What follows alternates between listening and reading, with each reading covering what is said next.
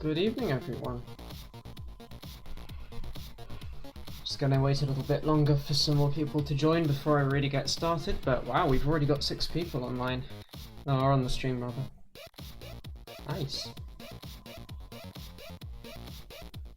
Hi, Starry.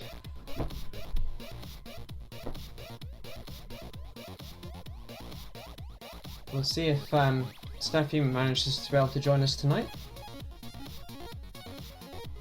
Depends on how awake she is.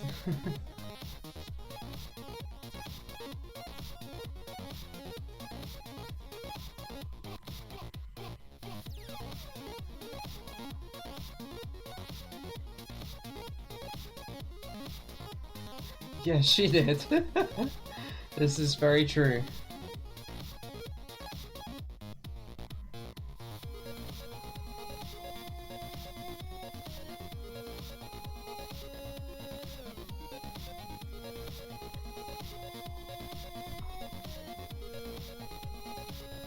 Welcome, Jiggly Girls.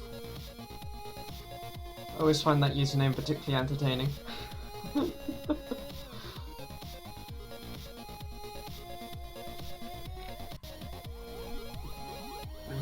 Hey, it's a Steffi! Welcome!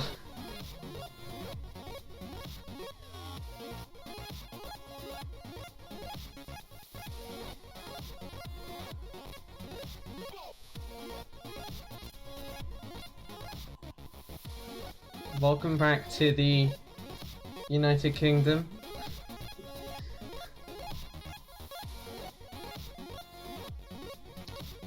That is a really cute way of saying that.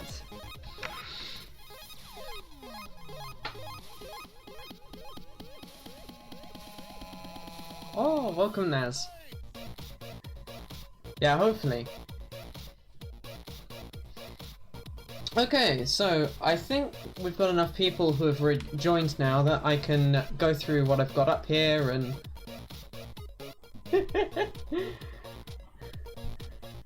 this is cute. So, after last stream, I did do a little bit of time offline with the board. As you can see, it is currently going through red through to blue and back, which is not how it was running at the end of last stream. I did this specifically actually to look at the hypothesis we'd come up with. Yeah, we have. I did this as a way to be able to check the hypothesis I came up with. This one right here, actually. Maybe I might need to use load program memory. Well, it turns out, yes, I do have to use load program memory. Yeah, F4 is... we know about that one though. That's because the red and the green lines on it are backwards. Thank you, Dale. Welcome. So, the idea with today's stream is going to be 3 things. 1, formalize the code that is now running on this board, because I hacked up part of the LED code to make this work. Like this. This is horrible, this is awful, no. The next thing I want to do after that is I'd like to go through the entire mapping of all the LEDs on the board, and make it so that LED 0 is this one over here, then, if I've got my numbering right, 1, 2, 3, 4, etc. So basically make it so that indexing in the same way as you have to do to get a particular key just works. So the numbers on the board actually match up to the indexes. And then part 3 of the stream, or item number 3 I really want to get done, is to start the conversion of the schematic into KiCAD and start fixing all of the wonderful problems that we found so far in this board. Yeah, it's gonna be a whole thing. So, without further ado, oh yeah, lots of board problems.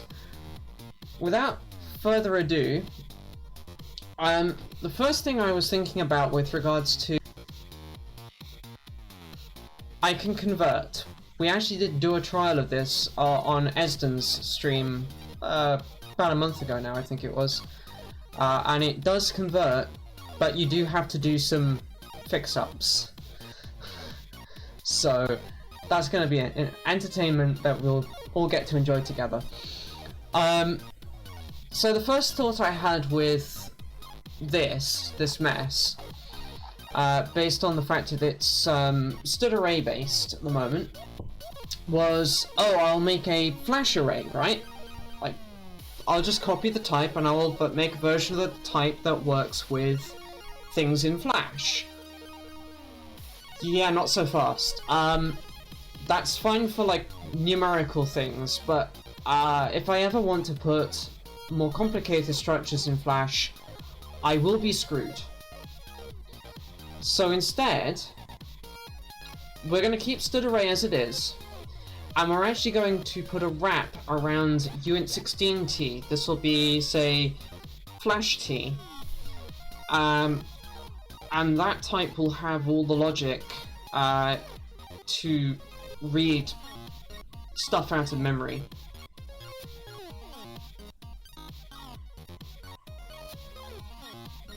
I mean, except I'd have to write PMR array because it doesn't exist in this CRT, or this STL, sorry.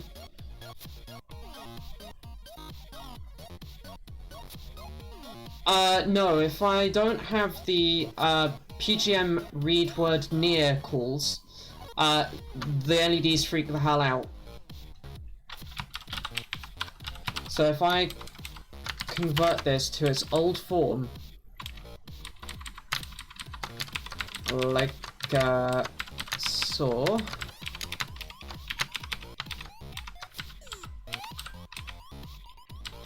because the compiler isn't generating the proper sequences to read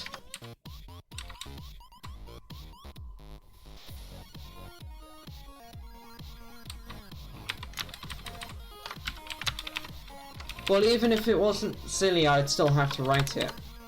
So if we do this, and we load that onto the board real quick. That one.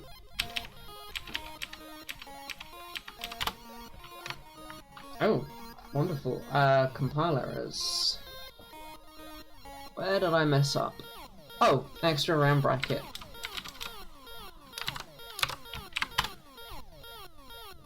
That's what it does. Yeah. It's bad. I'll make that stop now. Oh.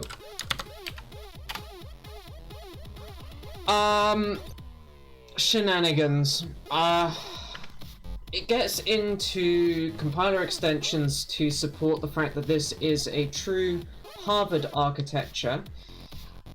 Confusion in address spaces, and the fact that there is a link stage, so the linker and the compiler can't talk with each other, and the compiler doesn't actually know that the static const array is going in Flash.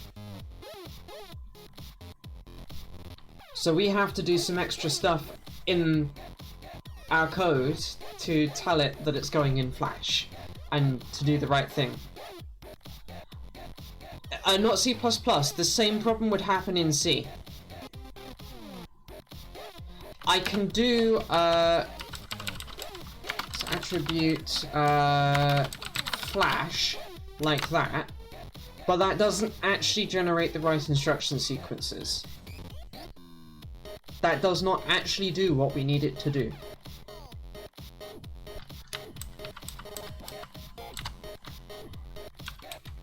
It's kinda dumb, but it's also very easily fixed by introducing another type. So I'm gonna do this. So this thing here is gonna work kinda like Atomic, but for things stored in Flash, and it'll do the right PGM, as they like to call it, or rather LPM load sequences. Yeah, I don't know, Steffi. I honestly don't know beyond what I've just told you.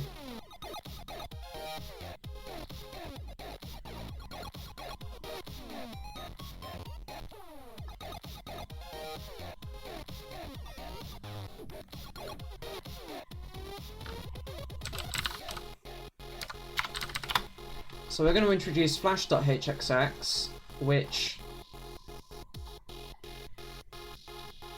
needs including, of course. I'm sorry, I have to fix something real quick. I moved some files around, and I think it made it really mad at me.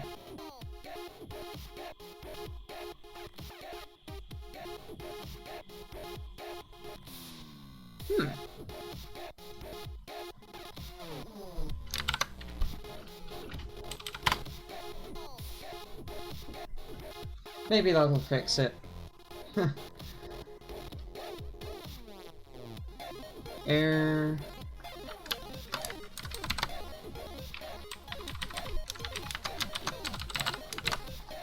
Oh, and if you're wondering, by the way, PGM, read, word, near, and that lot are, well, they're macros. You know, as you do, right?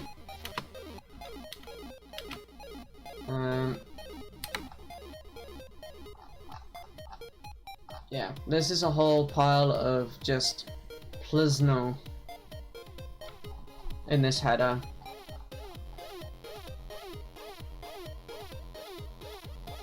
Where's...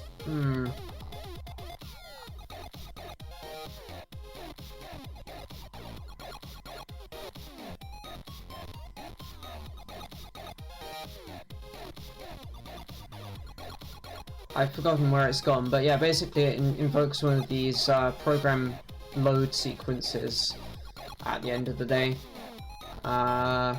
So in this case, it will be invoking this one. It's unfortunately being marked as not currently to be defined, so it's in dull, but I think you get the idea.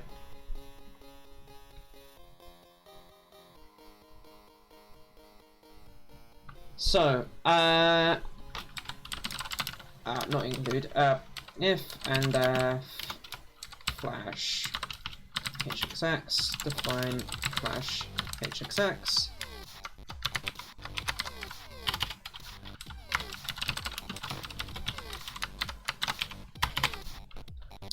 Because we do not like multiple inclusions.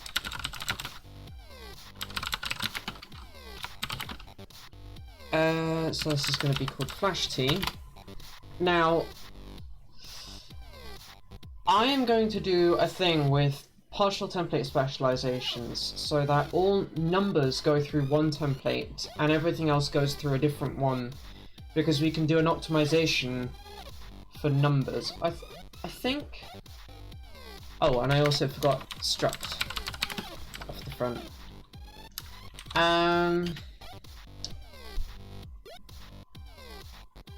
Wait, no, I know what I want to do here. Okay. Sorry. Thinking my way through this is always going to be entertainment because this is complicated.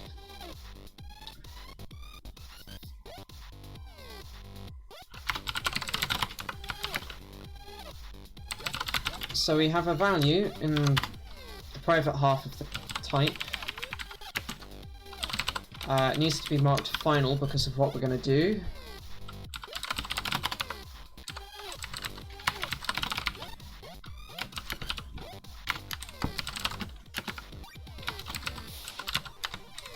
Actually, that underscore needs to be on the back side of the value. There we go. No, actually, underscore should be inside the class, not on the calling interface.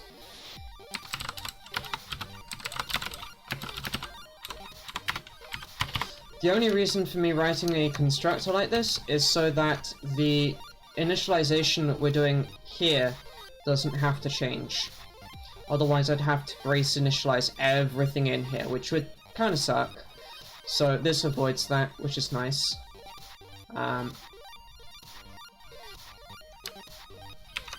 Yeah, it doesn't. If you try and define something using that keyword, because I am in standards compliant mode, it goes not a keyword. That is a GCC only extension. So this project will never be able to support it. Yeah.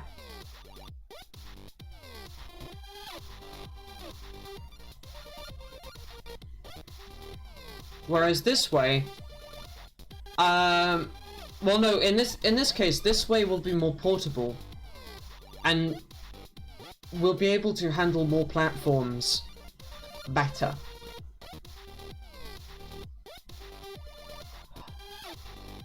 The problem with that attitude is that, unfortunately, if I ever want to run the UI half of this with Clang, for example, we'll be completely blocked from doing that. Yeah, this is outside the standard C memory model.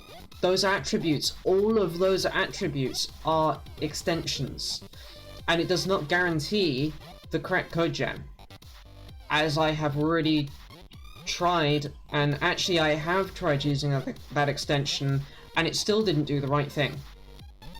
You have to use these macros, or do your own. And I really don't want to deal with the macros because they're actually invoking undefined behavior. And that's because we're in C++ mode, not C. So this is actually the cleanest way to do this. It should, it doesn't. Just, this is easy. This is not going to take that long to do. Rather than trying to find me ways to use some magic keyword that makes some magic sequences happen, we can do this and it's actually going to be way better overall. And more descriptive. Please trust me on that. I have thought this through. The reason being is we now get to use operator T, which we can then do all the read work in. And also, the way I'm going to do this means that we get to do const expra, whereas the other way I can't. This is going to be valid, which is nice, because, you know, const expra.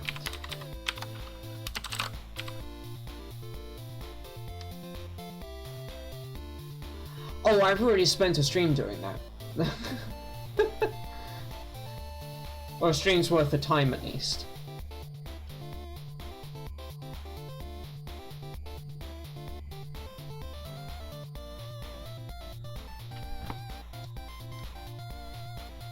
The fact that we have a special header just to be able to access program memory tells you everything you need to know about how well this actually works in practice versus the GCC test suite.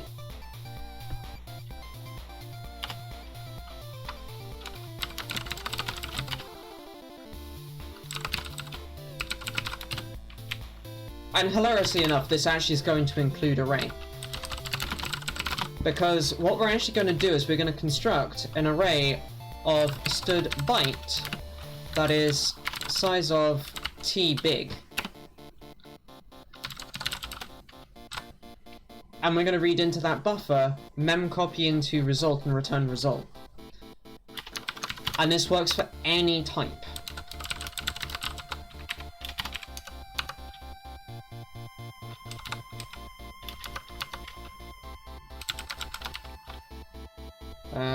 I have to make sure I do this right though. It's not going to give me the help I need.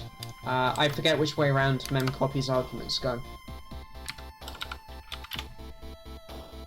I do like your thinking though, by the way.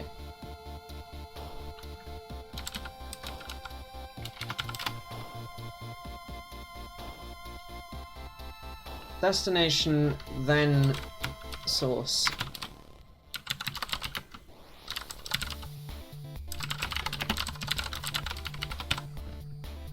I do love the C++ interface, makes filling those kind of parameters in very easy. Welcome back. So what we can now do is for auto byte in buffer, and then in here we can then drop into asm to do the read sequence. I might as well mark it volatile. I just made Aki very happy. Oh, that's awesome. She has a penchant for assembly. Actually, how do I want to lay this out? Because I'm going to use a raw... That's fair. I want to use a raw string in here, because it'll make this nice and easy to read. I think, actually, as a result, that wants to go there, and that wants to go there. Yeah, that'll be pretty good. I forget how I did it in startup, so let's quickly check that. Oh, not too dissimilar.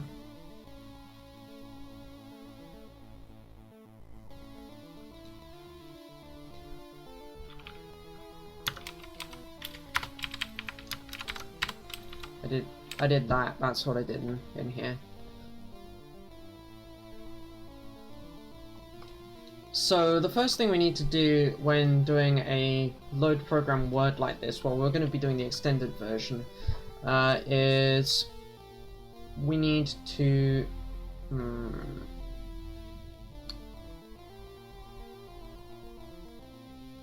intemperage.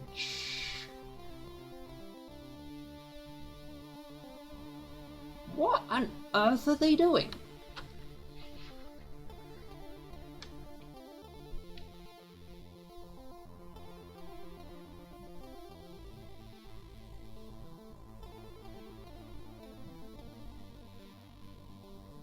I believe you can, yeah.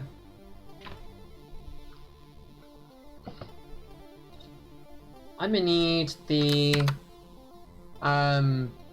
GCC ASM docs.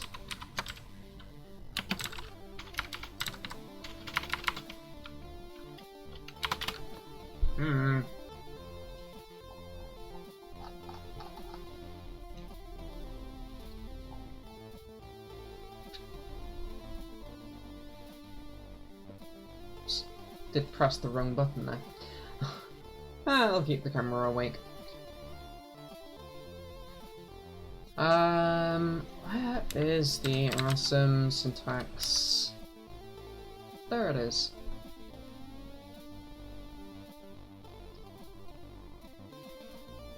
The other thing I need...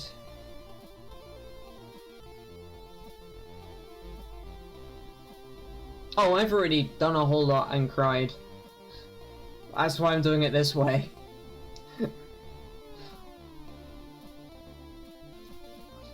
Aki can verify that I was up another 2 hours after last stream trying to figure this out.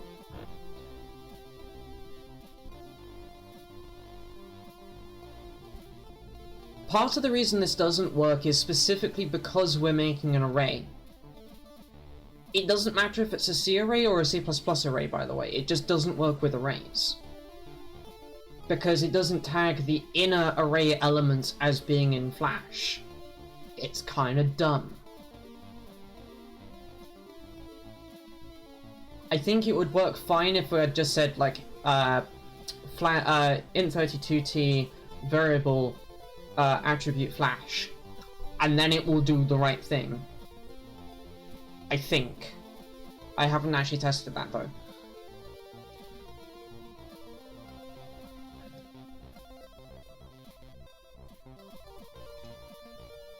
I need the... you can't see what I'm doing here. I'm currently looking through the datasheet trying to find the memory layout for... Attribute please work.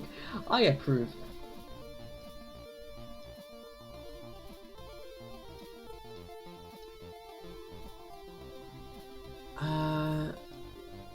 There we go. Maybe.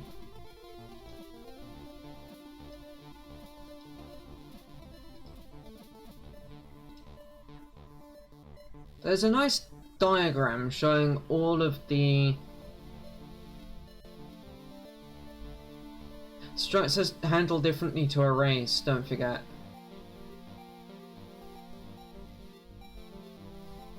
Maybe.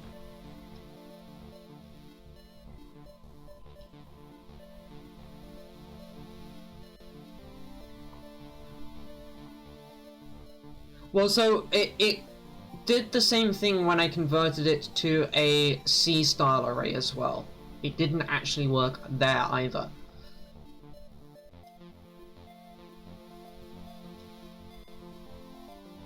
Where the bloody hell is the listing of... Ah, there we go.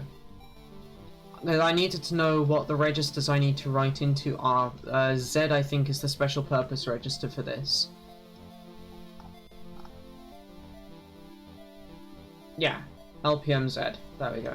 So I actually need to load...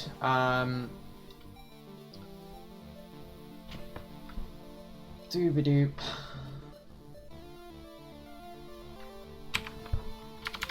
LDI of... Dear.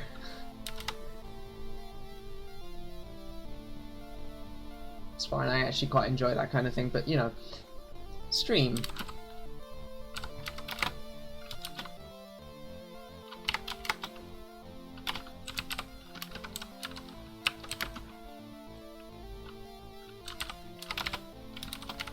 I think that's the right syntax, because we then have to add clubbers,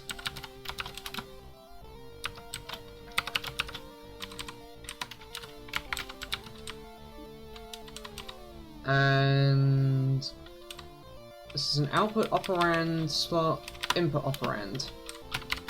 Input operand needs to be...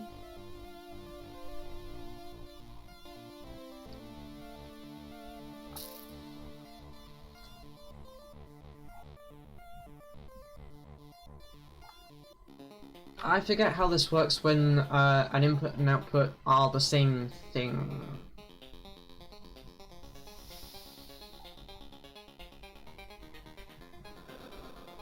The same physical object.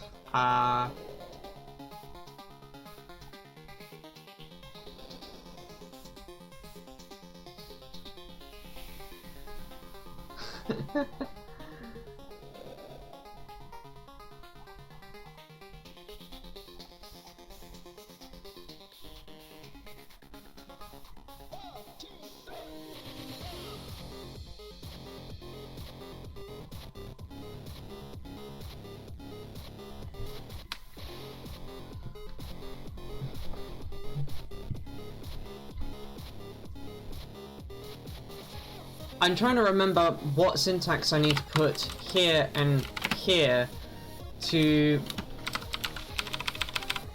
set the location of... Oh, hang on. No, it's two different locations. Ah, it's two different locations. It's fine.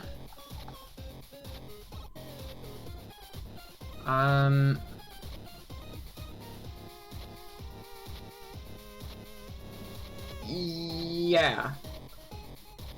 Do I want it to be a register, or I think I might want it to be RM, so it can be either.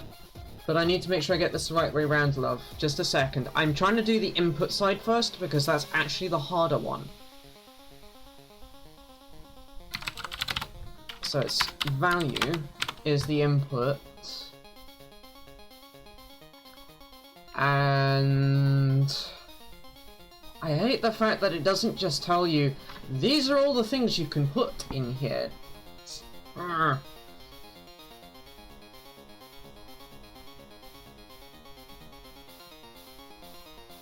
In the same page, that is, as where it describes the ordering.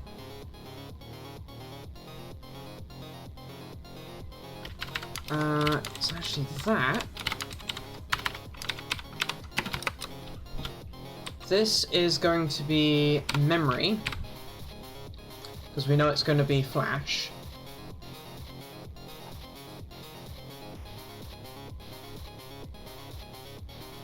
But there's also a way to pin it to a specific name, and I need to do that.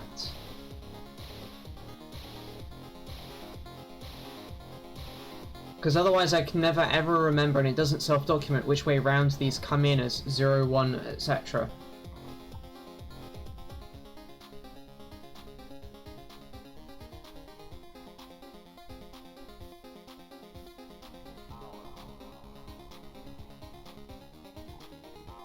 Oh, constraints. There we go. I finally found the constraints page. Simple constraints.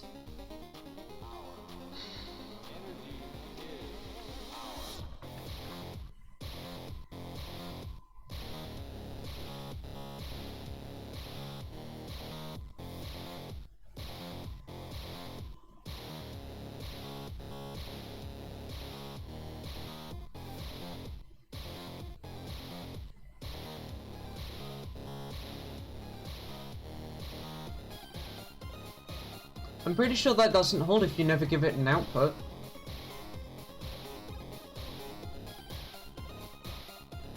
But you can name them. I actually would like to name this. I'd like to say value here, and you can do that.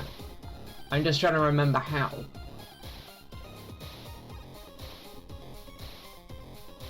Because that would be much more self-documenting. And I'm also trying to work out what byte would end up being, because there's also like A, and you can have a mix of both R and M. I'm trying to remember what the equal sign actually ends up doing.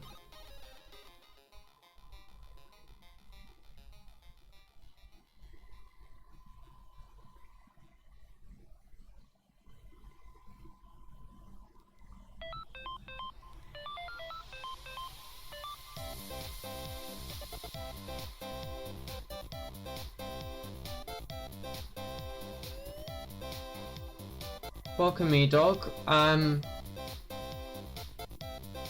No? I mean, that's the font color that Visual Studio Code uses by default, as you can see from init and flash T for a function.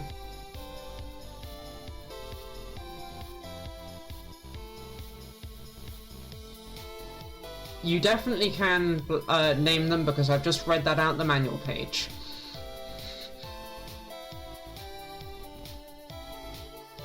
And I've already done it once before, but it was years ago. It's the Atom symbolic name.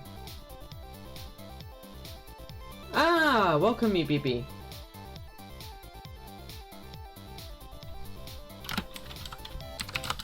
That's how you do it.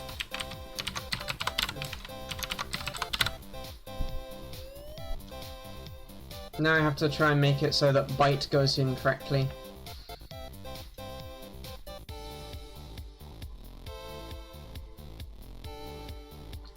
I'm just trying to work out, like, could it be that I let it be G?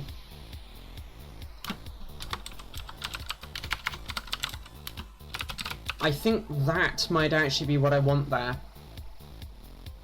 Because this means any register, memory, or immediate integer operand is allowed, except for registers that are not general registers. And I think I then put an equals on the front, but I can't remember what the equals does, and that is pissing me off. I can't find that. Sorry. The documentation for this is just awful, that's all.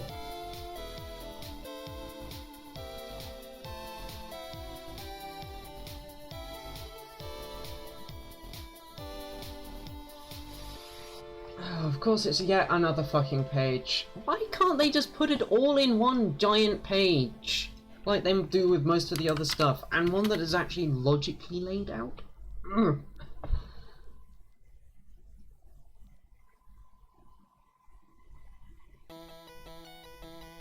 Well, yeah, there is that.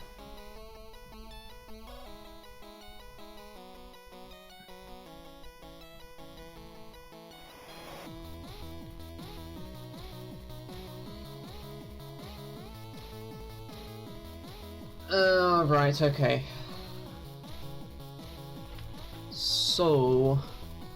because I haven't even got to loading the Z register properly, because that's the whole thing.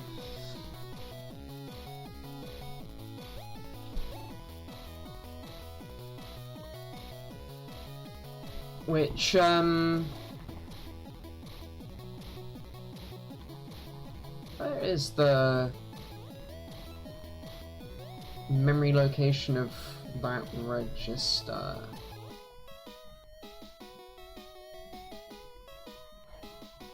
Looks like it's 3B.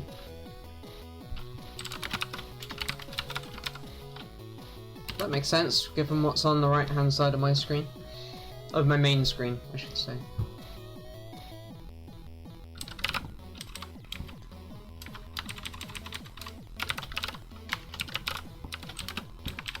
Let's just go and clobber R16 as well. Why not?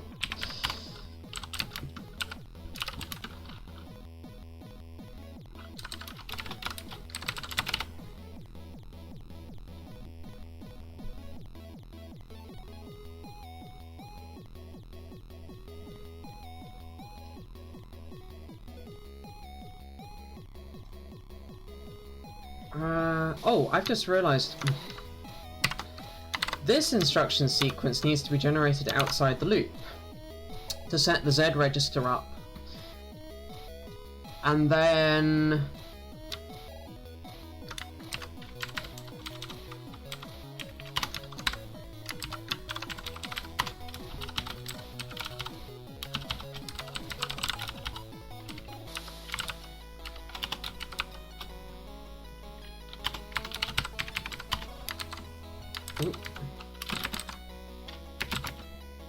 have the byte value coming out, which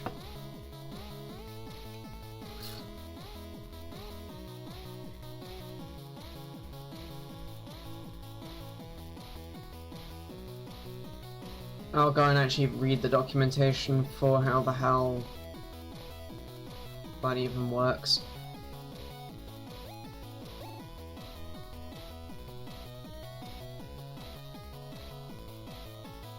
Oh, right. I now know why they're doing this SFRIO ADRA REM PZ bit.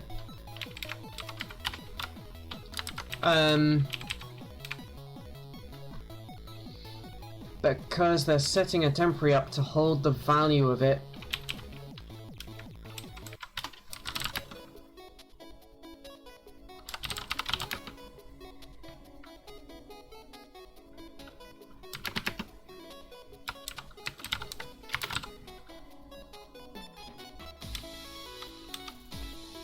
Oh, yes, I am indeed missing...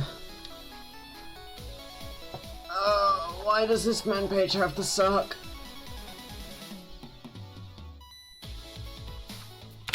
That one there is what I'm missing.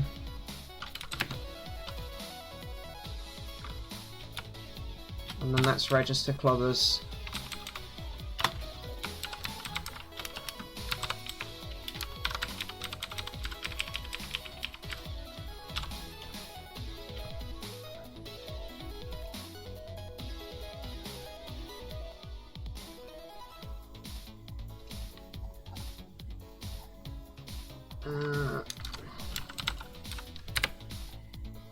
Extended load program memory into a register.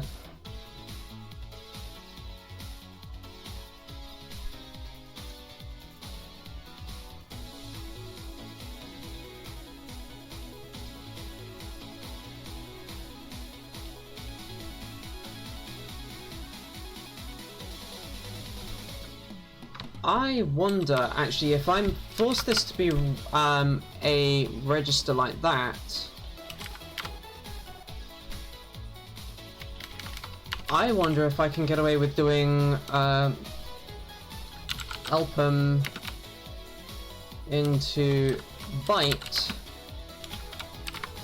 Z plus like that.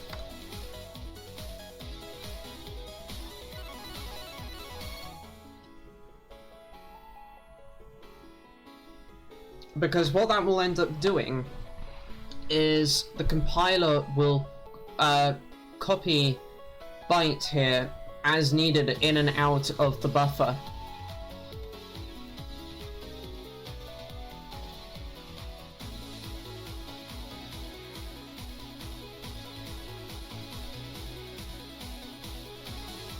I think that'll work. I just have to include the AVR IO header now.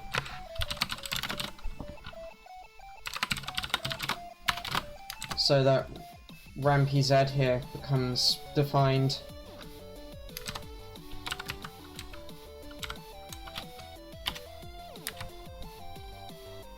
Yeah, that's the proper name for it and everything. Excellent.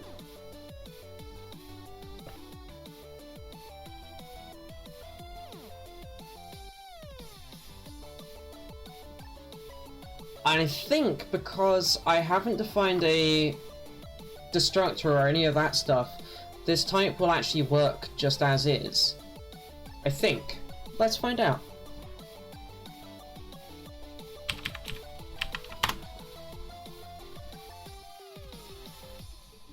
that kicked out a whole hell of a lot of compiler errors. Nice. Ah, because I'm missing a semicolon.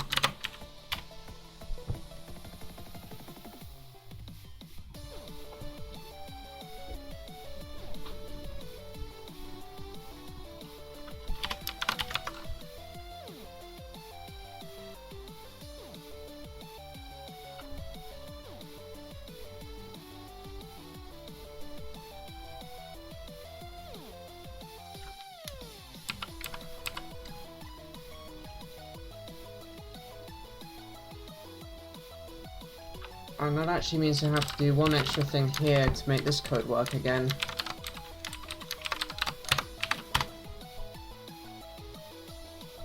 Oh yeah, memcopy is not defined because, well, we didn't define it yet.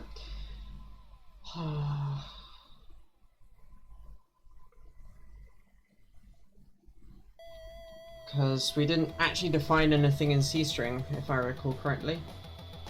Correct. Yeah. Persuading the compiler to not optimize it out, though, is somewhat harder.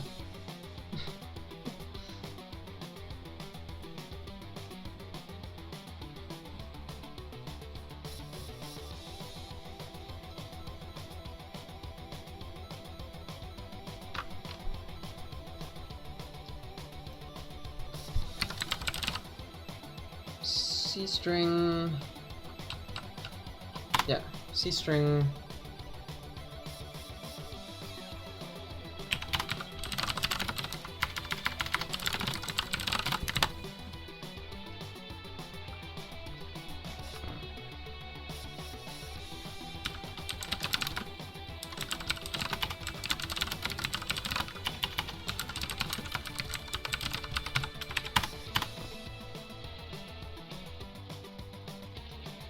Yeah, that one. Let's try and avoid that loop. It's very cyclic. Oh, that's right. It's in the builds area. How do they do it in here? Oh yeah, the compiler tries to be really smart like that.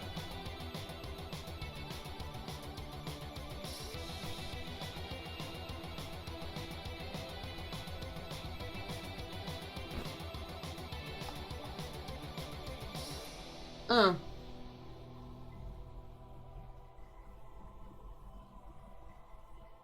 Yeah, and it looks like I wouldn't even want to use their libc because, well, that's a whole pile of assembler puke trying to be more clever than the compiler, which is frequently often not the case that you're actually being smarter than the compiler.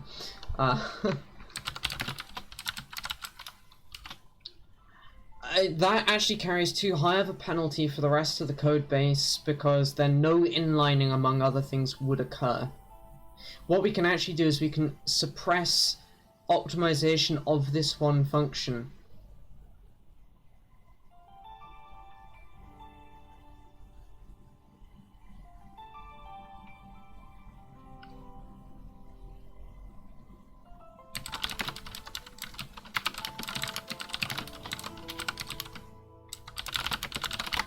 Oh yeah, it's pretty nasty. It's a whole thing. Ah, unknown type size T.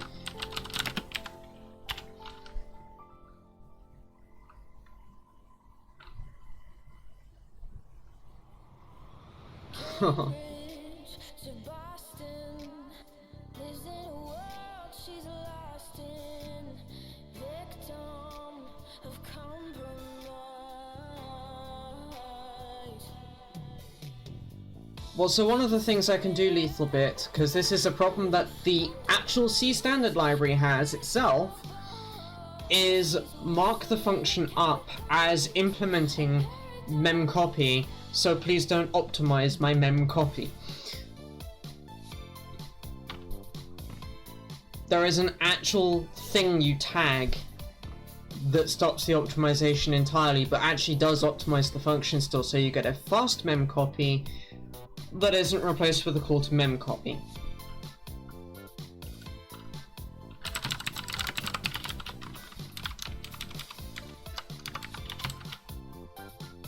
I mean, that's one way to do it. It's something you can do in Source as well, which is nice.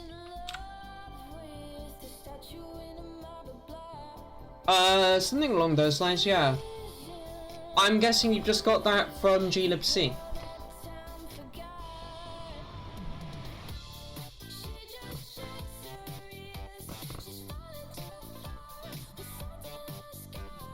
Okay, close enough.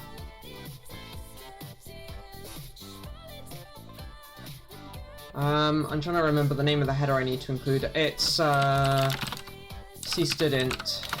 No, sorry, C stood def to get the right len.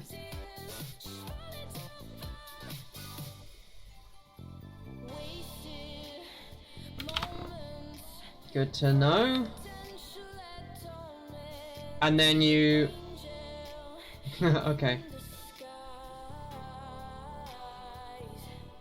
Okay.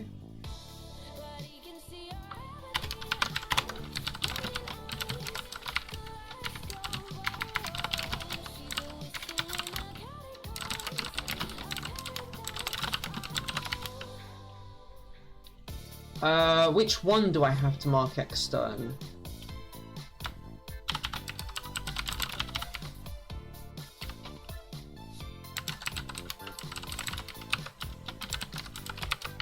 Okay. That's easily done. Now let's implement this. Which is actually where I was about to go and find glibc, because they actually have a C implementation that doesn't suck. Because I am not thinking straight right now.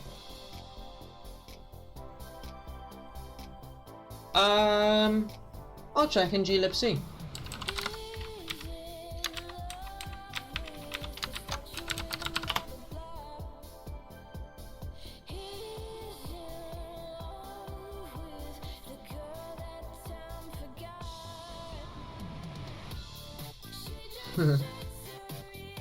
That comment.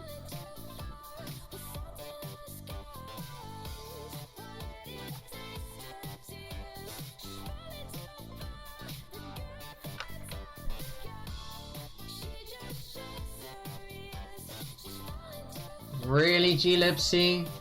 I've got to show you this. This is amazing in all the wrong ways.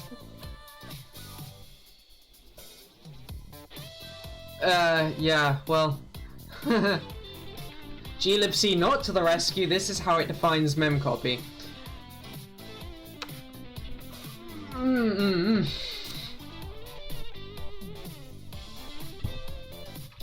I might just do it the dumb loop way and hope it optimizes okay.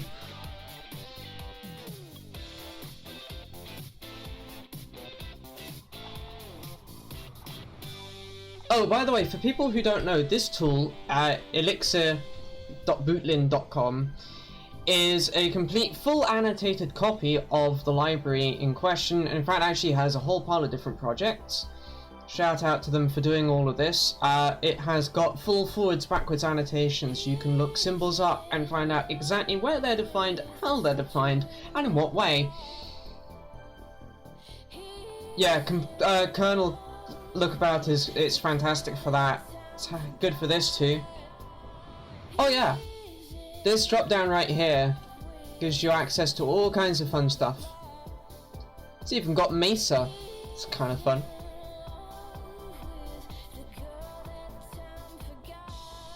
I believe they're working on adding things like GCC fairly soon, but don't quote me on that.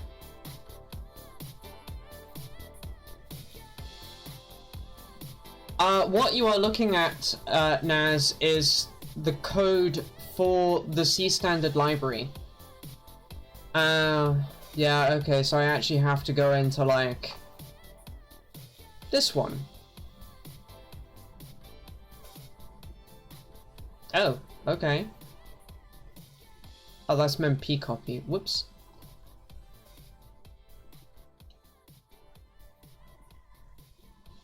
Oh my goodness. 386.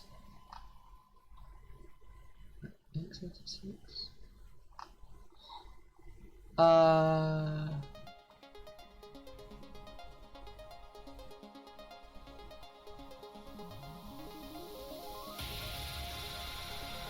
That's titanium.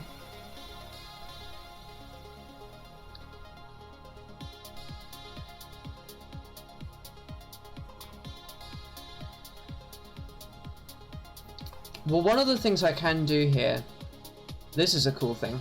So if I do that, I can actually then go looking at the full tree for it.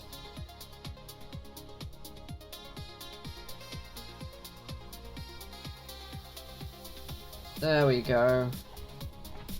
Oh my good god. You'd think a function like this would be trivial, but no. Oh,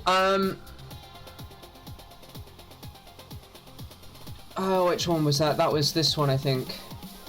This is the way that, well, yeah. This is the way that glibc does a whole pile of fun things, like all of those version symbols. So whenever you see this after an @ sign in the binary, this is how they do it. Okay, fair point. But equally, like, I would expect, if you do what we're about to do, you'd also get, yeah, you'd also get decently good code. So if I do,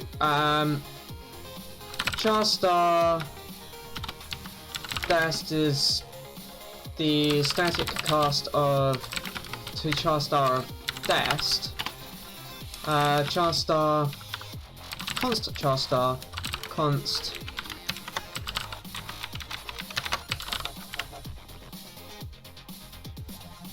No, static cast will be good enough because it's a void pointer. And static casting void is completely fine.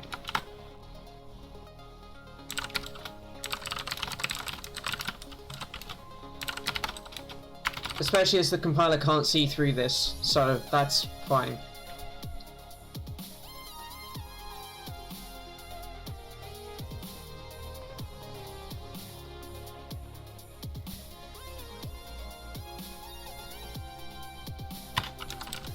And we can do for size t I equals, well, 0 I less than len, increment I, dest I is source I, and then,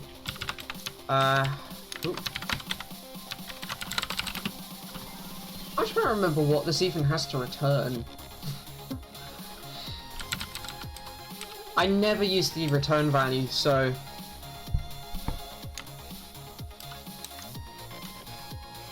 Oh, yeah. Mood.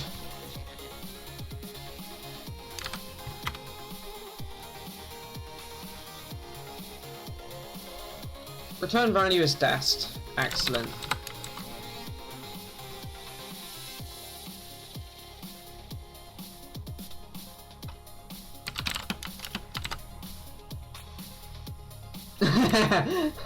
Yes. Agreed.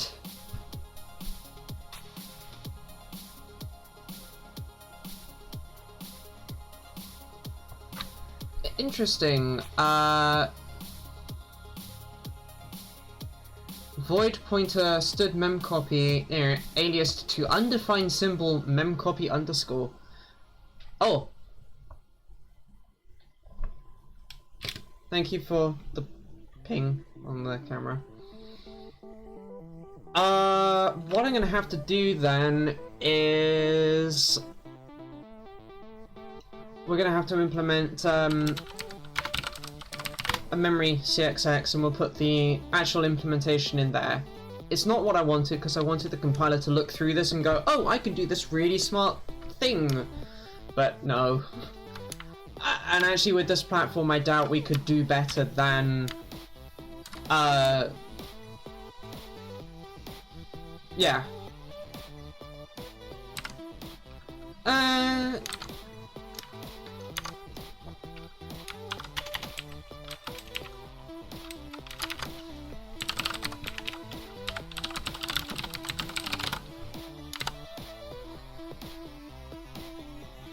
Yeah, thanks for the unused function warnings.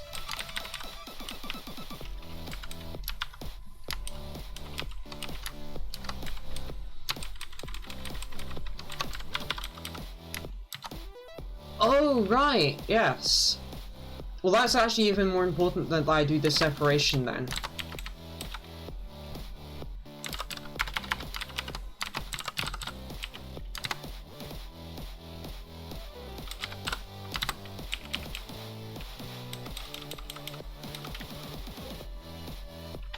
Yeah.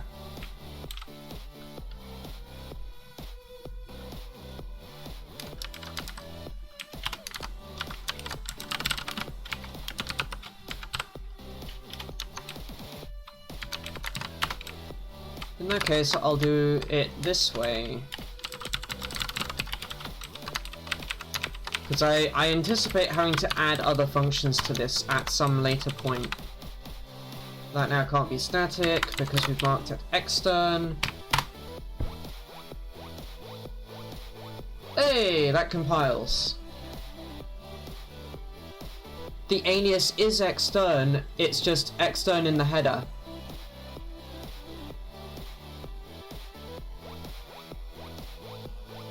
So it knows it's extern from this, and I'm then just defining the extra aliasing on the top. No, it can actually be just extern like this.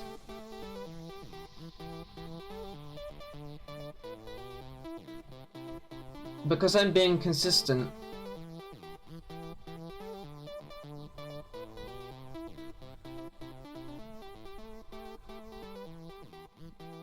I think this will be okay. I think. We'll see. I don't need array open. Let's get rid of that. It is, however, complaining in here at this line.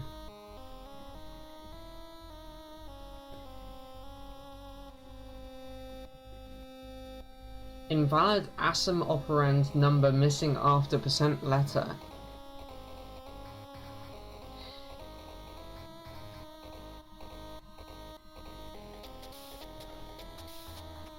Mirror?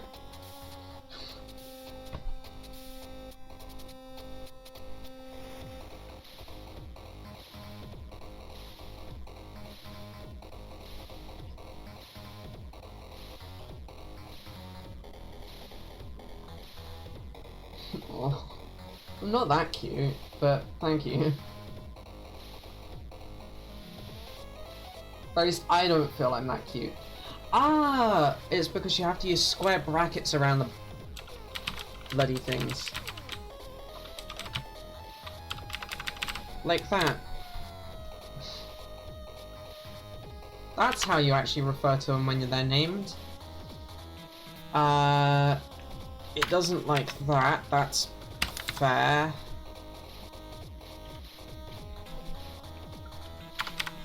And it doesn't like that.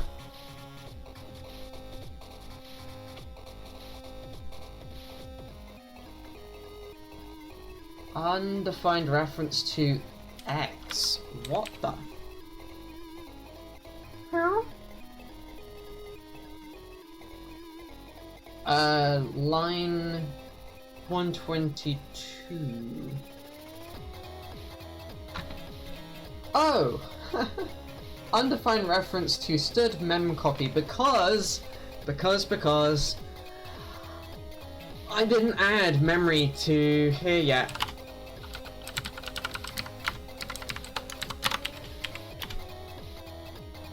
Okay, now the mem copy stuff's gone away.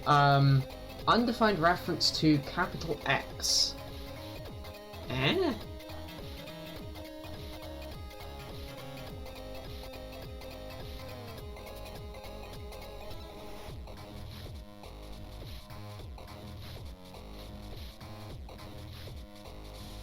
Also realizing I could do that for a cleaner initialization.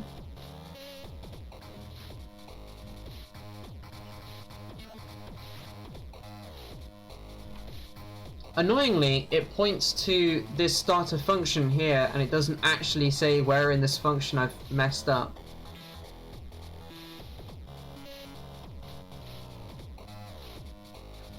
So you can see what I'm seeing. Let's see if...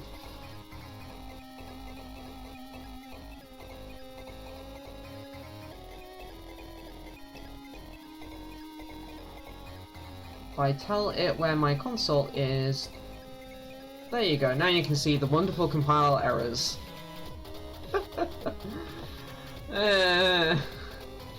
I have no idea where this undefined reference to X actually could even be coming from.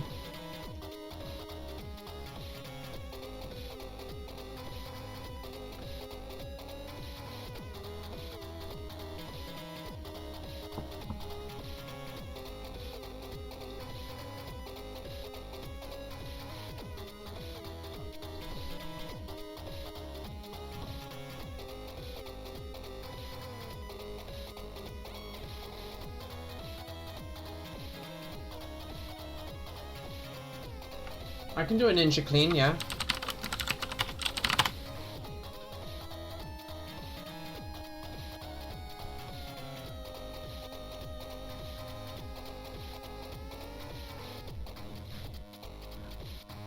I actually do need to do one thing real quick. That is, remember how I ask C++, am I in a const for context, and if so, do one thing, else do a different thing with const for if.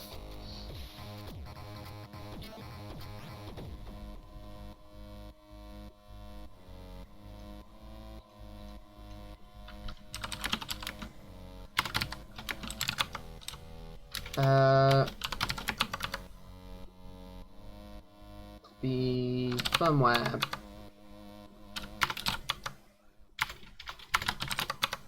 MXKeyboard. There we go.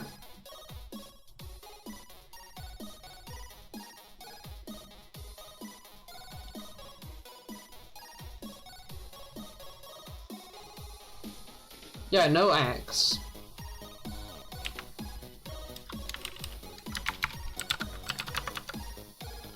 Obj dump, even. Oh, this has to be the AVR obj dump.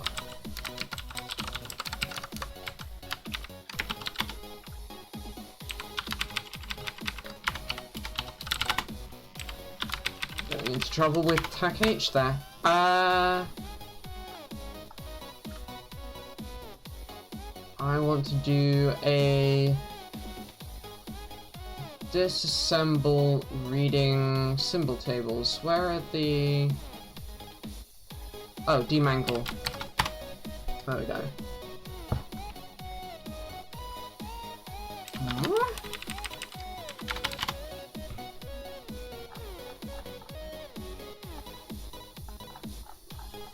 I just force disassembled the whole thing. It did not like it.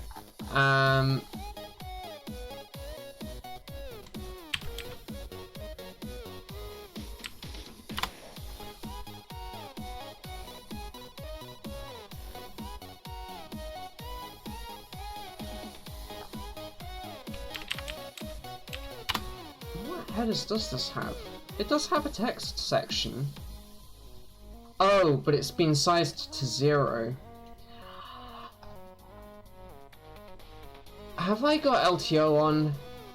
I've got LTO on, that's why we can't get information out of here.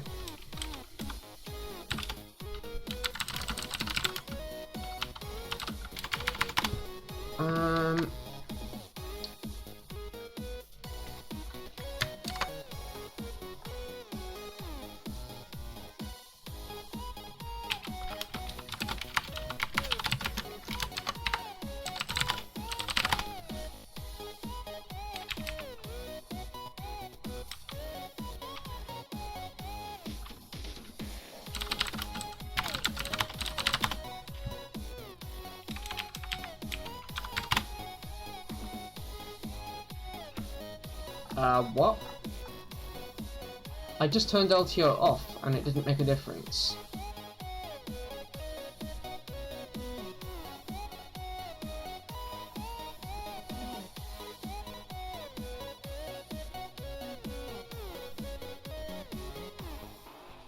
Lethal bit, help!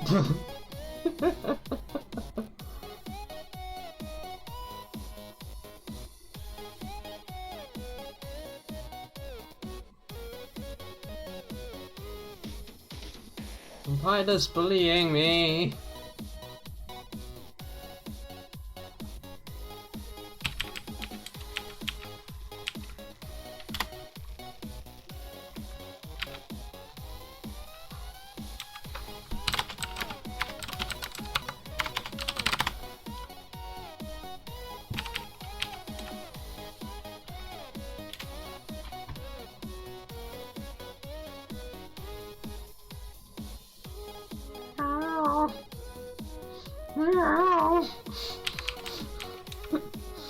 This isn't good. It might be.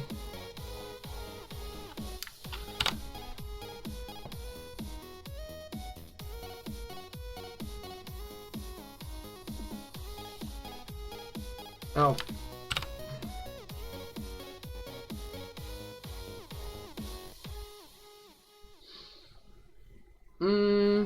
No, it is not forcing LTO.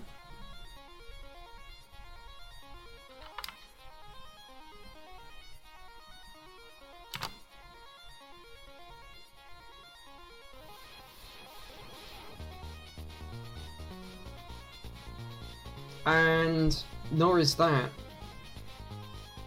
Oh, no, there it is.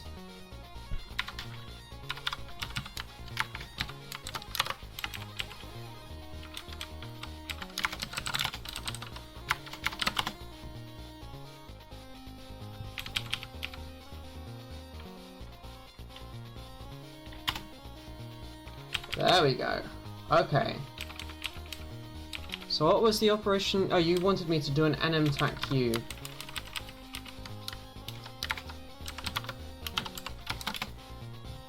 There is X.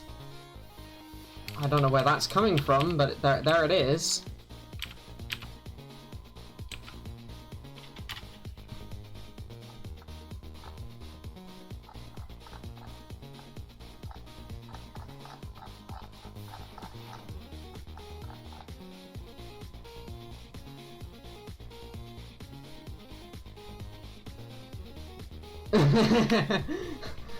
I am, dear Steffi, I am. I will introduce that on stream when we're done with this project.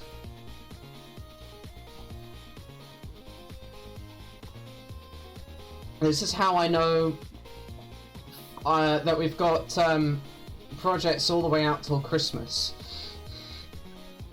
And content all the way out to Christmas.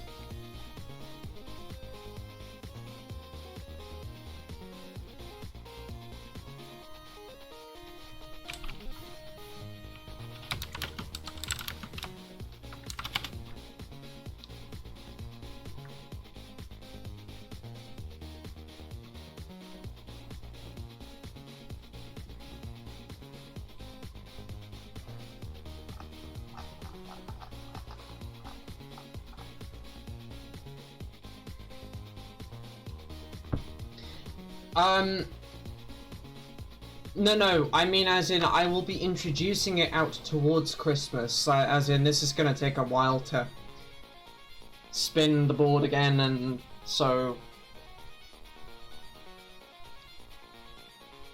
we will introduce the compiler by Christmas, but I won't be done with it until well after. Is that a capital L or a lowercase l or a 1? Okay, lowercase l.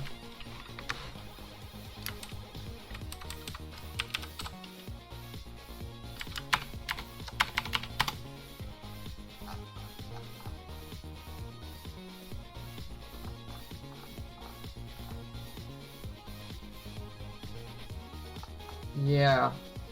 Are you sure you didn't mean S?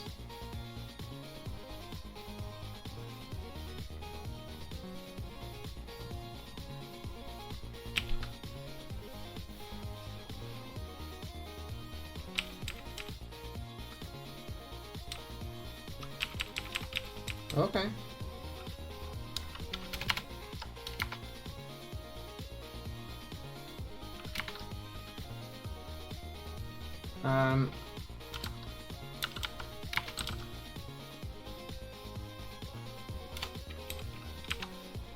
I mean, it's currently in debug optimized mode, which is why I figured it would be okay.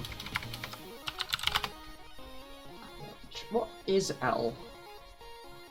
Line numbers. Oh, okay.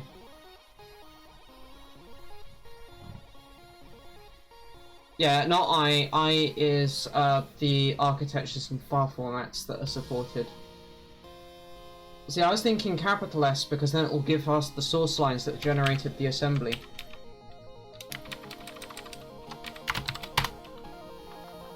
Or it should. Oh, interesting, it doesn't.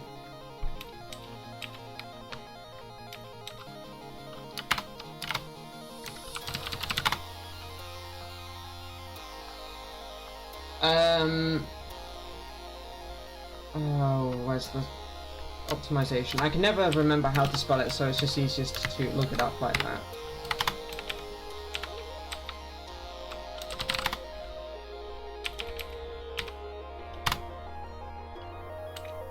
That's generating with source. There we go, there's the line numbers.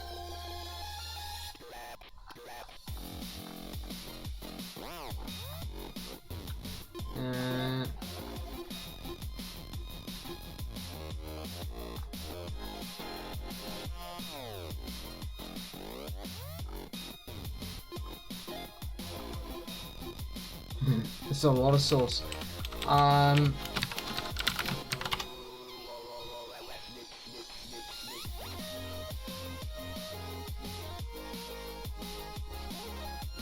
24 and 8A.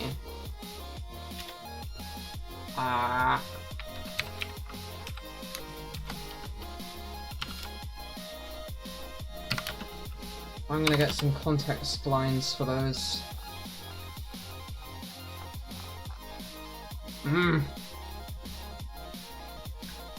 C also does the same thing for before and after context, but yeah. But I need to filter out MXKeyboard.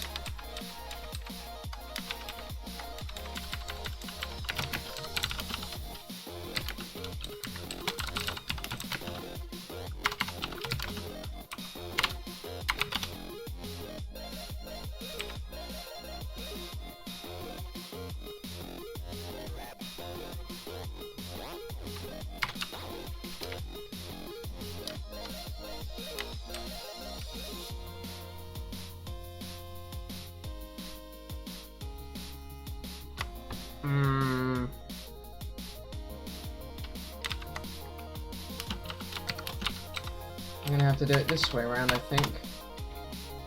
Which means a lot of noise. I didn't mean to say 4, I meant to say 2. Otherwise it's too much noise.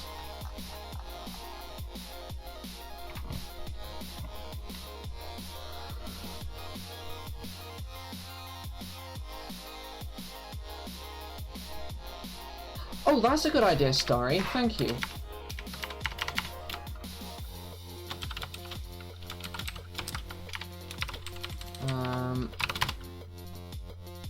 Hey, that's awesome. Thank you.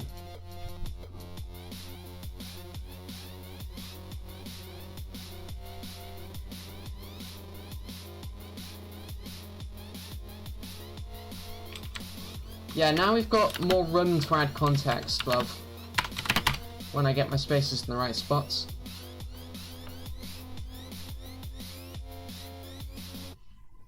Interesting.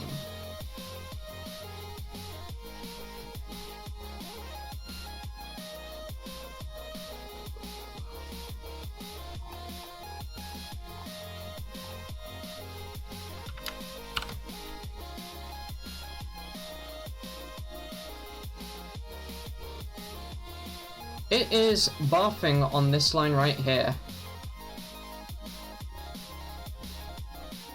Nice. Oh, sorry, yes.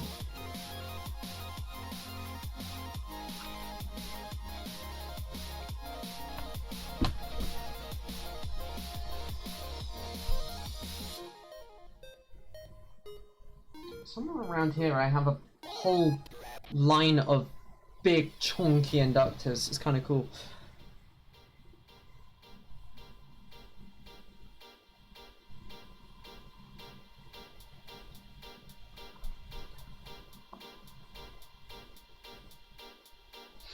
Well, she does power work, to be fair.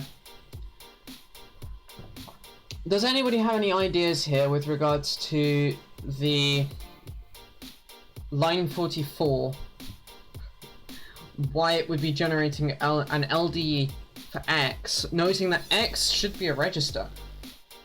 Like, I don't understand why it's trying to make an external symbol for that, because LDX is specifically...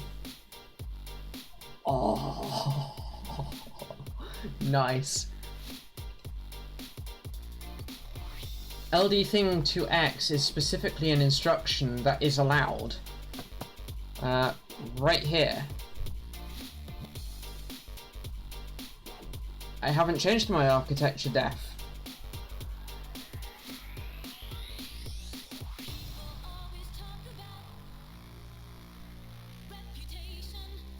And we are implementing other load X's elsewhere.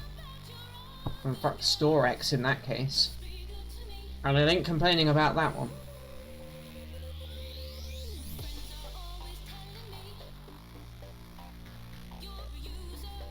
Yeah. Yeah.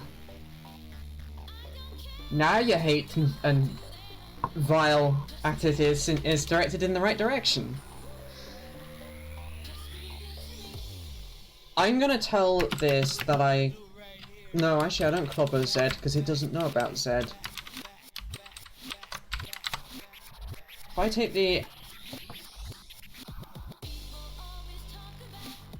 volatiles out... Yeah, that's not fixed it at all. I don't have a Clang currently built that can target this architecture. And you do not want to sit through me building Clang. That takes a while. Even on this machine.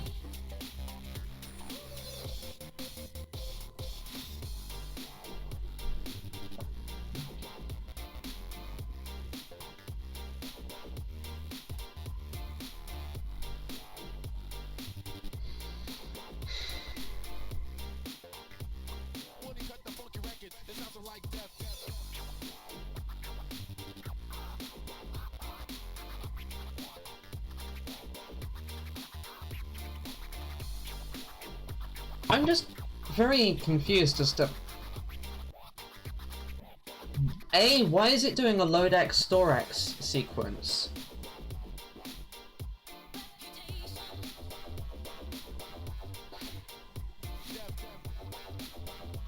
And B, why is it defining X in the symbols?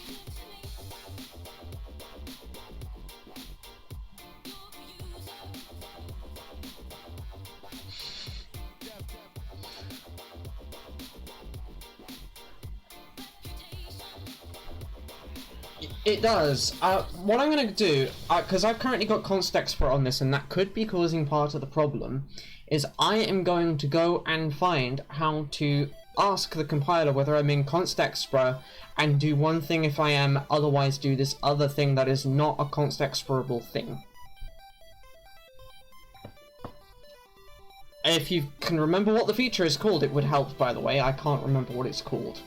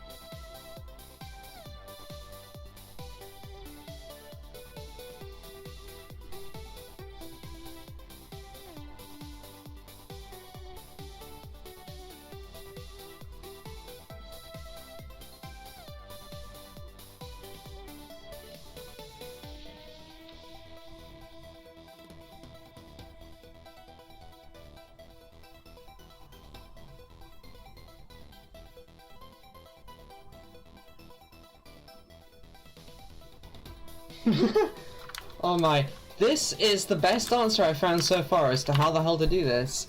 And this uses a macro to check if something is evaluated as no accept or not. Yes, you may.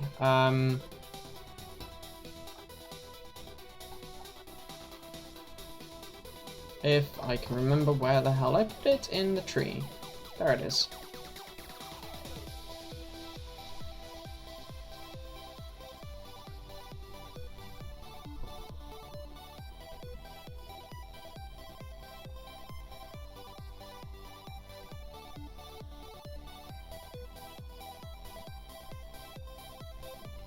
Oh, C++20 is constant evaluated.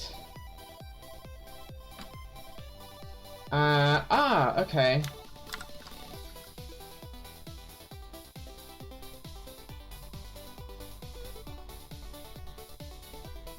Yeah, I'm defining MCU.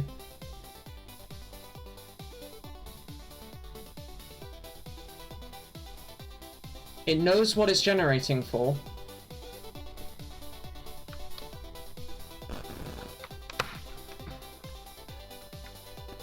Oh, this is hilarious.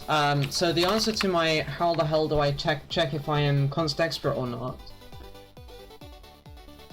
Do I have type traits? Yes, I do. Excellent.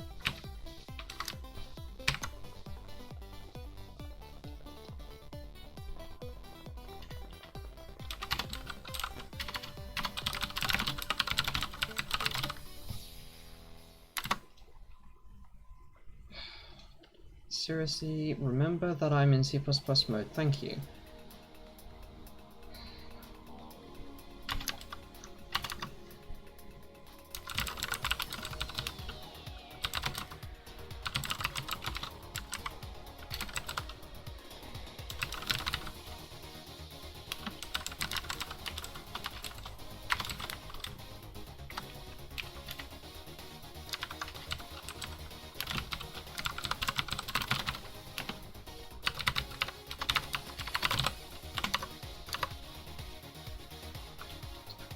Oh, right, that's because if it's in that mode, yeah.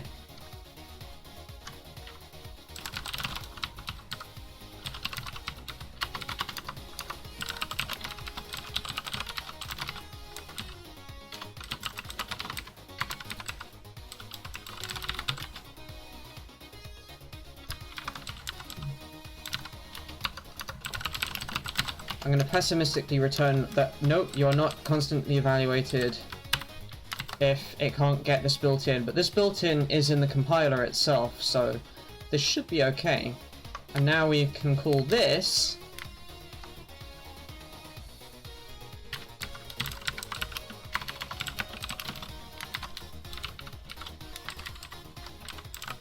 like so, and if that's true, just return value. Otherwise, do that. And that should shut up the compiler saying, oi, I can't build this exactly. Oh. It's if const expr.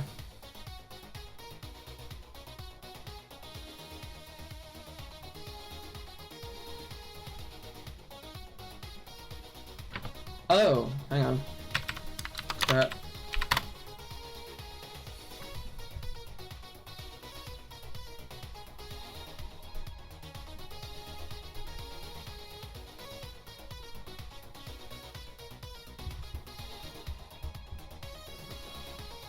Now, yeah, what?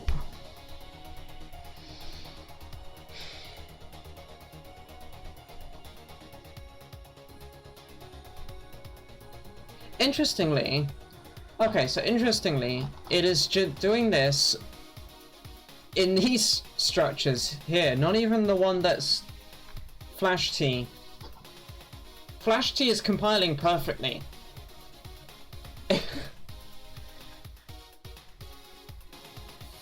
Compiler errors point at this. I don't even... GCC, what are you doing?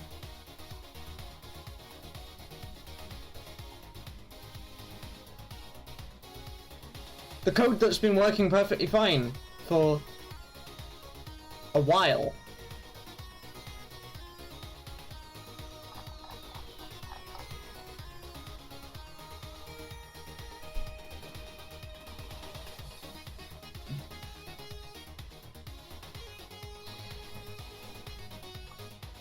I think rather than trying to figure this out on stream, because this could take quite a long time to figure out, I'm inclined to use this as a nice point to say, okay, we haven't got what we wanted to do with the software done, but what we can do instead is we can do the hardware aspect, and we can start fixing things up in KiCAD.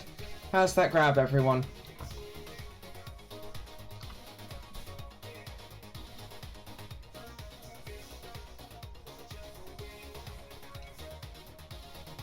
Sure.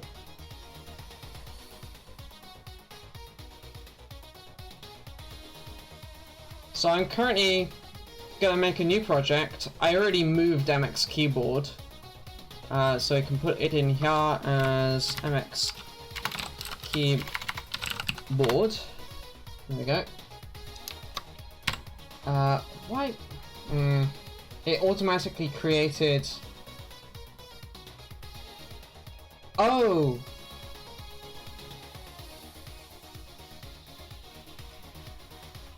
I forget how this works.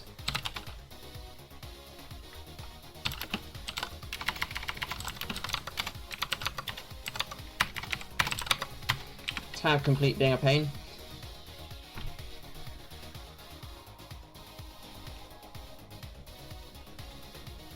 So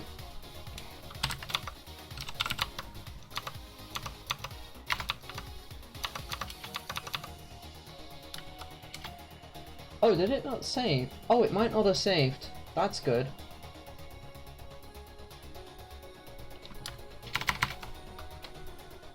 Oh, before I do this, actually, let us quickly...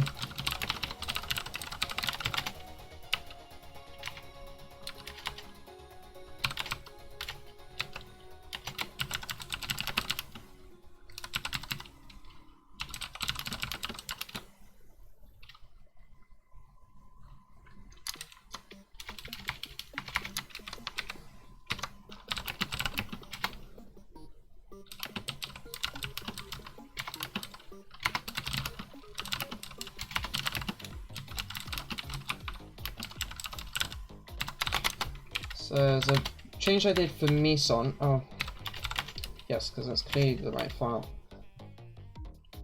I don't know what this is or isn't working, so I'm just going to leave that one.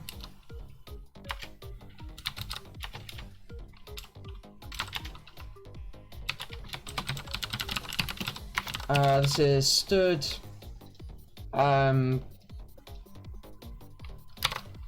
Is constant evaluated.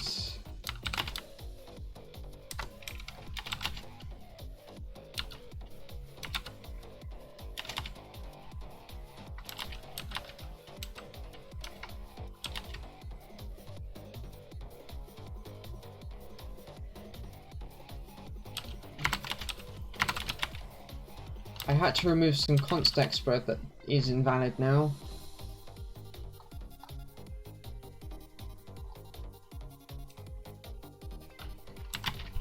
And I upgraded the color gen.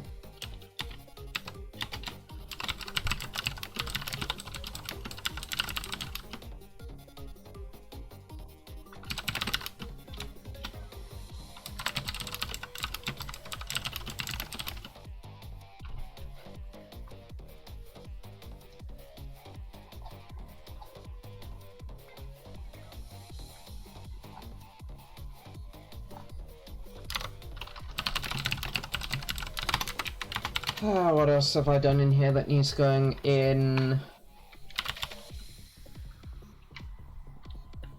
Oh yeah, I did some context for correctness because this could do with that.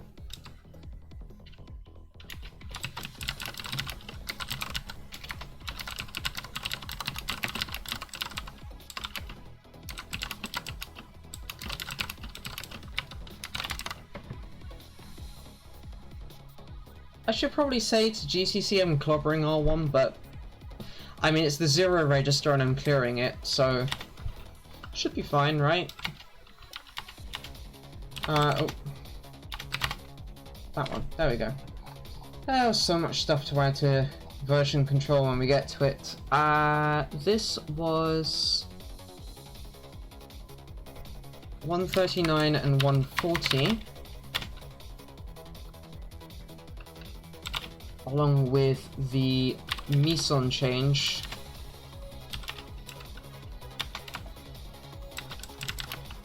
So we added... How do I describe this? We added... Oh, support for memcopy. I believe that code's working fine, so...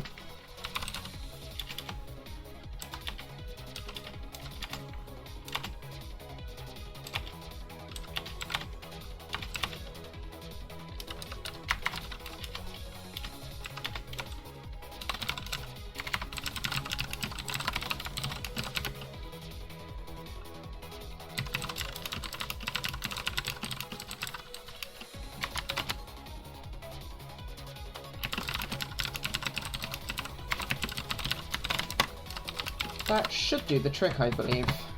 So now we've done that, I'll also quickly add the eagle changes into repo.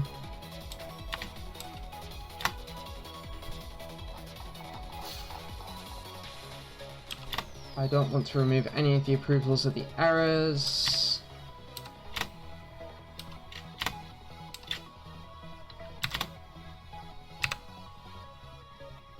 Cool.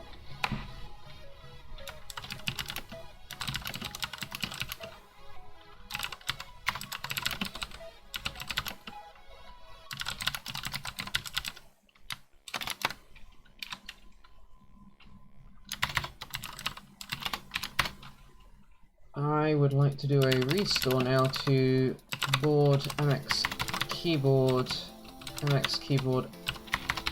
RGB.brd. Oh, that one even. I can type.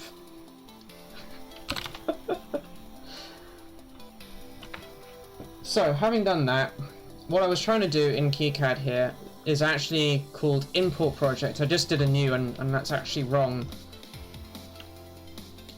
So we import this one. Project destination is going to be there. I do not want to create a new empty directory, that is fine.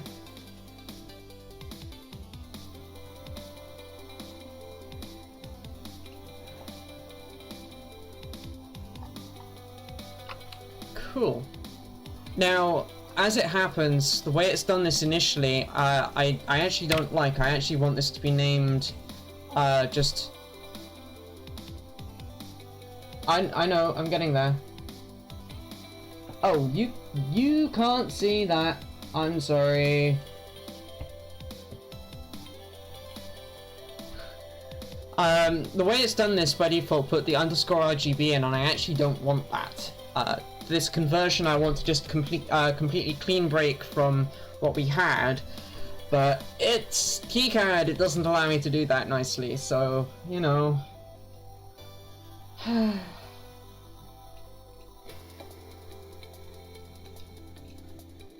just going to quickly define the board properly to it and the schematic to OBS this is.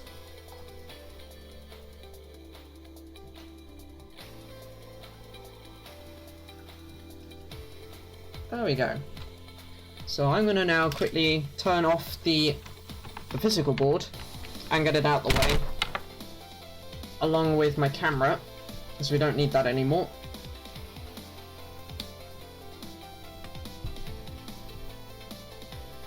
And that'll free some nice space up on my desk that I'm gonna need.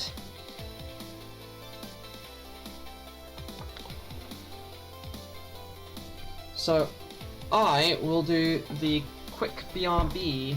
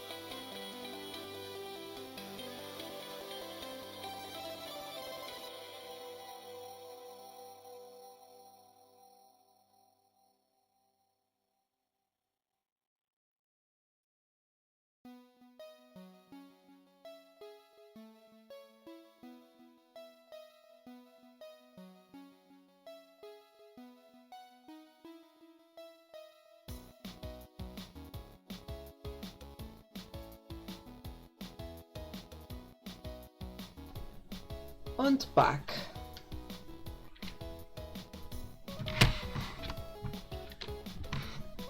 Okay, so the first thing I would like to do now that we've got the whole thing in KiCAD is deal with the fact that it just took all of the different layers of the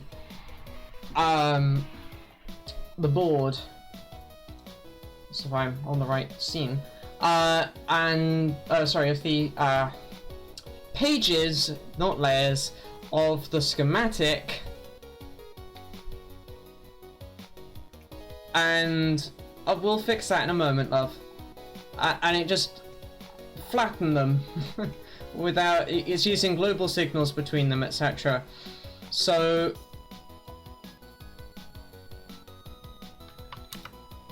I want to grab the bottom edge. Can I not make this bigger?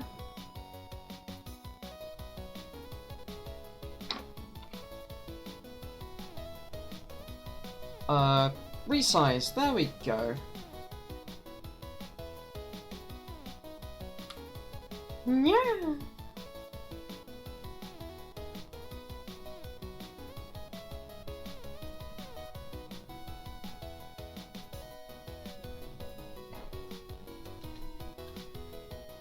So it has imported that quite cleanly, which is nice, but now all of these are bidirectional globals.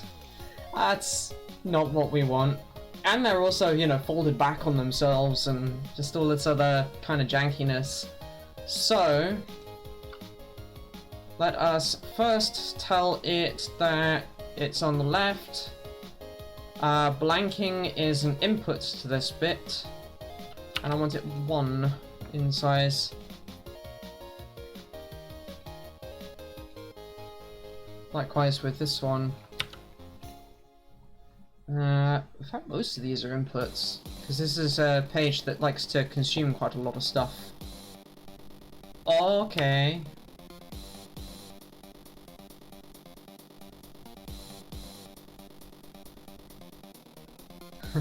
Thanks, Ethelbit. You have a good nap. It's a shame that you're having to go and have a nap, but yeah, have a good nap.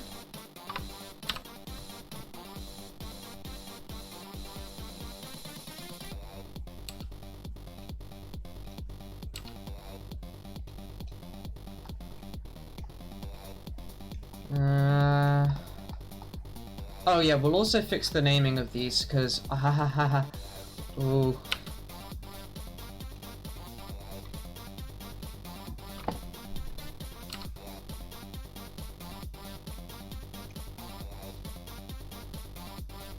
I don't know why it puts a global label in for my power net, but it does. I think probably because these are the, yeah, it really is. There we go. That's the label I'm referring to.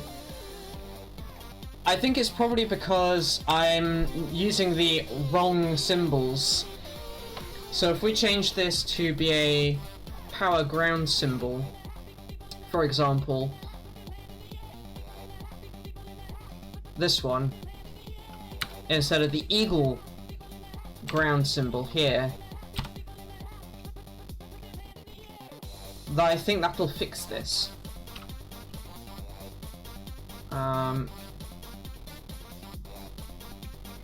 I know I put these in a nice lineup the whole way along. Yeah, okay.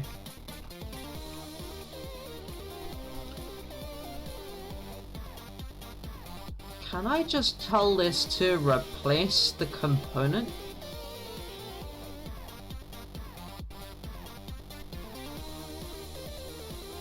Oh yeah, I can just replace the library reference.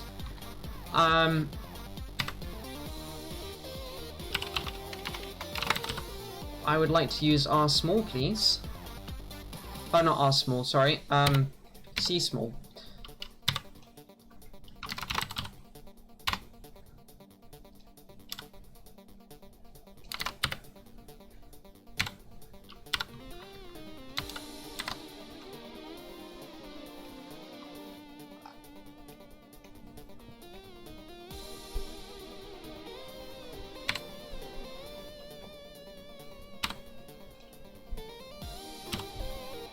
That really makes you appreciate just how small is. Wow.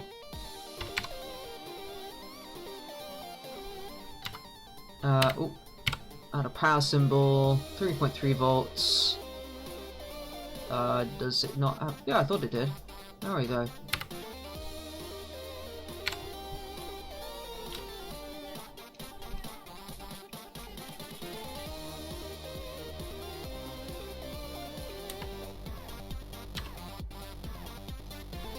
Ah!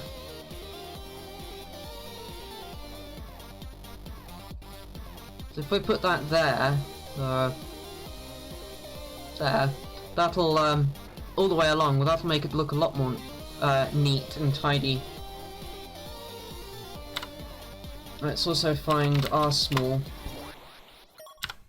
and replace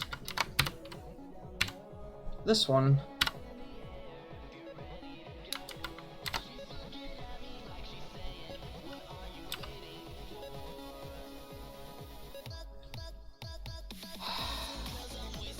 How did I have the... Oh, right, okay.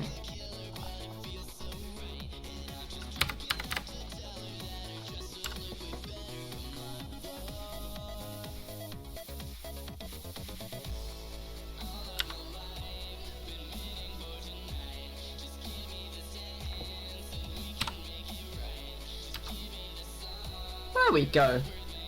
That's gonna be a pain to have to fix it all. Aww. Take care, Naz. Thank you for joining. This has been interesting.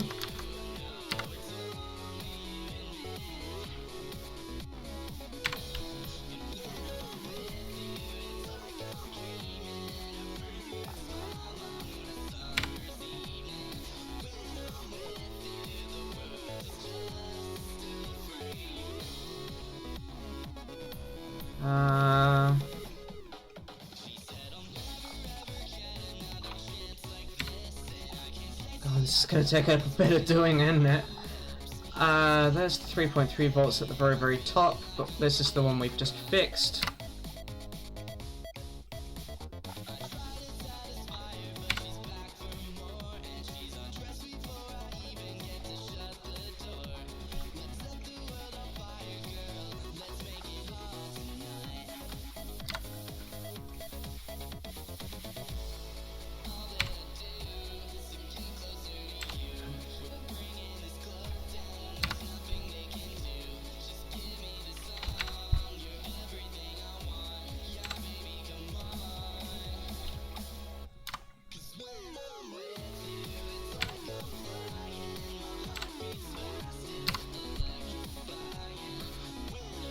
This is gonna happen so much throughout this entire thing, because I use power symbols a lot.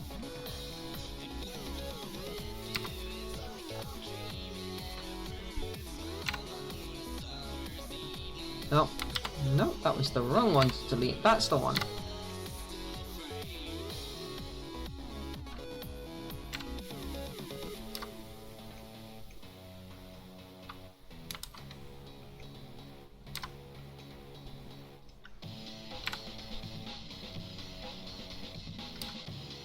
How's everyone doing, by the way? I'm gathering that Aki is very sleepy. Steffi is understandably extremely sleepy.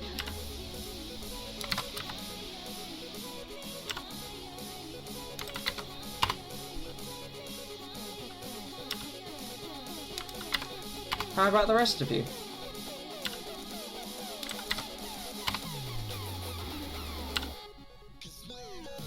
Less than I think. Oh, interesting. Don't tell me you got yourself wired on caffeine.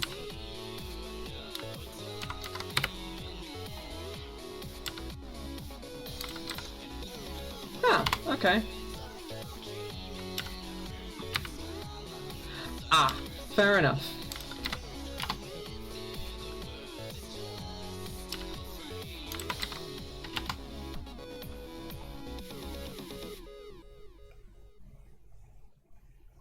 Ah.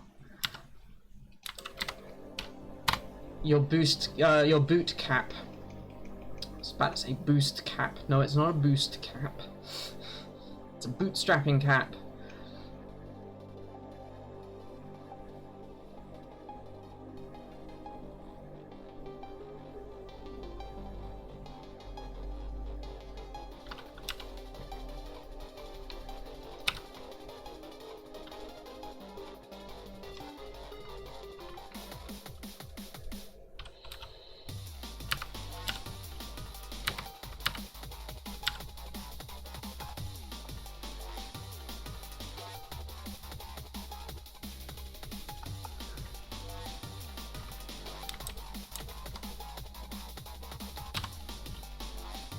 What?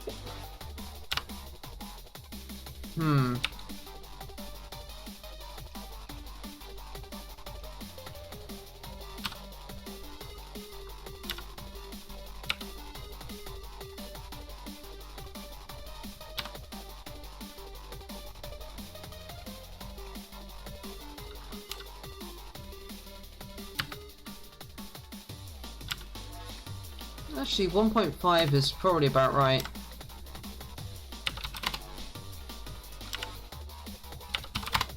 Because there's so much on this schematic anyway that will not... it's almost too small. It'll get lost if we're not careful, because just... yeah.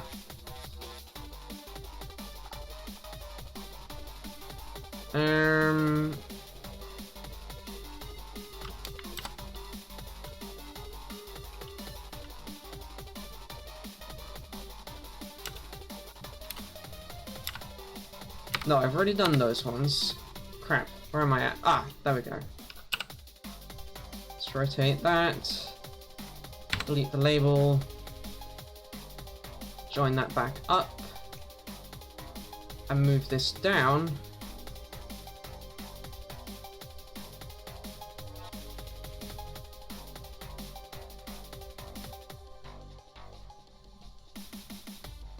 So it's about between... yeah.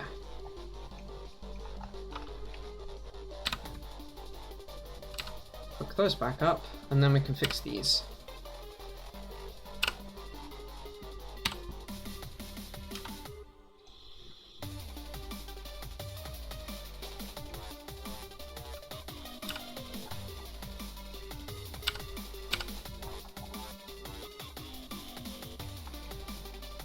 Which are all the wrong value for right now because we changed them. I do like the new value, by the way. It seems to work well. Wait, move, thank you.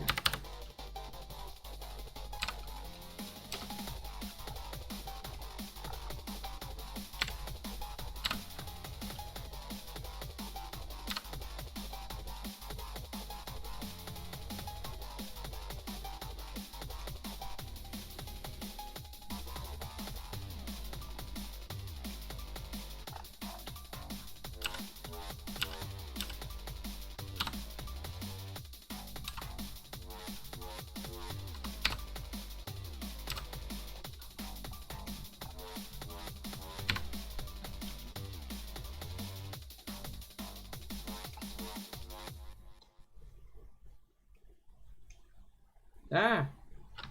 Oh, why would you do that, you silly thing?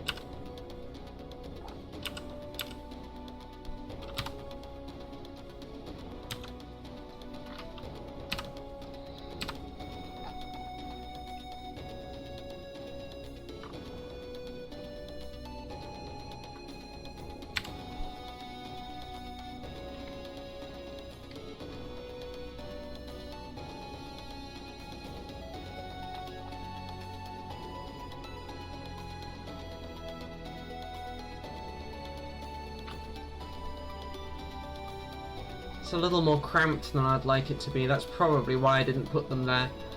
Oh well.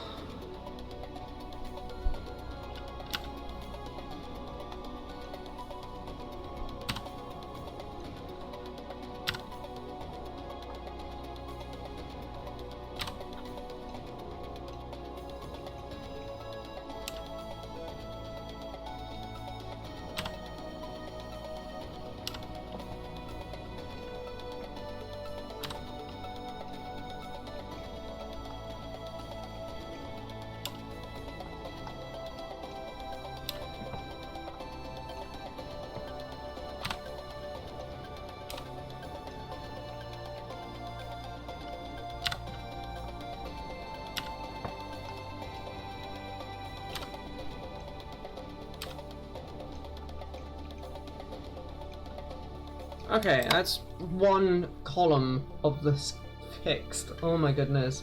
Except I still have to convert these, which I need it changed to a hierarchical label, which is the main thing I actually need to do in here, is change these to hierarchical labels. Because we're going to do, we're going to connect them up into the processor sheet, using hierarchy.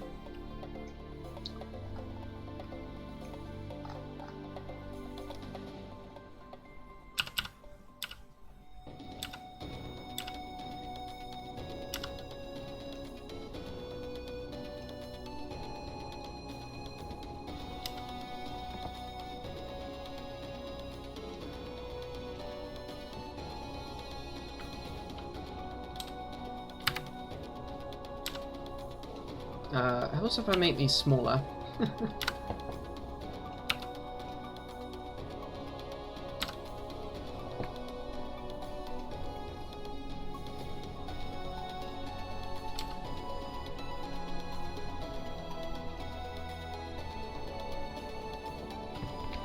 Tight. That's what I'm going to refer to that as just tight.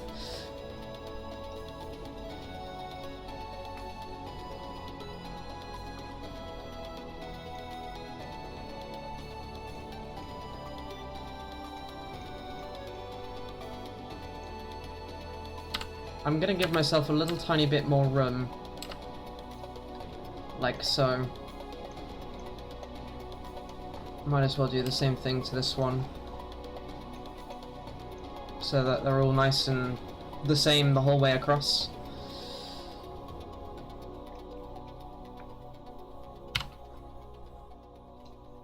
Let's find that ground symbol again.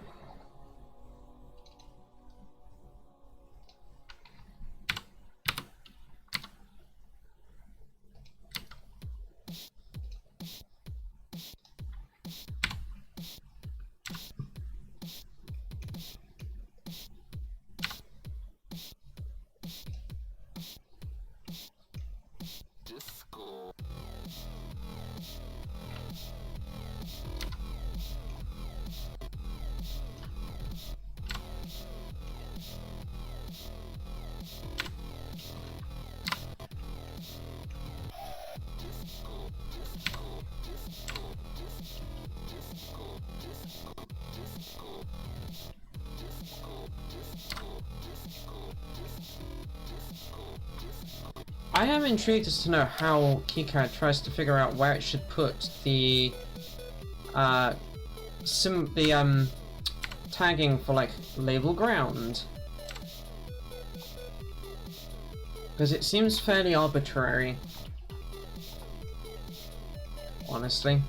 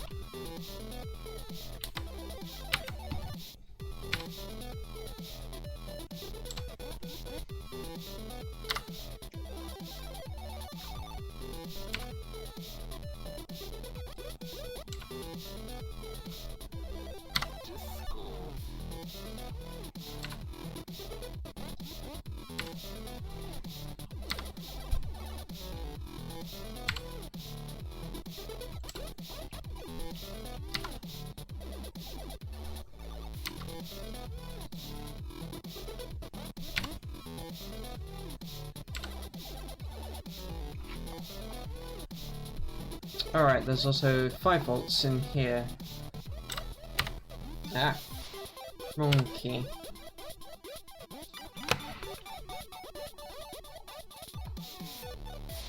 $5 volt.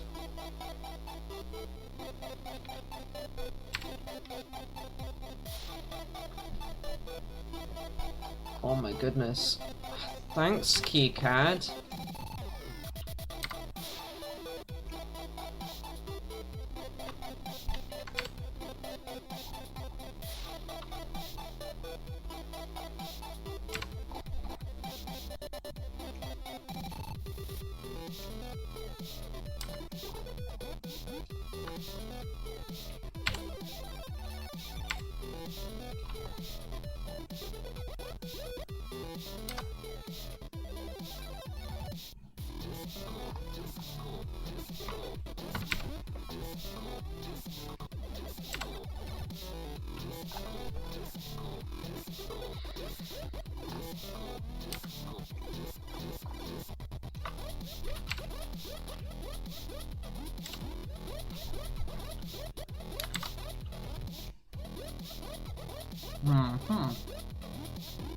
Oh, I'm also using buses. That's gonna be fun.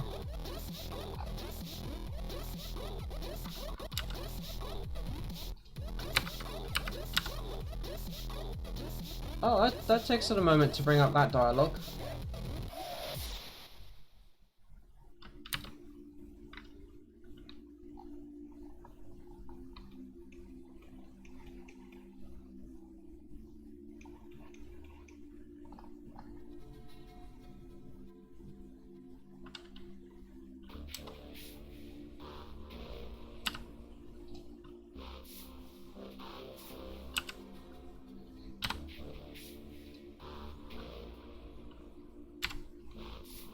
We don't want a junction there because it actually is just going straight up. This is a little chunky.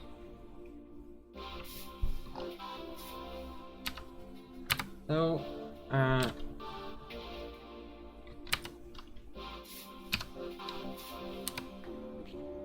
what? Okay, fine.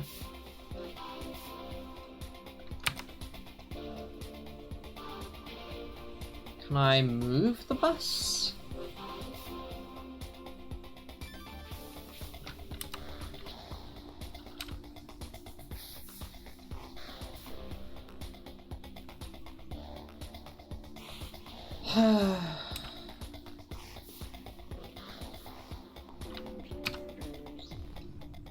There we go.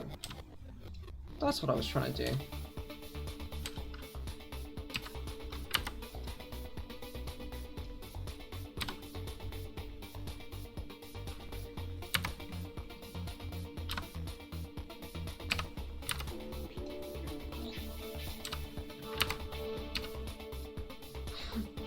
This is gonna be a whole pile of fun, isn't it?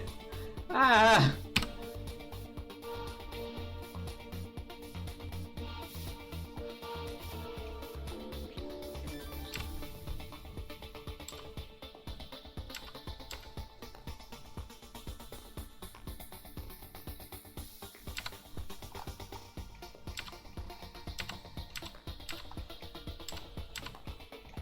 Because it thinks these are supposed to connect when they're not. Right. Now maybe this will work. Yay!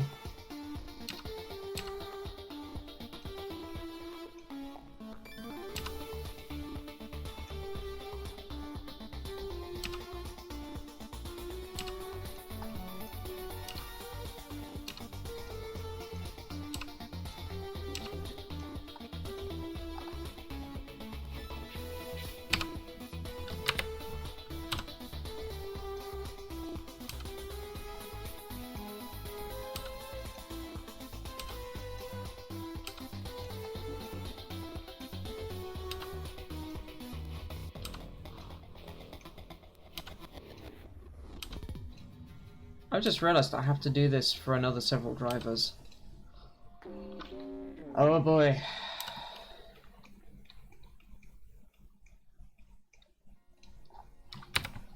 That's 1/2 of one driver fixed.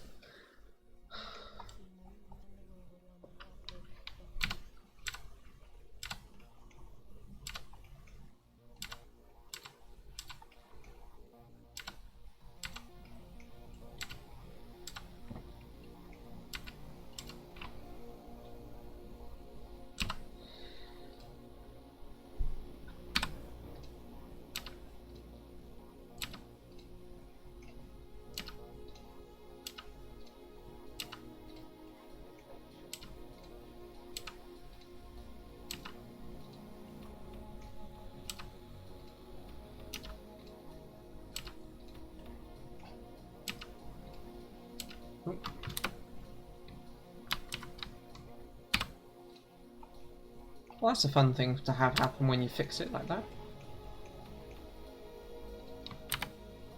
Oh, okay, so I do have to fix these first. Arrgh.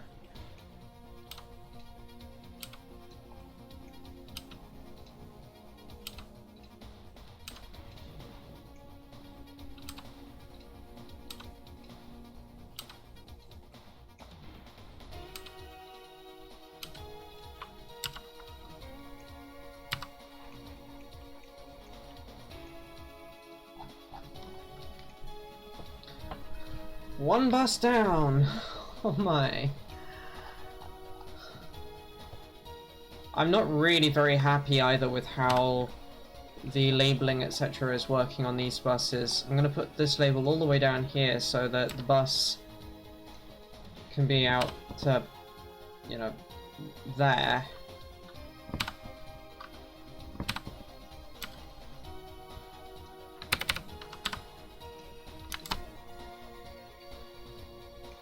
That's a little bit better. Okay, let's fix these then.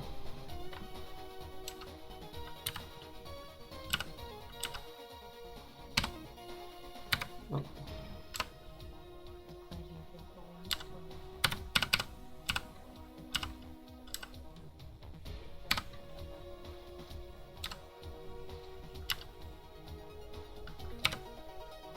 This is an input, this is another input, and another input. There's a lot of stuff that comes in on this sheet.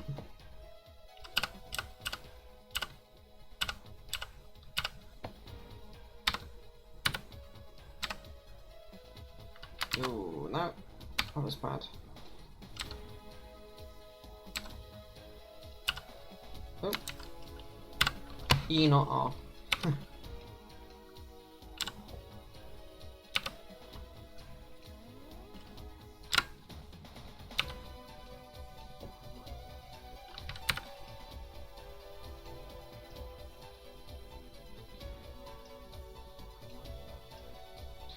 Of course, after the stream, all of this will be available on GitHub, so there is that.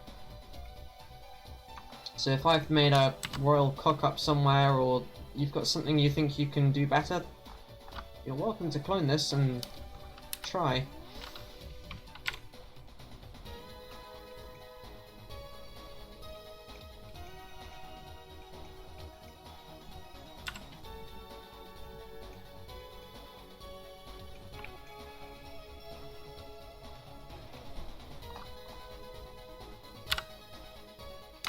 And if you're wondering, by the way, why I'm not just deleting caps and replacing them by using duplicate, while that would work in this side of things, I'd have to make sure they numbered exactly the same way, or I will cause problems on the board.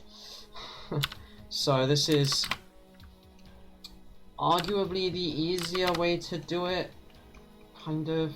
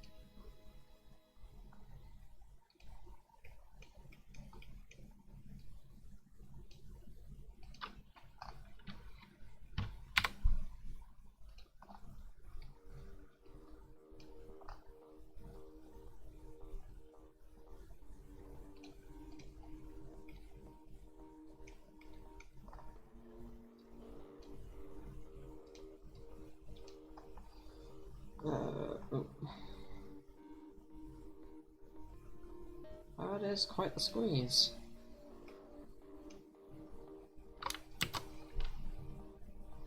But that works, I think. I just have to replace resistors, and the bulk of this sheet is done. Certainly all of the stuff that goes out from the sheet is done, which is the big thing I want to fix right now, but, you know, this is all has to be done.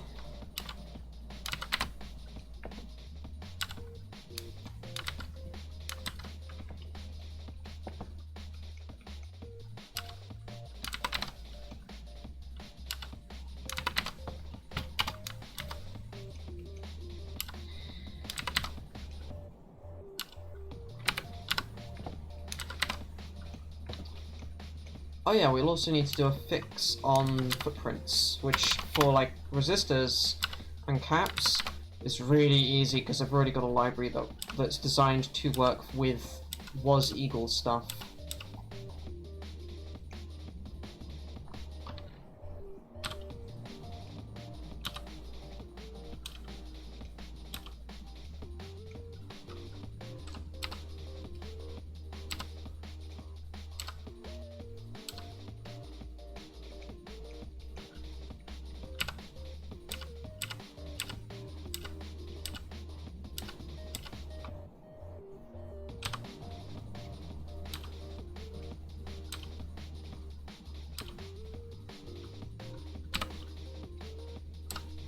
Hopefully this isn't too dirt boring for everyone.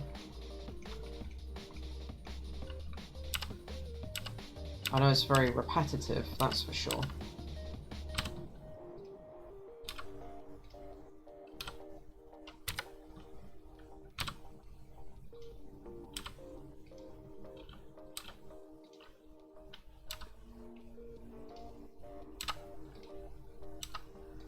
How's the sim coming along, Steffi?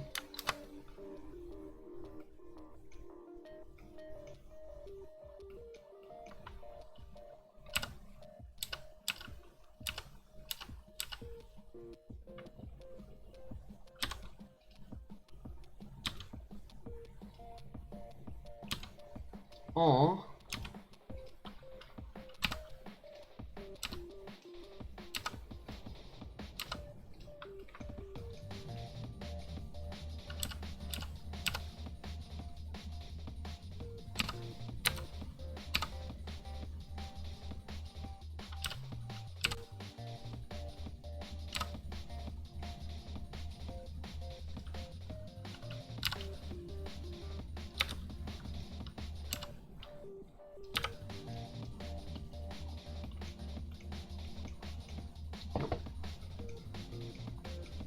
that one's over here.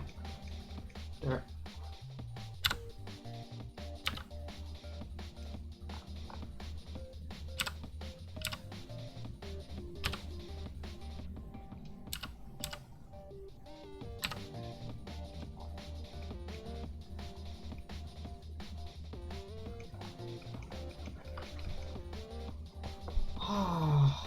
One lot of resistors more? Yeah, one lot of resistors more.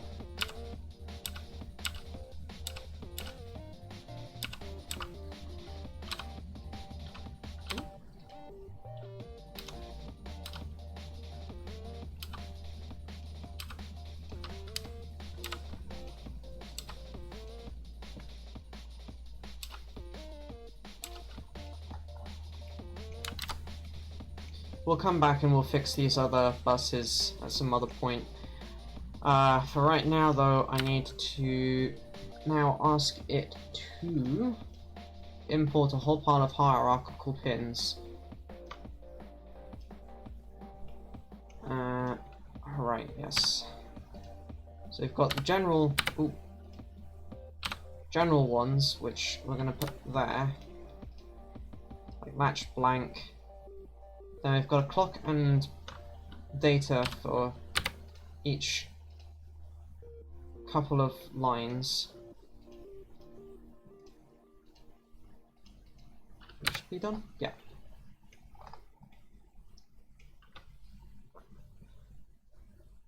So let's make this nice.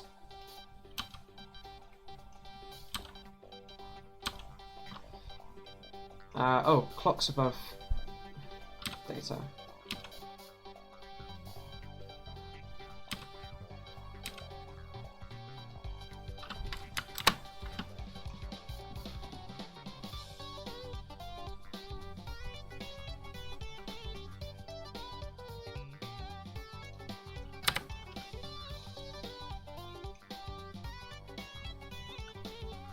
This needs moving up one more to put it back on grid. I might as well then do some compaction, otherwise these things are going to get huge.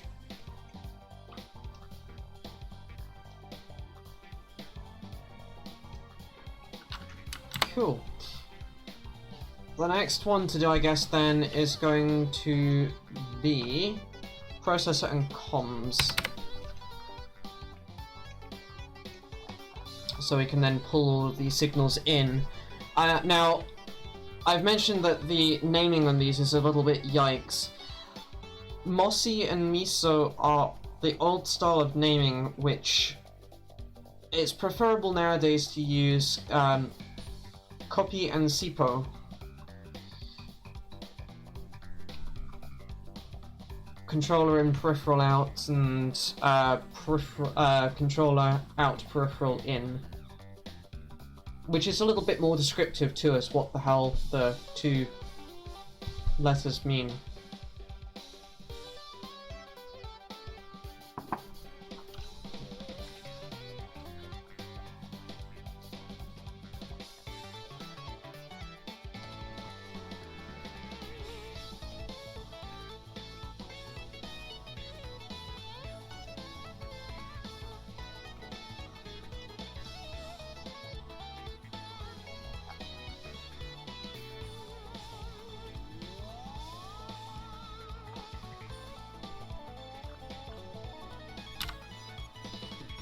This is an output, this is an output, this is an output, output, output, output, output, and surprise, surprise, output.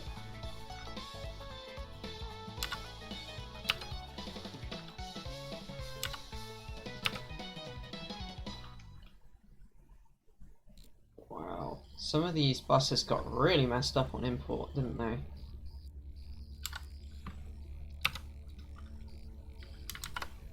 You know, actually that's a pretty reasonable size for those to be. I seem to have managed to get those dialed in pretty well when they were in Eagle.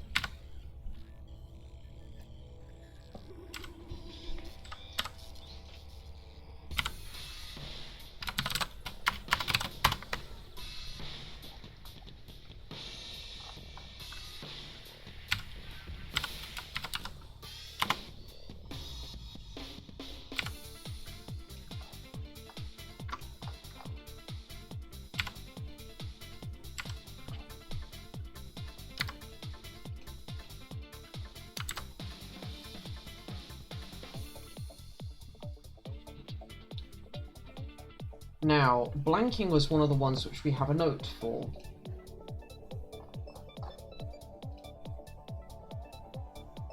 So, okay, we've done that. Is it? No, not Control X. I thought it was Alt X. Oh, Alt D for done. 10k pull up for blank.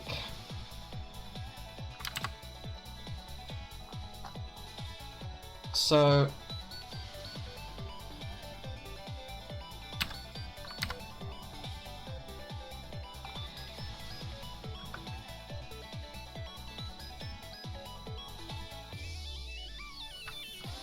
put that there. Oh hey, welcome Amy. You missed the struggling with code. But we're now in KiCAD. Hey, awesome. No, not definitely disconnected. I wonder why. There we go.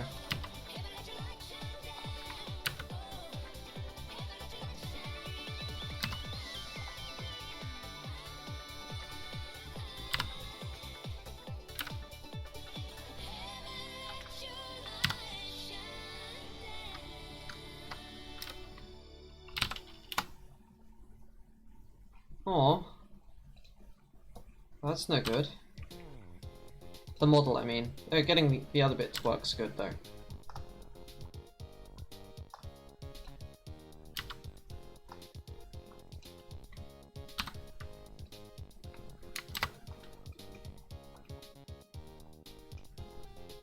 Okay, there's a blanking signal power, pull-up, rather, not power, to be put somewhere where there's 3.3 volts.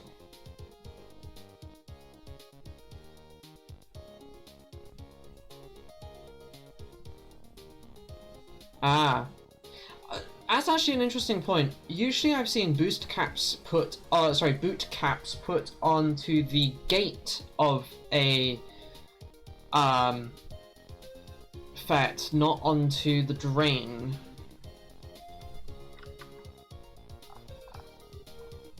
I don't know that that's necessarily you are doing something wrong, but it's certainly a question of interest.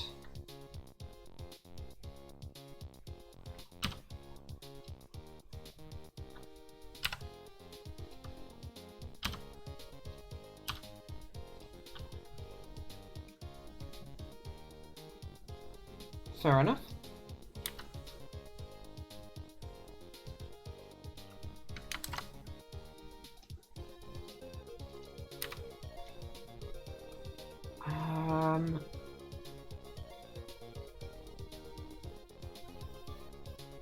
Oh my good gracious me.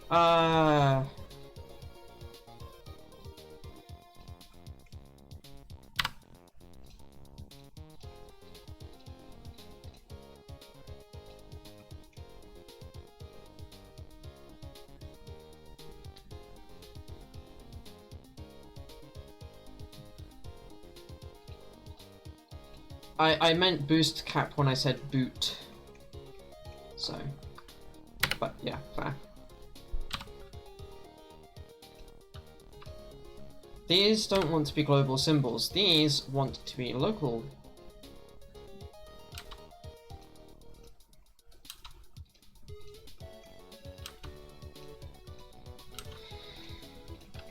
And a little less tiny.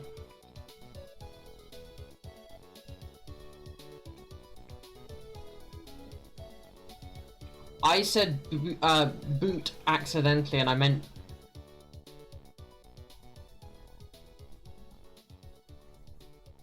sorry, I said boost accidentally, and I meant boot. A boot cap, as in a bootstrapping cap, is used to force kickstart the gate of a FET, usually. I thought that was what this cap was for.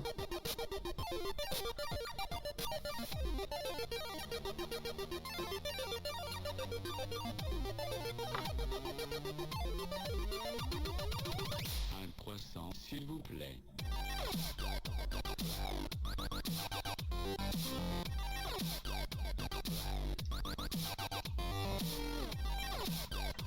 So I'm a little confused as to why the inductor would play a role. Croissant.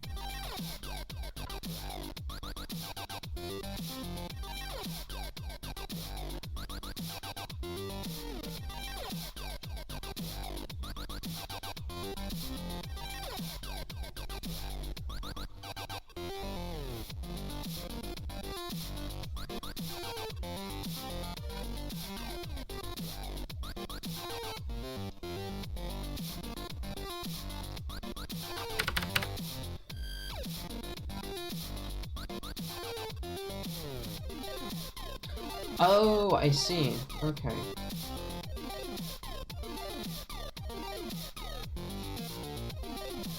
Ah, that's what I was doing wrong.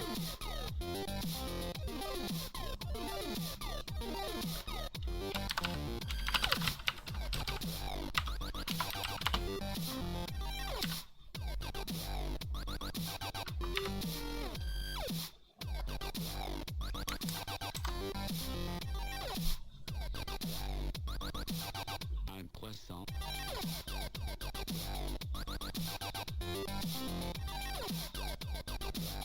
Oh, I see. Okay. It's an unusual topology, but neat. Did I accidentally undo these back to bi-die? Oopsie.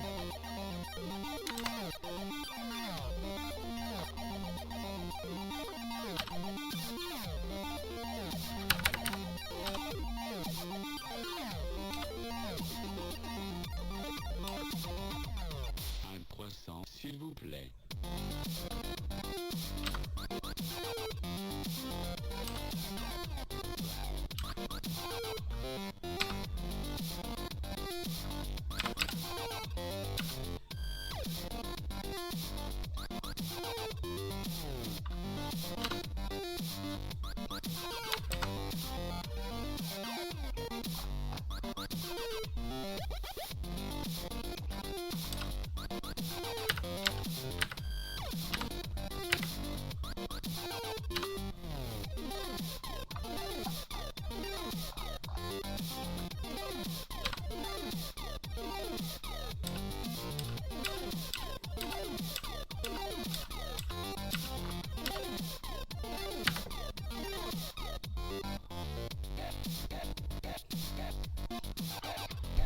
This is so painful to do. Can I go on to the next smallest grid? Or am I on a fixed grid right now?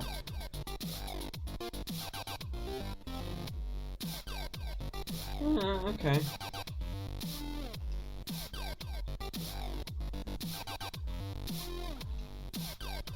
No, not hierarchical label.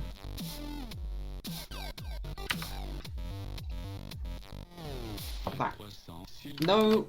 Oh, I've done it again. That! There we go.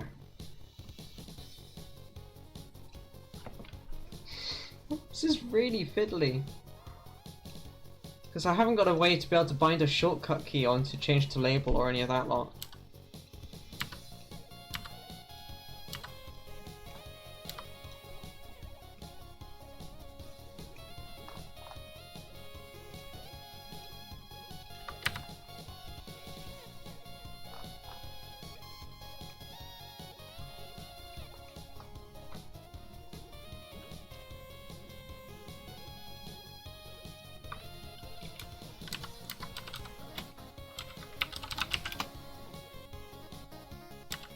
Oh. 1 to 5, not 1 to 4.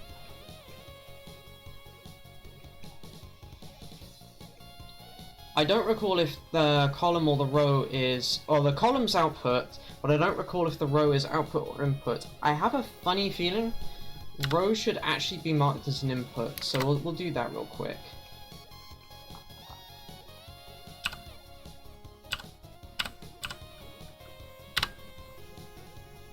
That is an output, very firmly.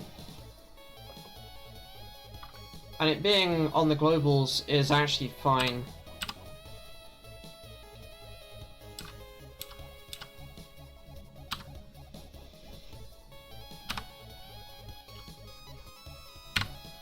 So we can clean that up like that.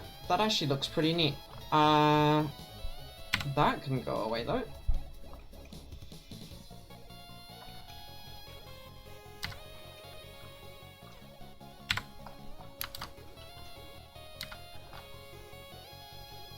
And you really get to see what I mean about I like to use power symbols. They are absolutely everywhere, and every single one of them needs fix-ups.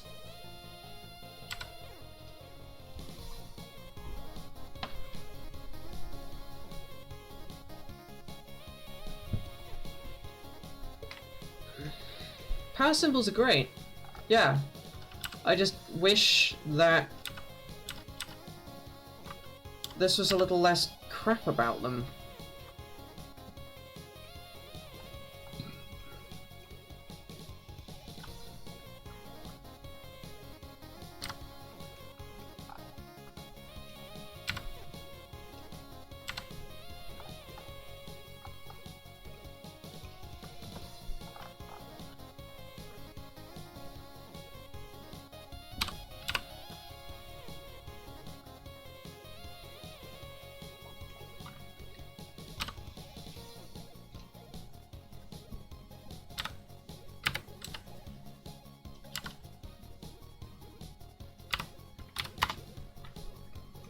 I think it was like 1.25.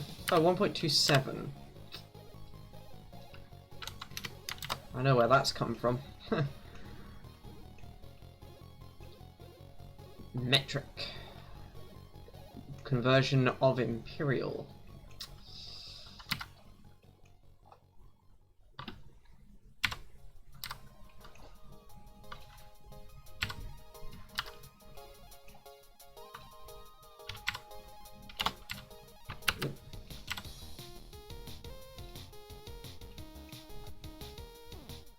Oh my goodness, why is that in there?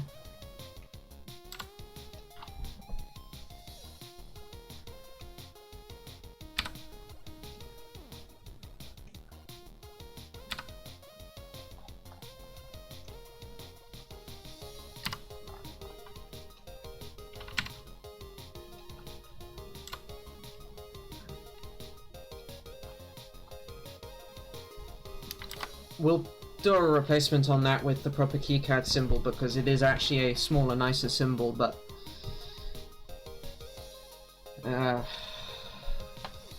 oh yeah, while we're thinking about replacing whole things, where is... There's a editor for editing multiple symbols text fields. This one, there we go.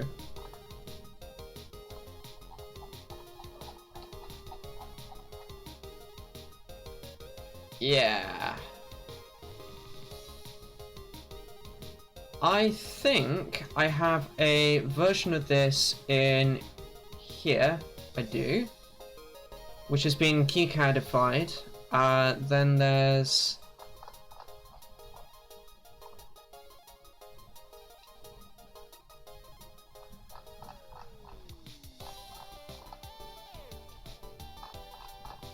That's not what I asked you to do.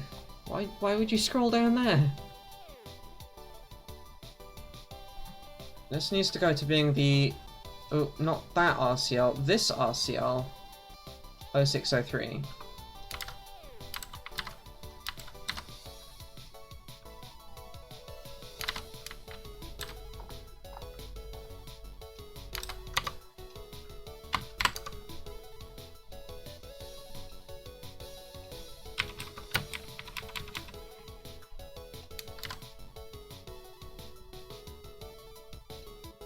Be that one, I think.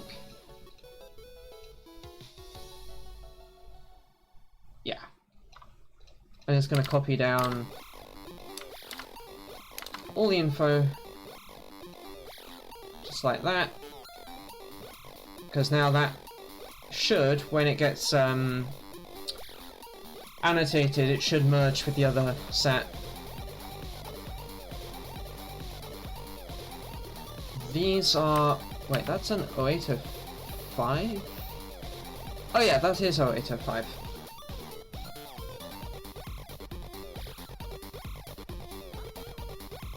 And these ones are 0603. Sweet.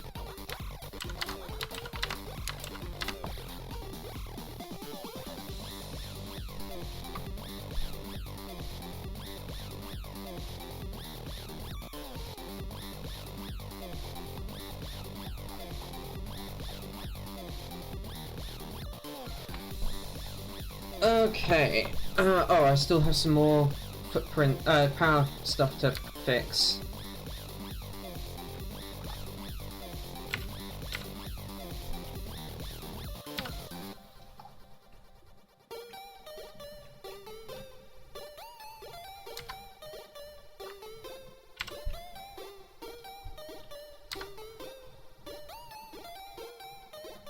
Ow.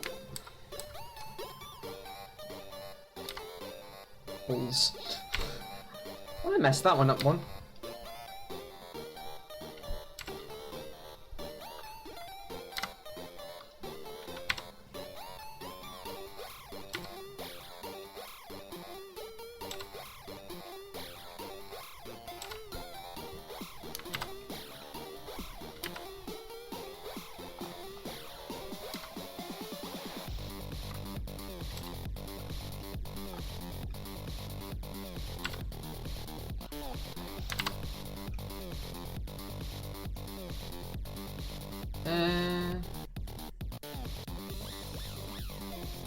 It's looking better. Interesting. It didn't import the sheet.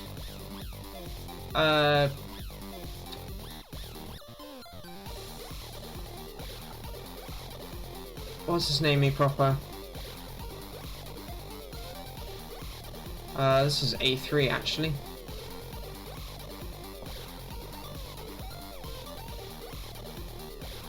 Oh, the frame. That was the word I'm looking for. It didn't import the frame properly. So it's lost all of the frame information. Save for my text, which is in a horrible pukey color. I'll fix the text color in a little bit. Let us resize this. And let us map these out.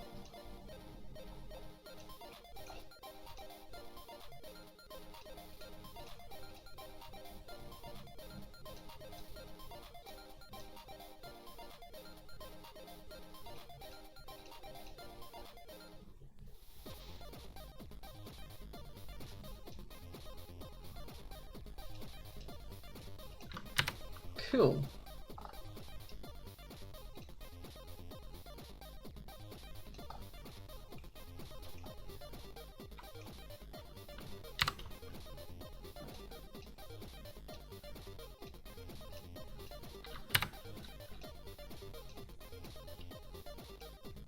Because this will also help us actually get a better picture of the overall block diagram of the keyboard, which will be good for future editions, etc.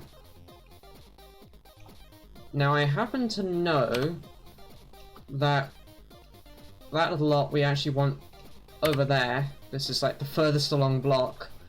We then want the column decode there and the key matrix there, because it goes through processor to column decode to key matrix. I don't recall what this last one's for, but we'll figure that out.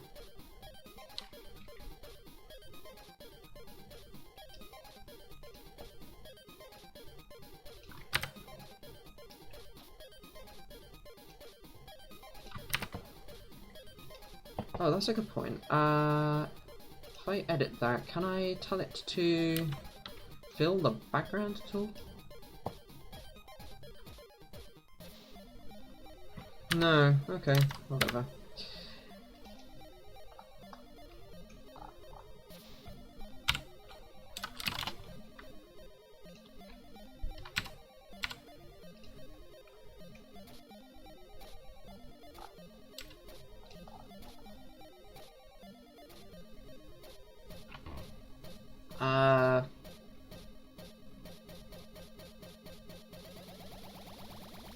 That's gonna be awkward.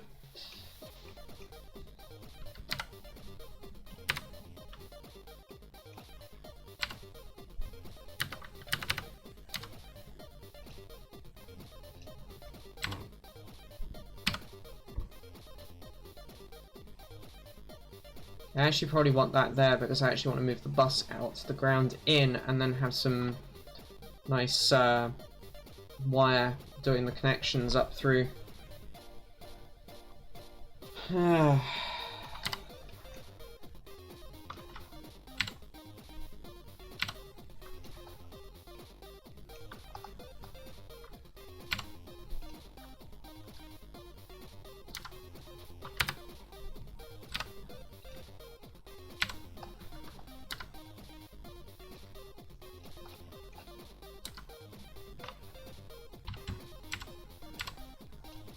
No, no, no, that was not the symbol to delete.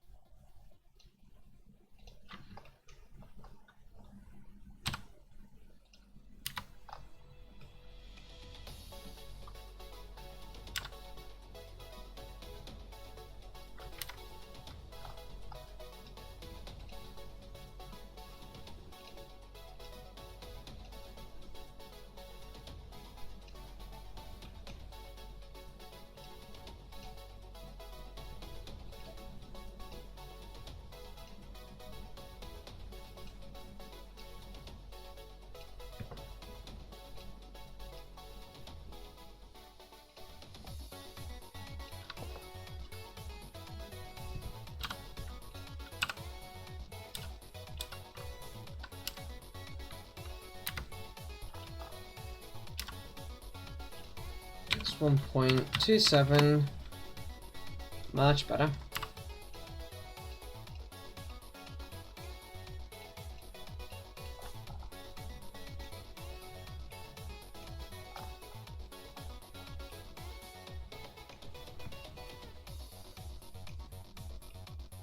Air.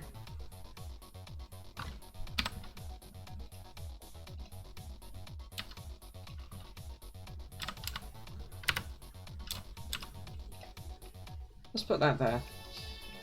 Because it'll be cleaner on these other ones. You'll see.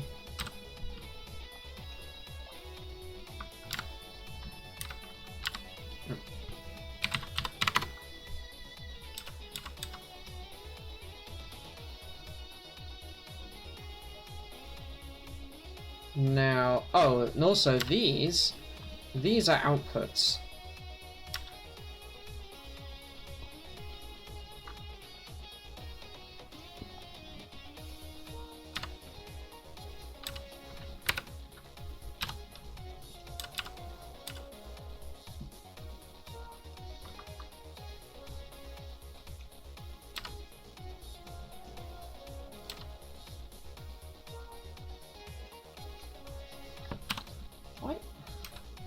Why does it insist on doing that?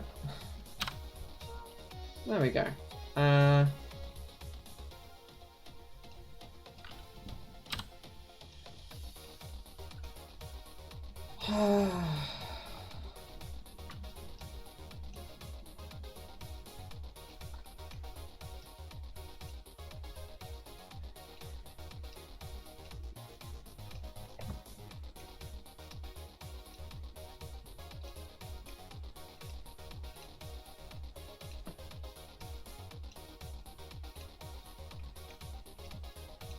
I just keep having to tell myself this is going to be worth the pain. This is going to be worth the pain.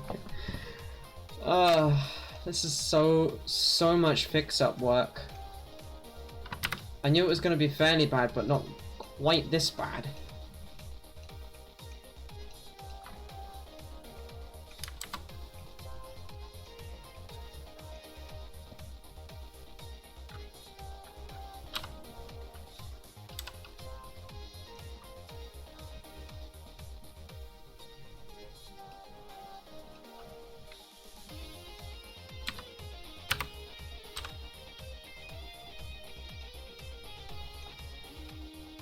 so much small stuff.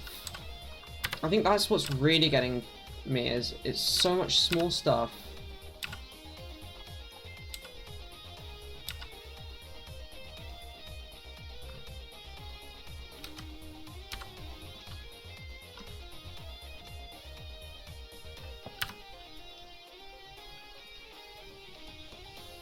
Oh, right, I need to move that.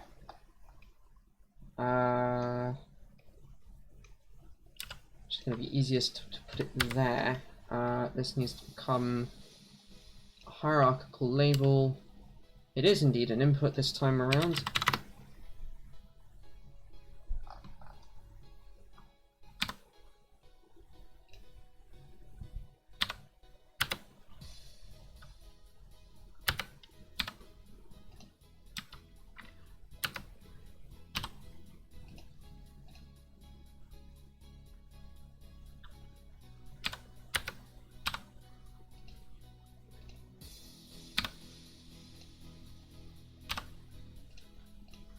Buses are just really fiddly in KiCAD, it seems.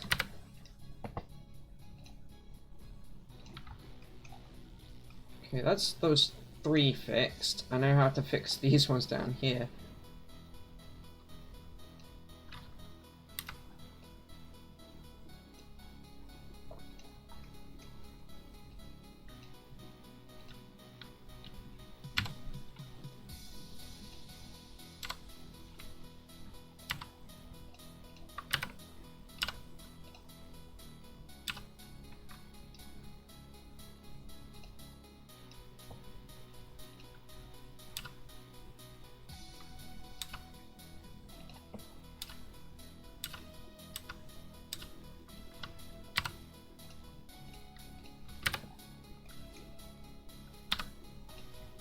Okay, but that does clean up well. To be fair, that does clean up pretty darn well.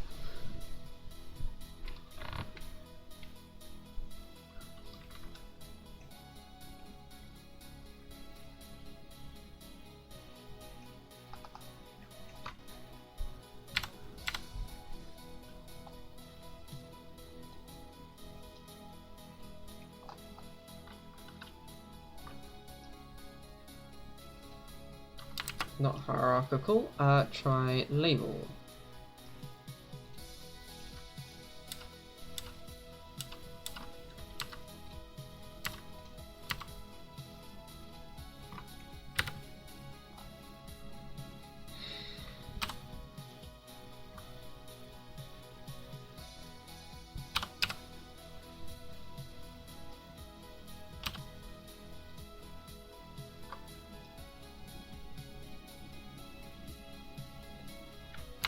Ah, I should actually fix this before I do that. We're learning order of operations here. If I do...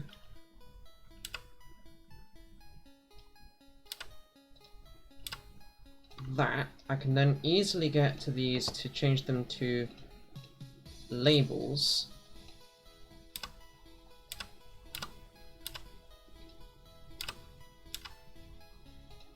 Ooh. No, that. Fine, that actually is a good idea to do that way.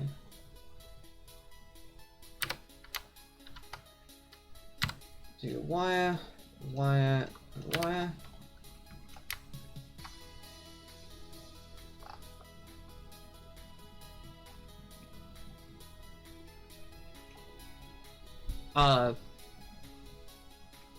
This particular bus seems to be just completely missing its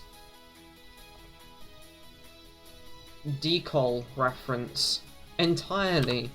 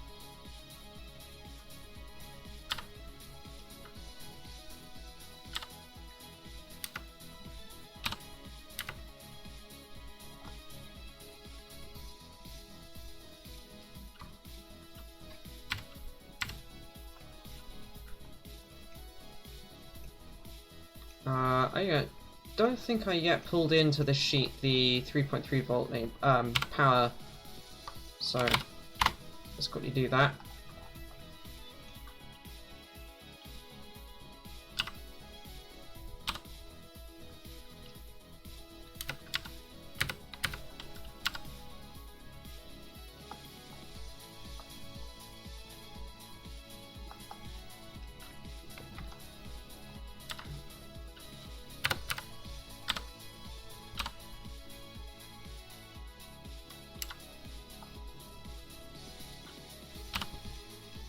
There we go.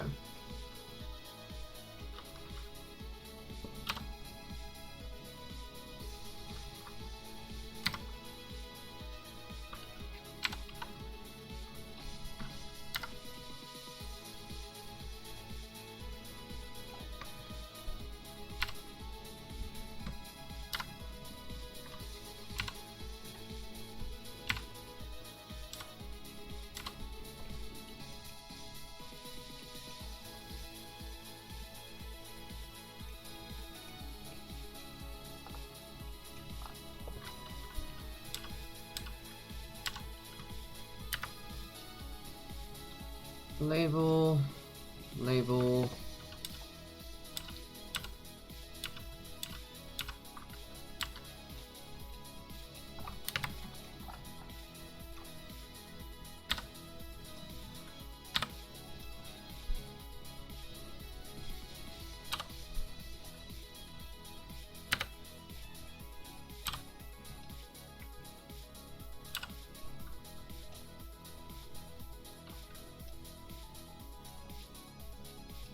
There we go. Label, label, and label.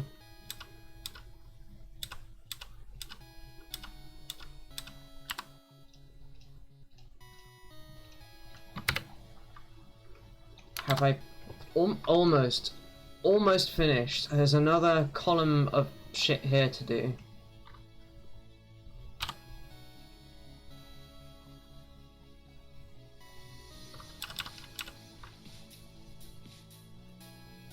Hierarchical label that, and let's make that 1.27 so we can actually see it. It's an output.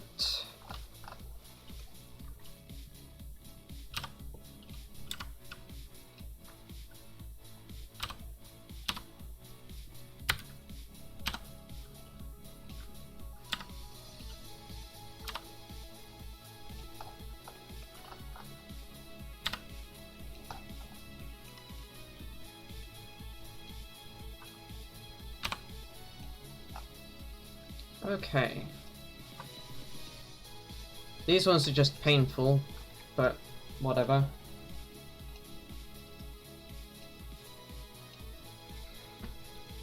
Oh.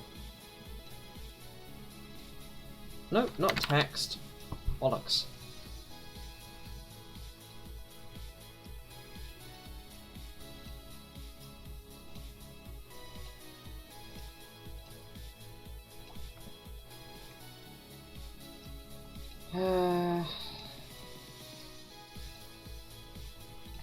Oh, we nearly done yet.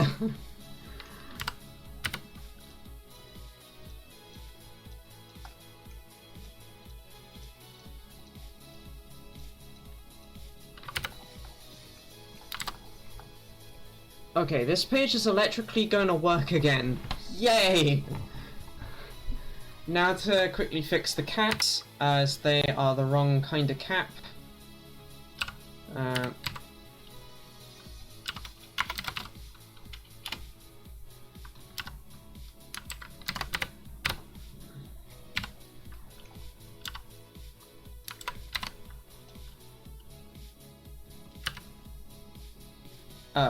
What?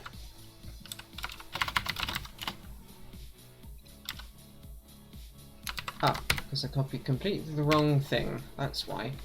Oops.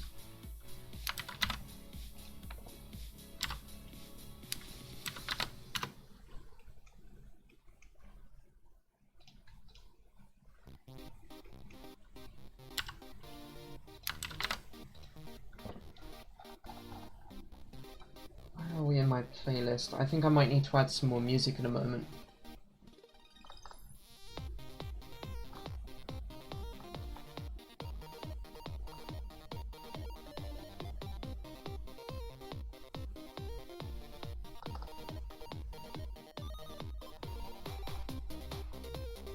Oh no, we've got a ways to go through that playlist still. Excellent.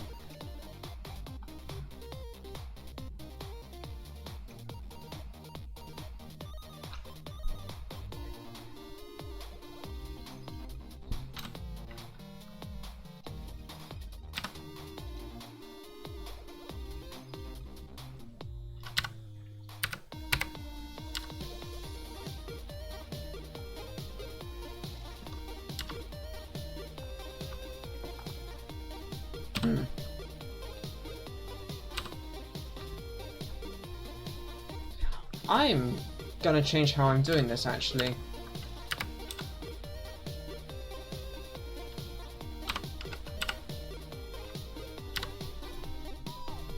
This is a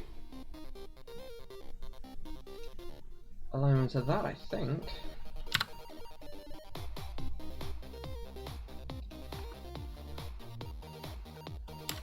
Yeah, let's try V-align center.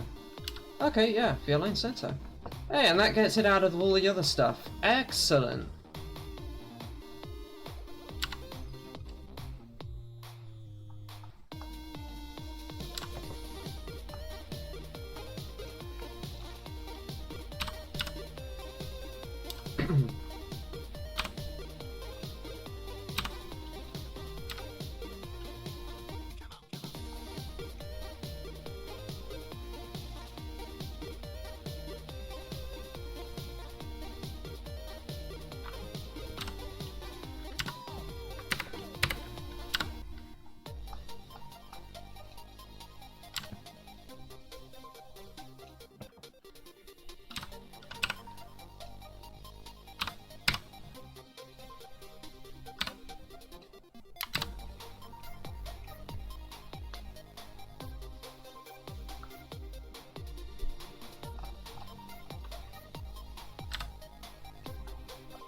That is our first fully completed page.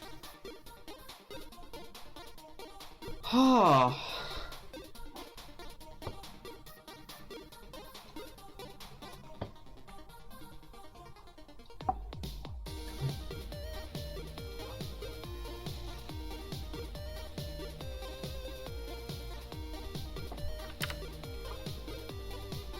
Oh, I should actually check. Do I have any more? Oh, wrong one. No more hierarchical pins found. Excellent.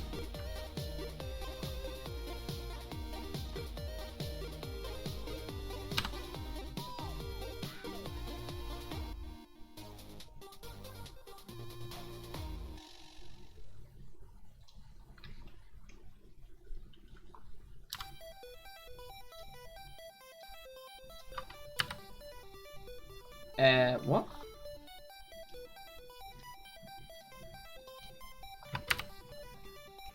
Thank you. Oh, right, this does some weird things with buses, doesn't it? But that is actually the right definition for the buses, so it's fine.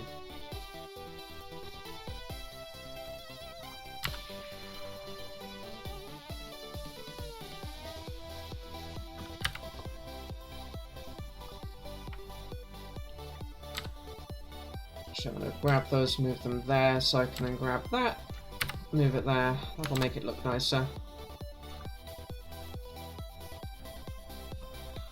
Oh, Christ.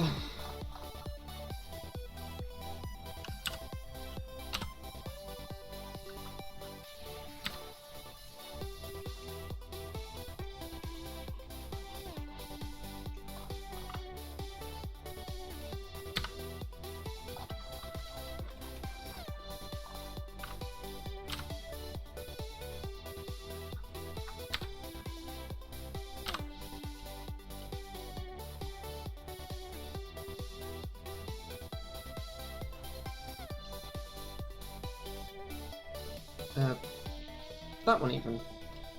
Define a hierarchical pin.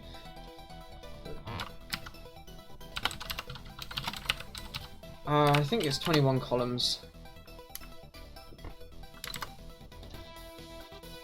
Yes, it is 21 columns.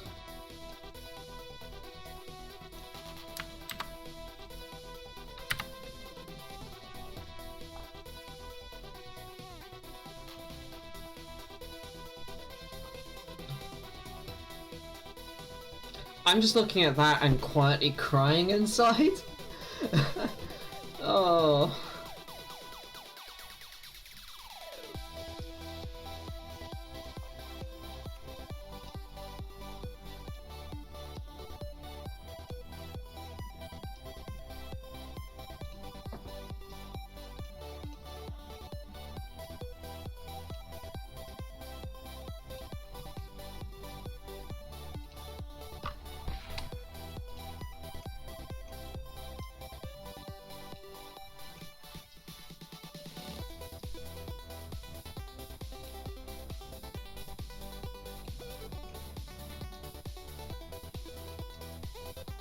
I wonder where Eston's got to, actually, thinking about people watching streams. Oh, he's online now.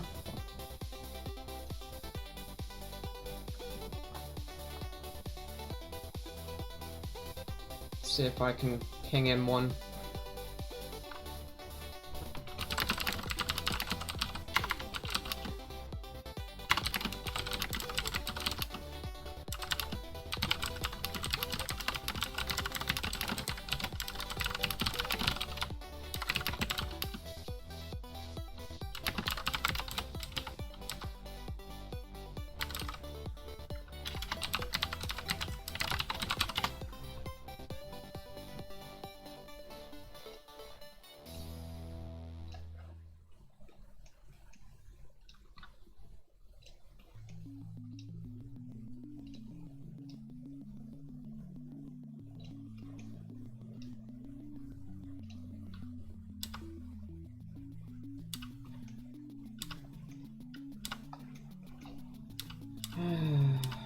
Okay, we're gonna nicely fold down at least, so there is that.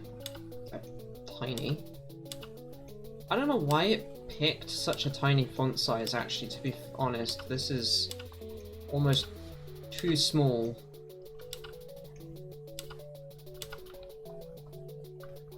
Because you can't read it at that size.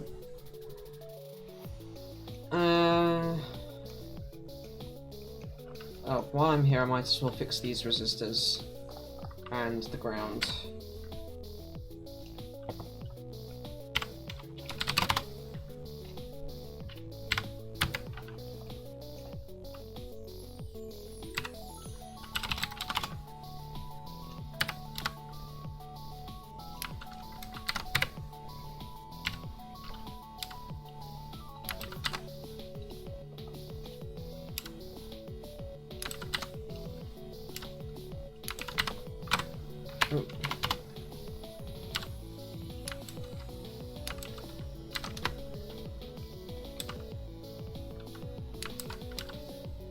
Ah! Come on, E for edit. Crying out loud. Sometimes it can be a bit over picky as to where you have to put the mouse for it to actually recognize what you're wanting to do.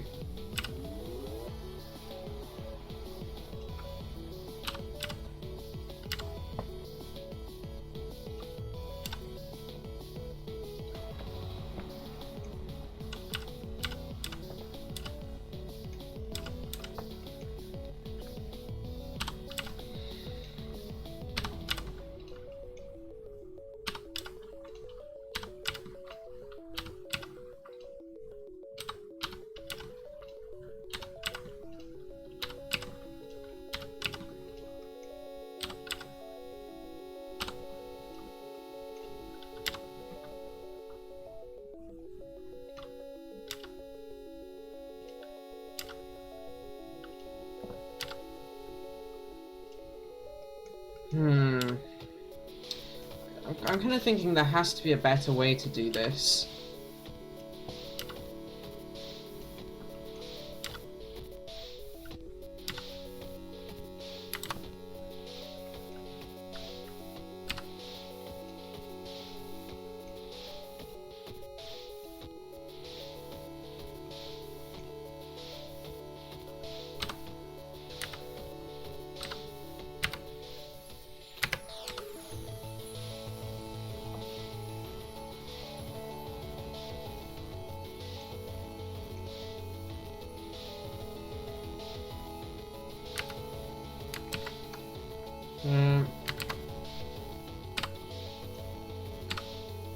Should move it this way so that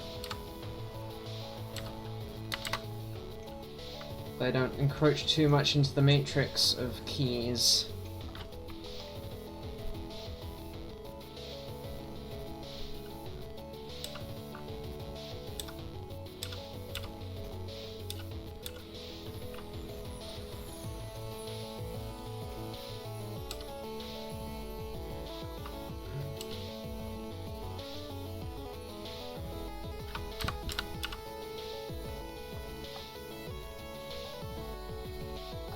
This is row 1 to 6. Ah, that's actually a good point. I moved this bottom bit, and I actually need to move it down to the label.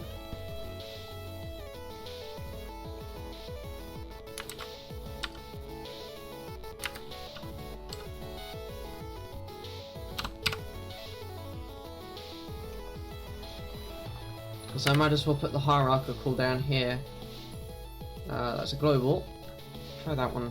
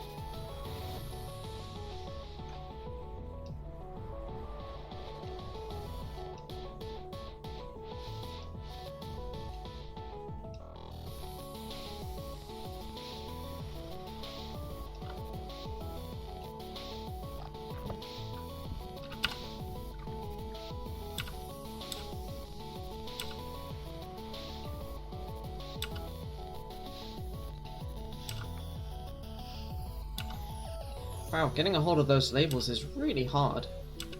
I can't rotate them from there, I have to rotate them from here.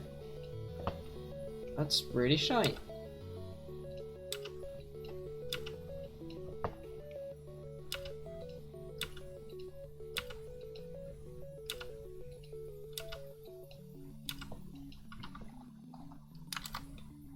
Oh, one more to do.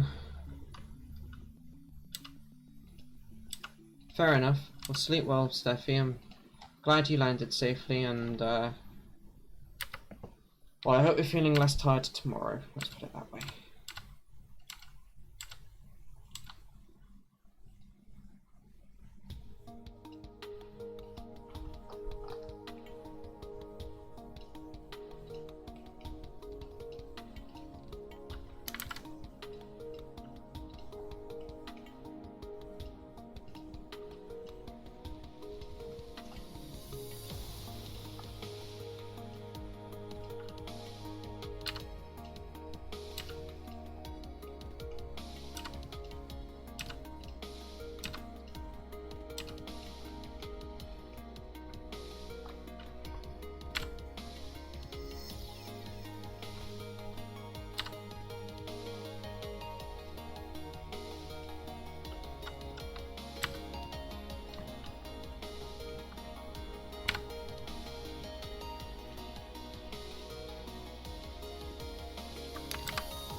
That's good.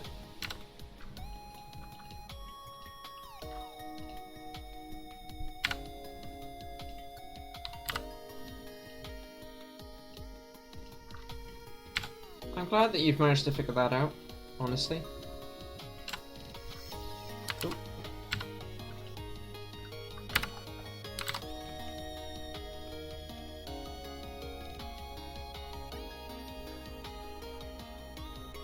I think this is now unbroken. I think we might have it cracked. There's only some small stuff on one of the other sheets that we have to fix. Now, what is this? Oh, okay, this is power control. Why did it get named what it got named? Edit. Sheet name.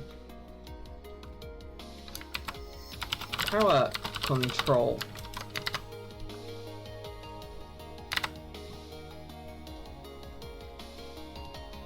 Better. Oh, I actually still have to go through and fix every one of these pages.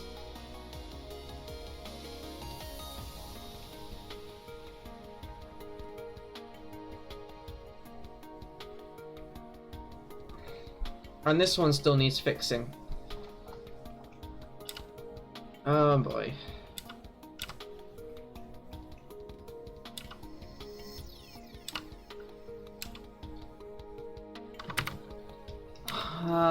This is hierarchical, please.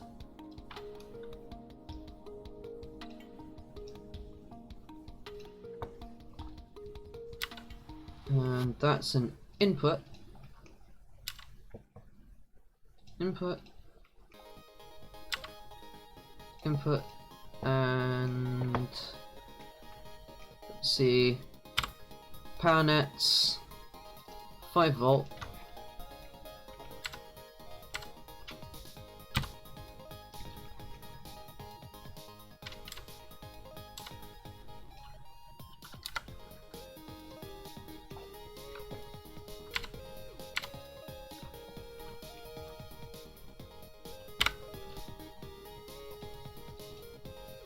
Ah.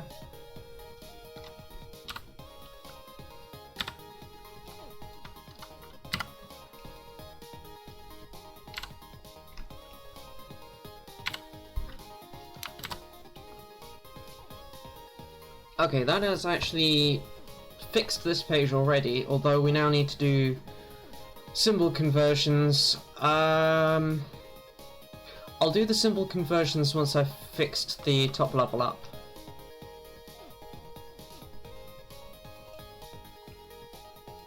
I think processor and comms is where those signals come in. Yeah. Change the hierarchical. Change to hierarchical.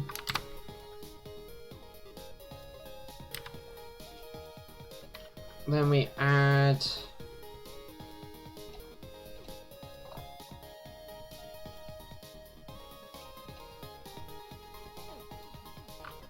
two hierarchical pins there.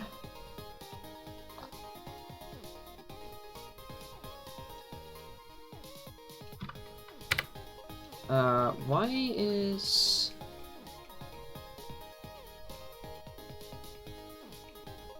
Ah, that's why.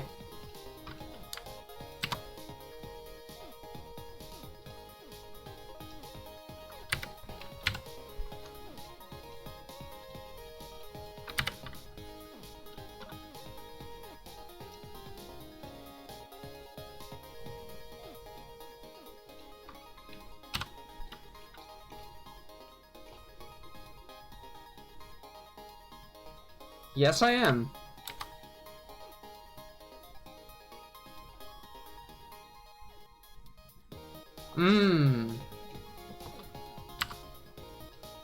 Welcome, by the way, Eston. We have just spent the last hour getting very frustrated with KiCAD. But this is now my top level design, and it kind of gives you a really nice diagram now of actually how the hardware all fits together. Better than Eagle did. I will have to give it that. We do still have some problems though. Namely, yikes. You know how KiCAD is interpreting this, I hope.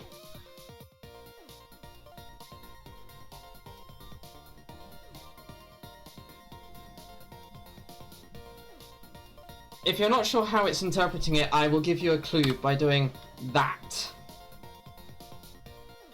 No, the junctions shouldn't be there. It should not be trying to connect those. I have to go through and delete this. Move everything down a square. And then, yeah.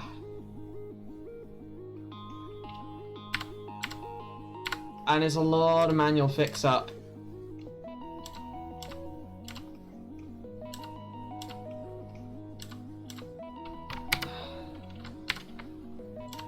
Yeah, that's pretty much the sad face that I made. Also, I then have to go and add this. Ah. And I've also just noticed... Oh no, that's correct, because this is a local bus, not a global. Somewhere along this bus, there is actually a definition for what items it should contain, I believe.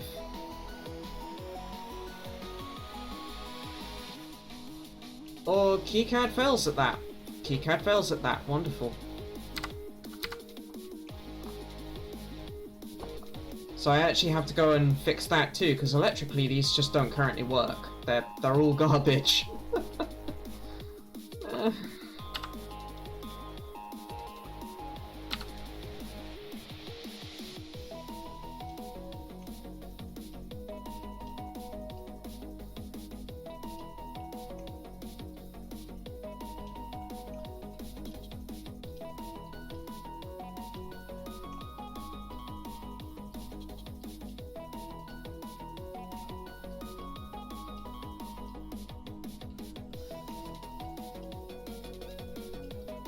So how are you doing today, Eston?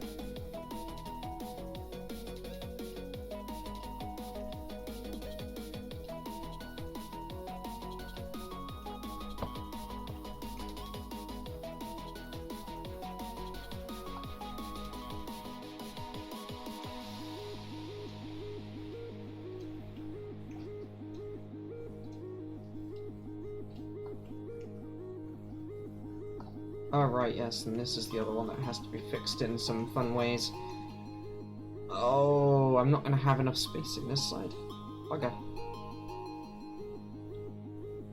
Ah, fair.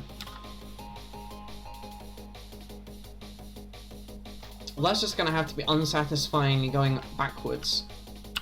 So I might as well fix this to match. That suggests that they should all slant this way, but...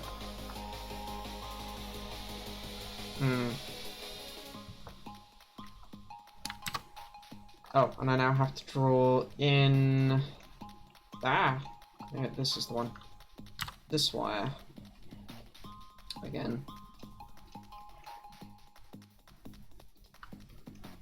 We are getting faster at doing this at least, so there is that.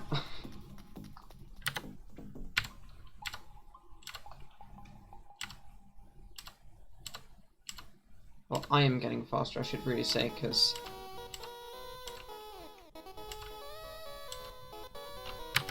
Ah.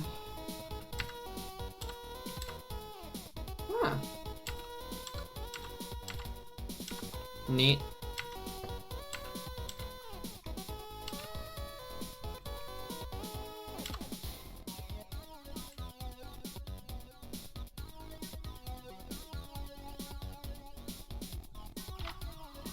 Oh, I hate that. I can only do small chunks.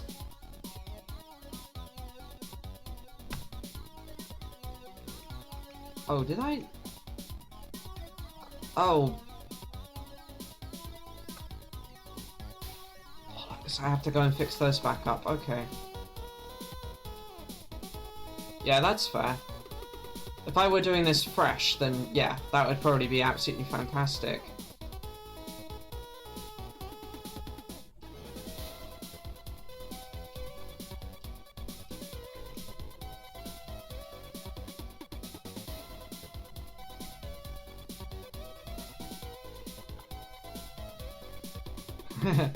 That's fair.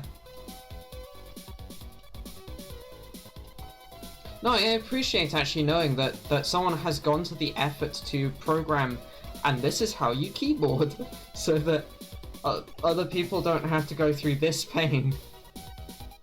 Because, I wouldn't wish this on my worst enemies.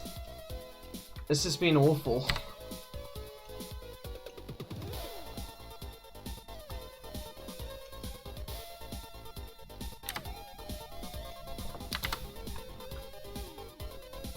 Because I noticed as well that by doing this, I now have to go and fix all these back up.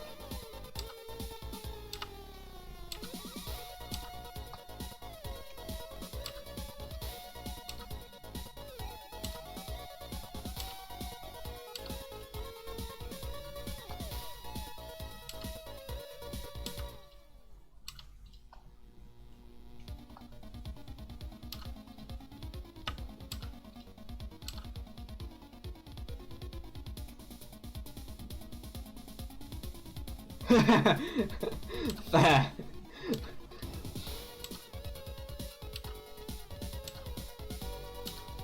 I can tell you it will save you months to not have to do it this way.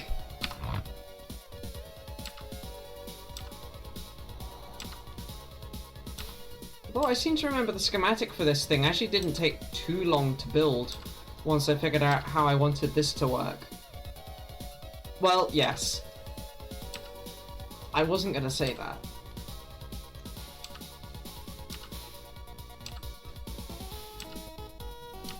Because I don't want to make you feel bad. I get the whole mental health and neuroatypicality can really suck. Yeah. Oh, so, thing you might know, given you are the KiCAD whiz, on most of these schematic pages, like this one for example, I used to have a frame on here. How get frame back, please? I have defined the paper size, and yeah, I don't know. I'm guessing it might be related to that.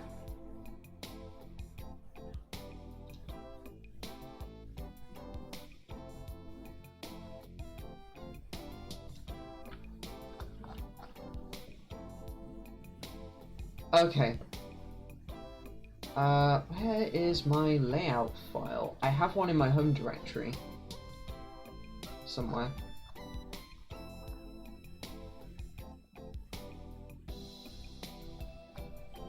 KiCAD. Where KiCAD go? K. DOS. Vegeta. No. KiCAD.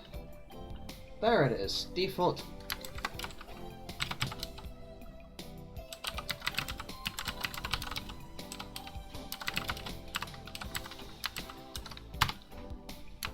Hey! Oh, that's awesome.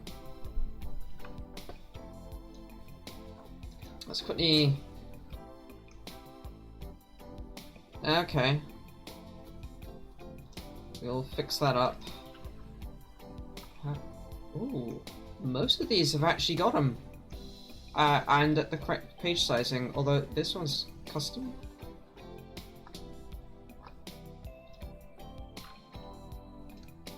Yeah, I will do. Yeah.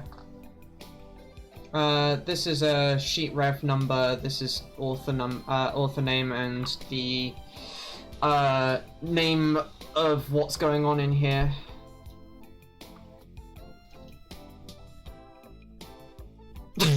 I'm gonna leave that one as a custom size. That's just funny. And that's kind of cute. And impacted. I had better make this a little taller. I'm gonna guess like that. Yeah, that'll work.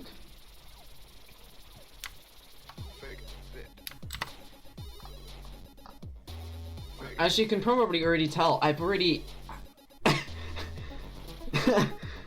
Maybe. You can probably already tell I've had a hell of a hard time with this page. This was the first page we tackled. And I've already replaced, like, this is the R small, this is, sorry, the C small, R small, and I've fixed all the power rail stuff. It sucked.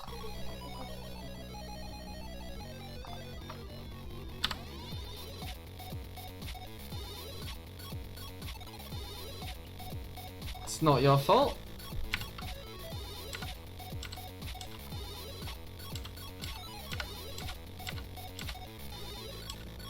We're close, though, to being able to take this and try and load it back into the board editor, so there is that. Because I could not update the board until I fixed all of this stuff, because I knew it was just going to destroy the board.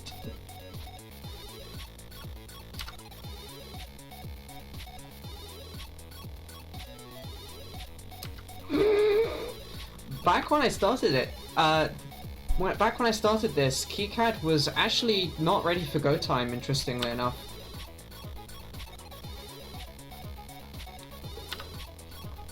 Such as the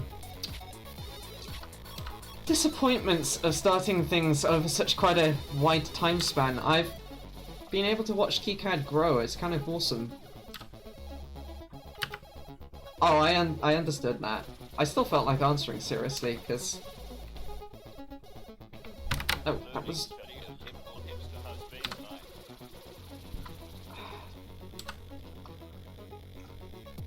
KiCAD, you're frustrating me. You don't want to frustrate me.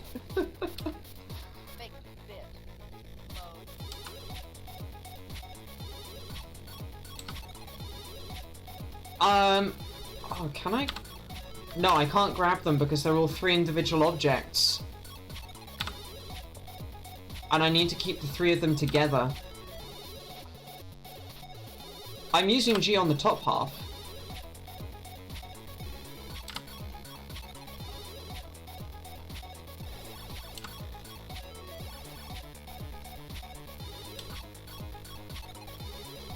Yeah, well the net labels were put in by KiCAD and they're the only way it knows what's breaking out onto what part of the bus. Or from what part of the bus, so I kind of have to leave them, I think.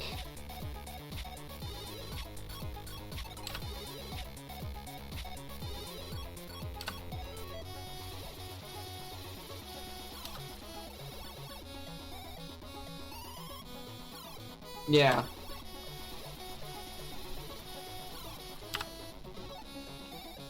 And the visibility's fine. I mean, it does mean that you don't get surprises as to, oh, what bit is this going off? You can see. Which is actually pretty smart, honestly. Like, but like, why did it choose such a tiny ass font? I don't know. It just makes it really difficult to like make this look nice. I think, is that one more to go? Oh, one more to go.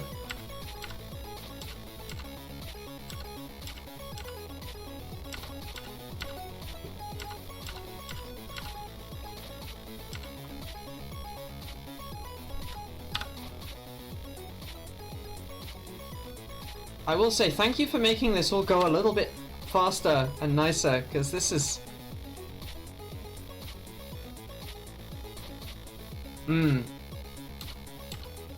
It makes it very hard to do that on buses. Because it doesn't really have a nice way to intermingle a named bus and visible labels on that bus. But then it also doesn't have the whole concept of a bus connector, it just has a wire coming out the bus that you name as you pull it out.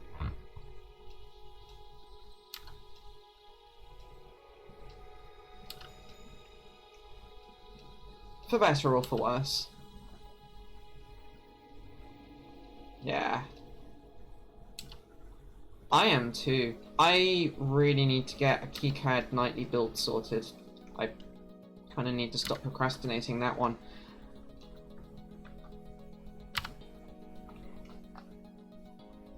Because that would be so cool to get to work with. Okay. I think maybe this is gonna work now. I need to do annotation.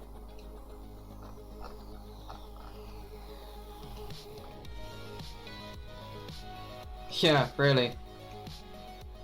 Let's move that into the middle.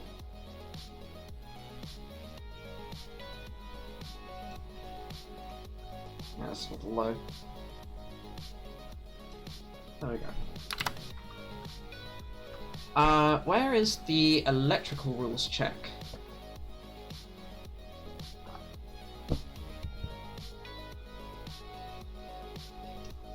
Huh. Ah.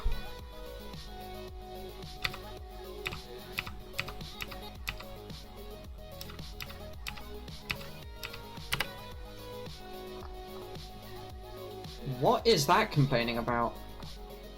Oh shit, I've got to fix the bus the whole way down the side of this chip.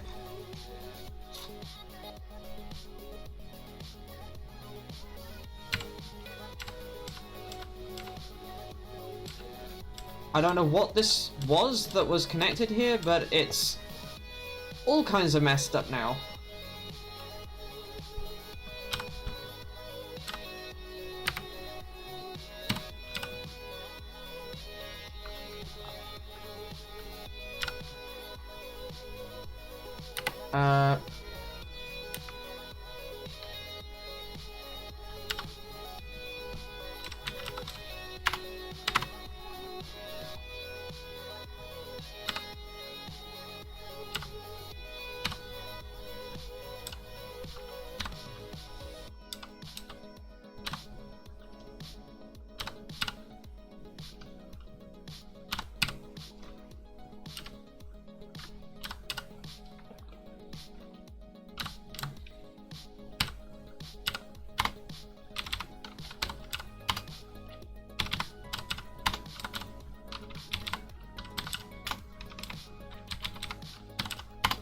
This is another feature of KiCAD I don't use enough, but it's really awesome.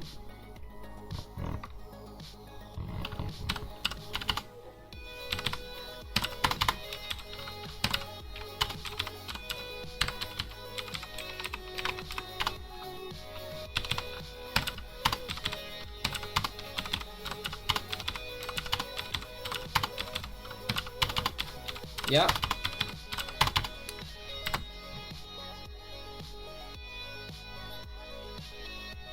Yeah, I still need to fix one item of my color theme, actually. That's a good point. Thank you for reminding me.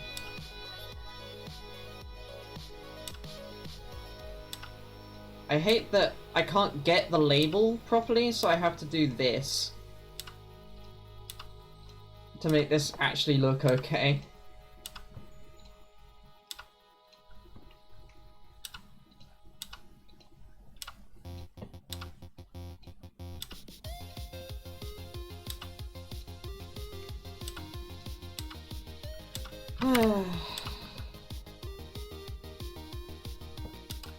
Yeah, it's not just that. I can't get my cursor over the actual label to be just like, yo, that's the label I want, with when it's too short. When it's like this, it's okay. But with those first ones, they're too short, so you can't get the cursor close enough to the text for it to go, oh, you mean the text? It's like, yes, the text, right there.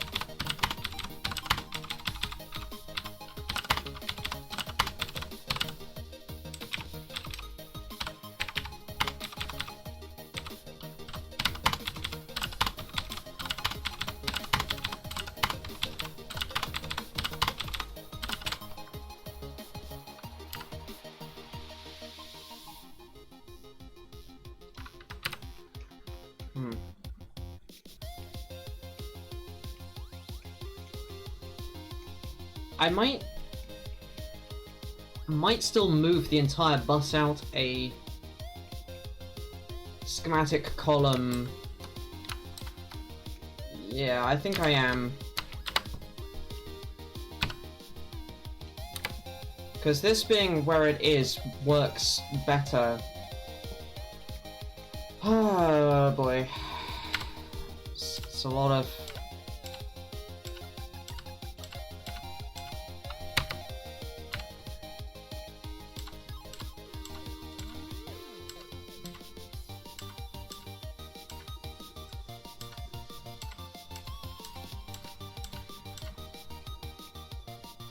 A lot of shit to fix.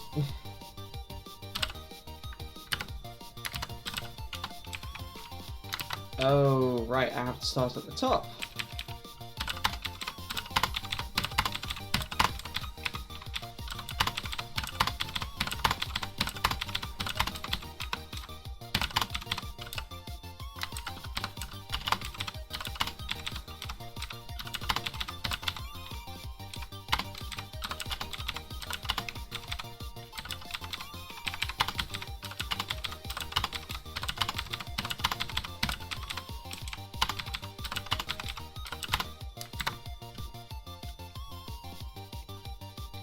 Two more drivers to go.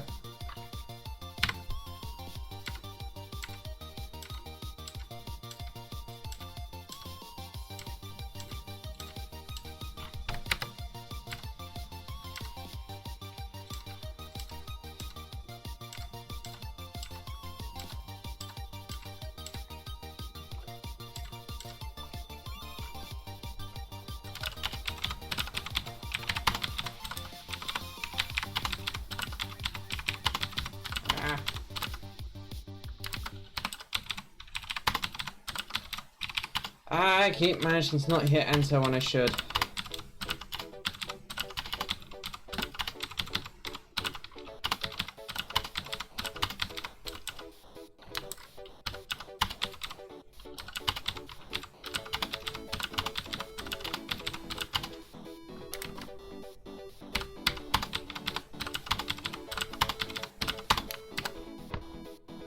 Okay, last chip.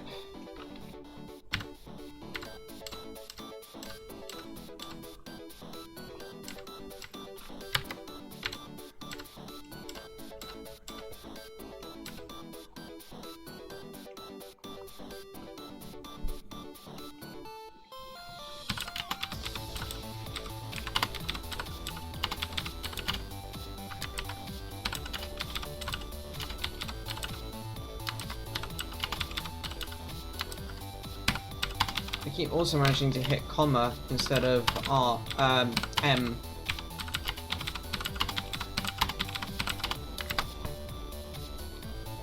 I love my dyslexia.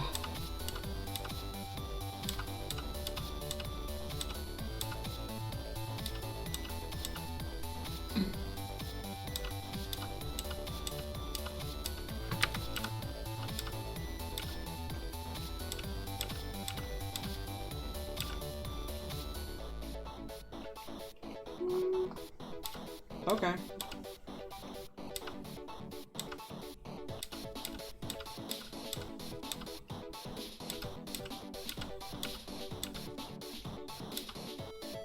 Oh, because then I wouldn't have this going through the label. Yeah, I guess that's true.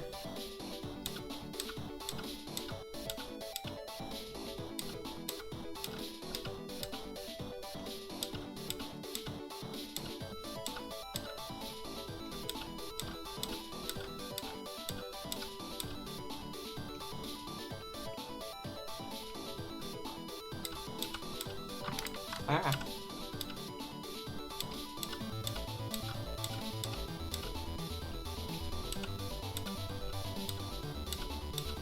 These are ridiculously tiny labels.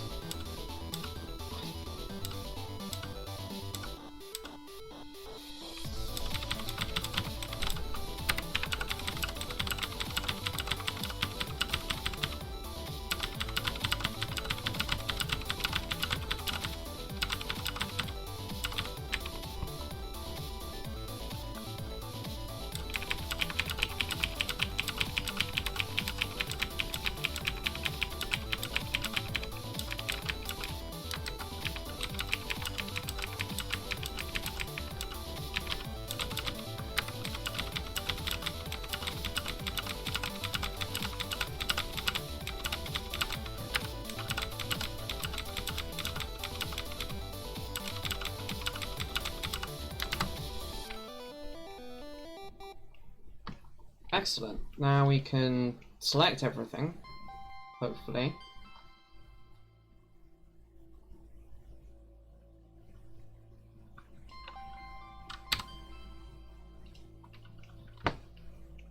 And then fix everything back up again, including reconnecting the grounds. They're now broken the whole way up.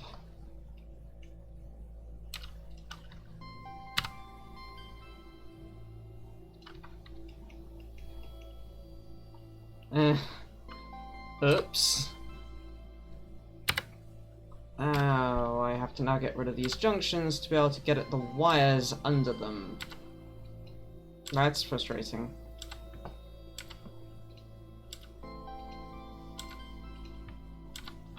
KiCAD, why? Just why? Oof.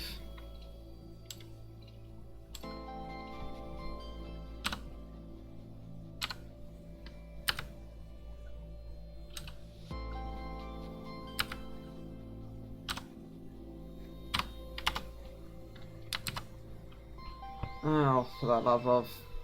I want to pick the wire, KiCAD. Can I get the wire?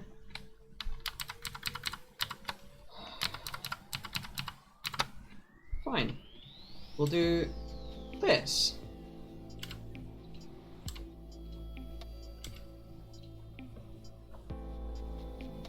Ooh, ouch. That doesn't sound good at all.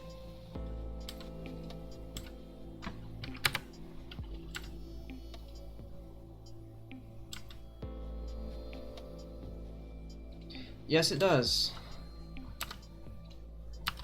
That shouldn't prevent internal consistency.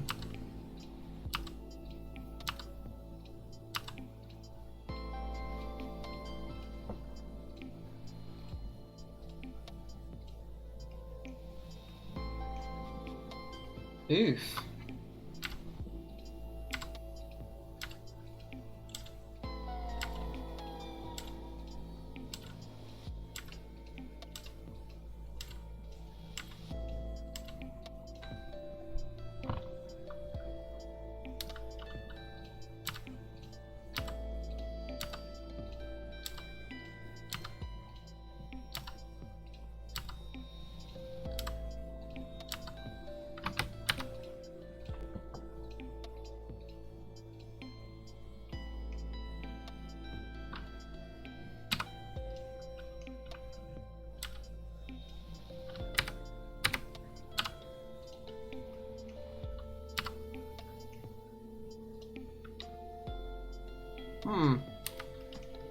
That's not a good segfault.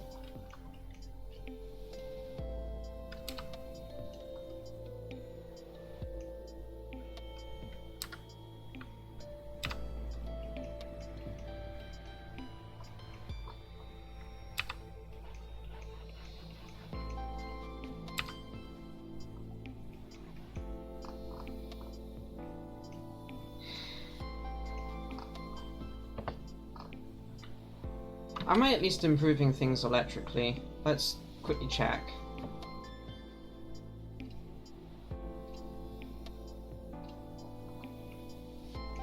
Yes, yes I am. Okay, so in spite of all of this pain trying to fix this bit of the schematic up, we are actually improving the ERC output, so worth it.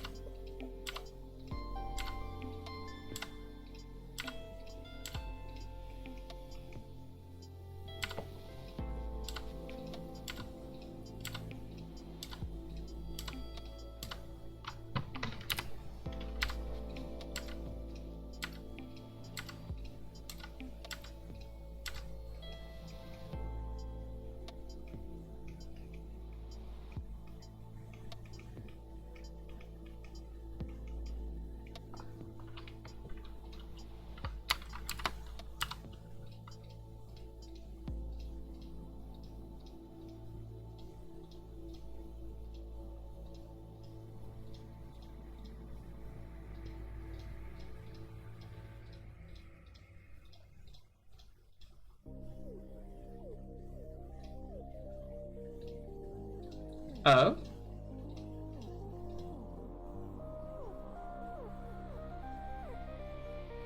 Huh.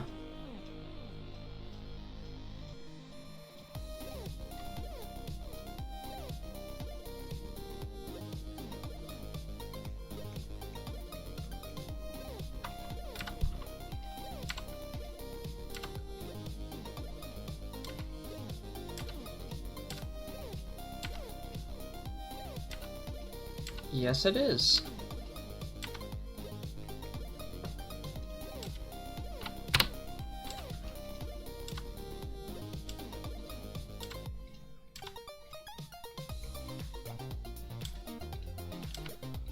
Am I on the second to last one? Please say I'm on the second to last one or I'm gonna lose it. Yes, I'm on the second to last one.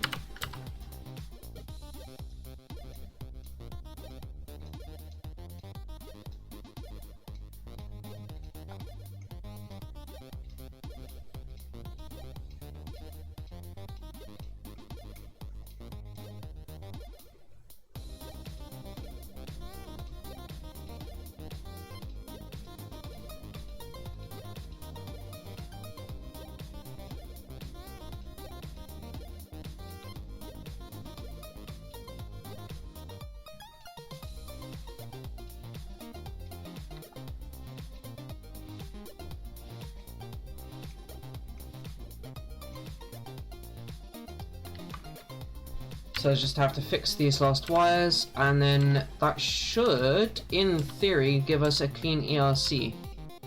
If it does, we can then try and look at the board.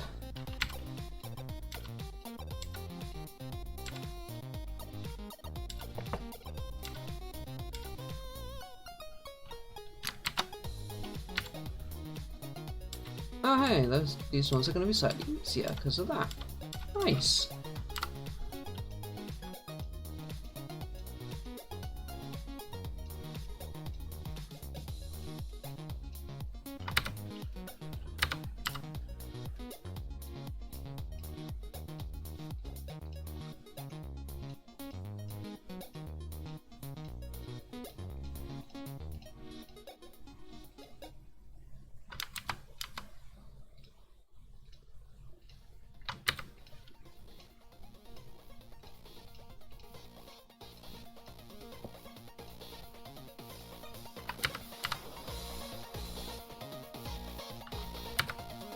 Fair enough. Sleep well then. Thank you for joining. Especially considering how your day's been.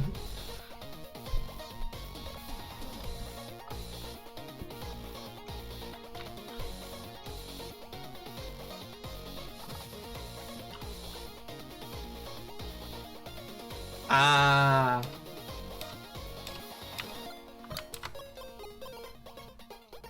That would do it.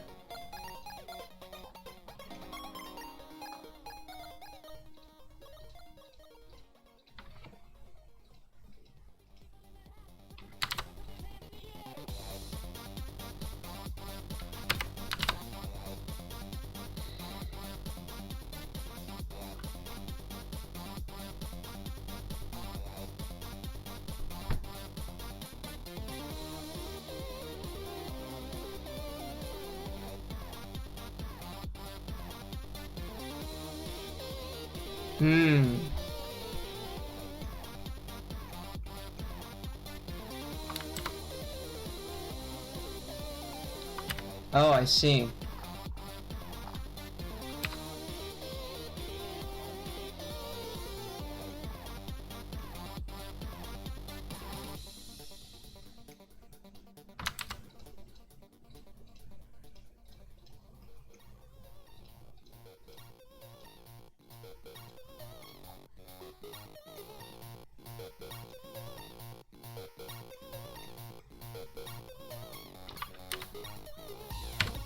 While we're here, let us quickly actually fix one of the known bugs with the oscillator. We know that that enable pin mustn't be connected.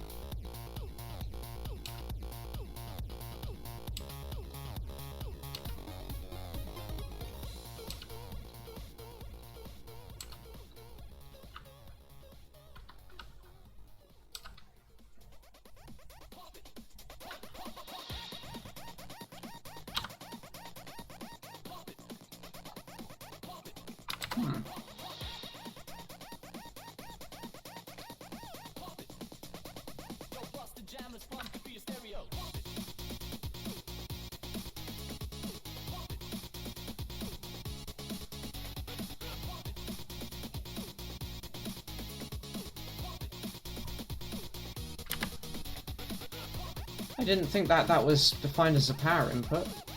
That's weird.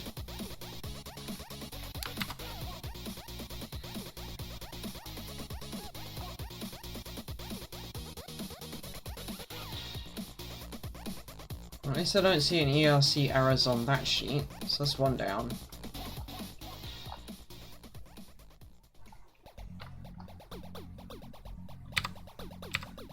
There's those 3 ERC errors there. I don't know why I've got other ERC errors on this sheet. Oh, I bet I know exactly why I've got ERC errors. I bet that these have come in wrong when they imported.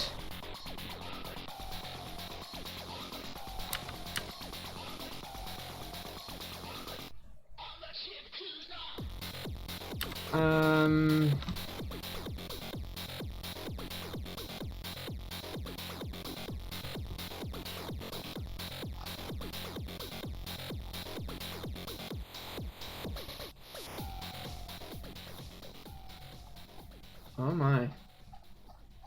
There's a lot of stuff there that can go away when we are done, which is good.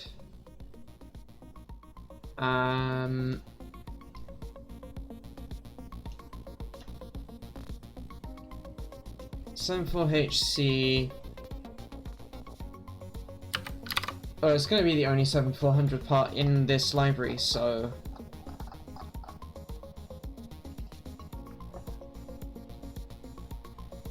Those are inputs, those are outputs.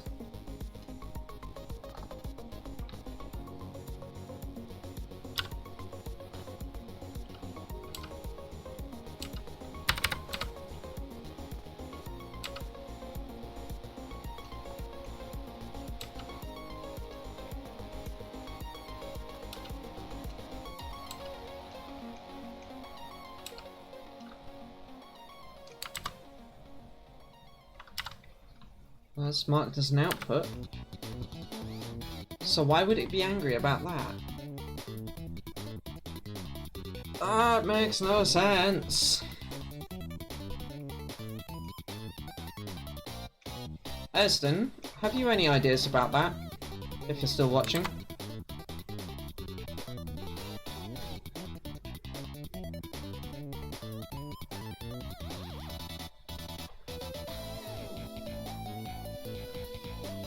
Like, this looks correct. And yet it's really angry at me. While we're here, that should be a power input.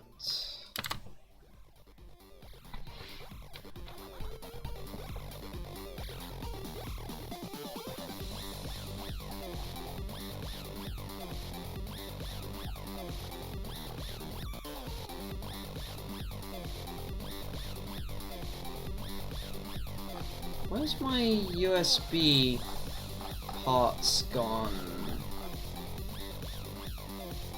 Oh, they're in... It's in here. It's this one that I want. Power output, okay.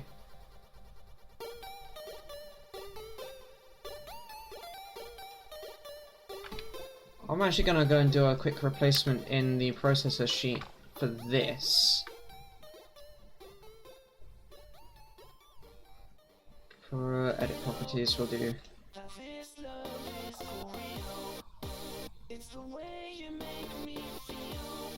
Because we've got that, which we can use, which is quite neat.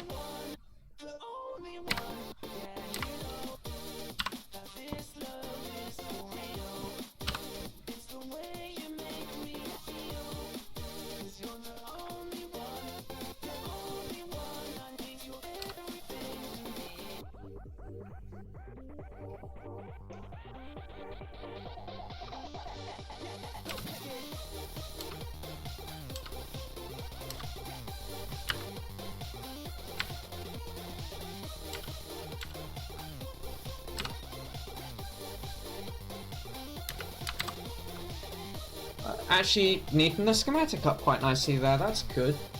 That's cool.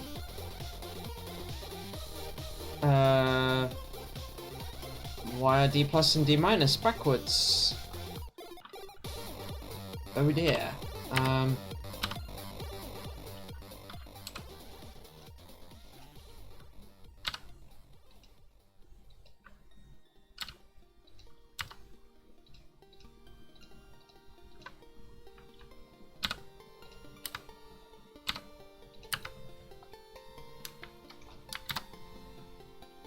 Enter minus, P to plus. Better. That makes me a little bit fearful for the board. Oh well.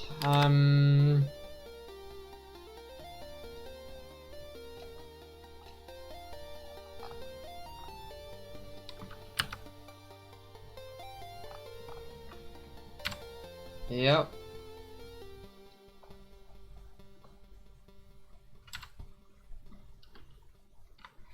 We managed to miss a power here.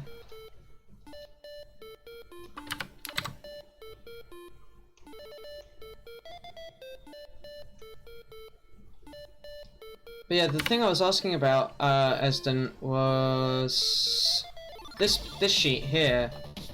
Do you see how it's really pissed off here at all of these outputs? I don't get that.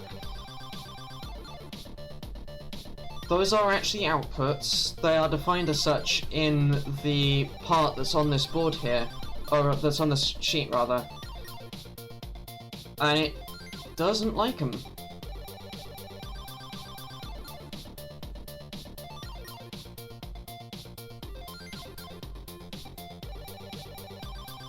Okay, fair comment. I'm doing it so that I can avoid issues cropping up that we don't expect when we go to import things into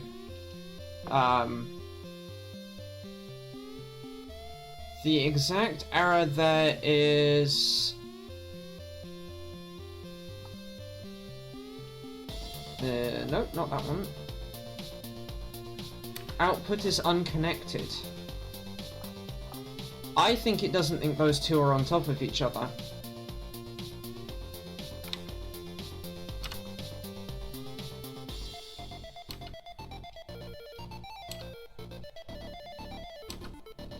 I do not want to have to go through everything doing that. If that fixes it, I'm gonna be pissed.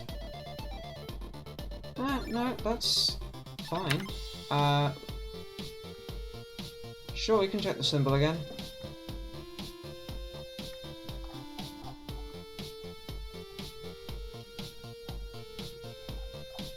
Oh, I'll scroll straight past it. There we go.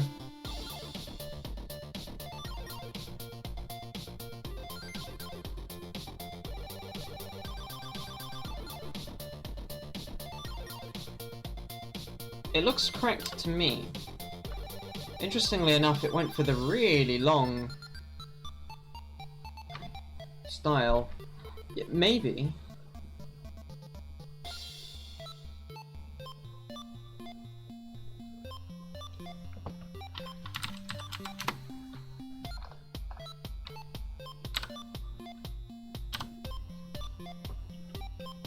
I'm gonna piss it right off by doing this, but oh well.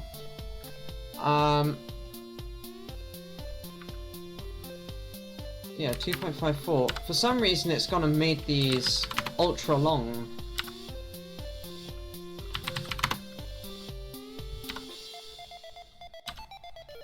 That could explain part of the problem, and it's done it with all of them.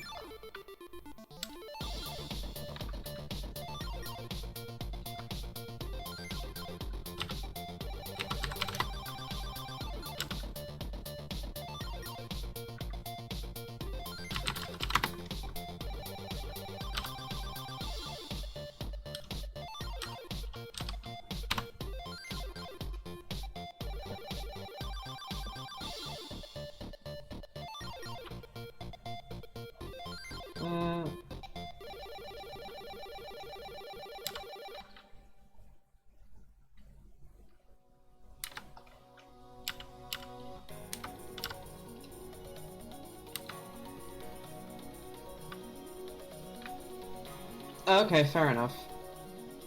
That could be a import units problem thing then.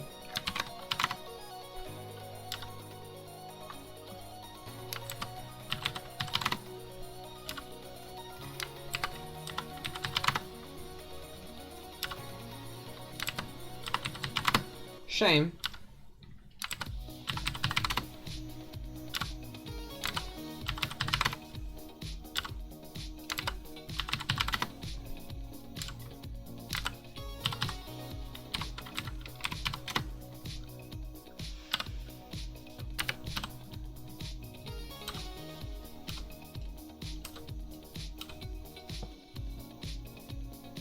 Oh, I might be able to. I'll quickly fix this one because I'm pretty sure I can't copy past to that one. It's a special pin. But for the inputs, let's try that.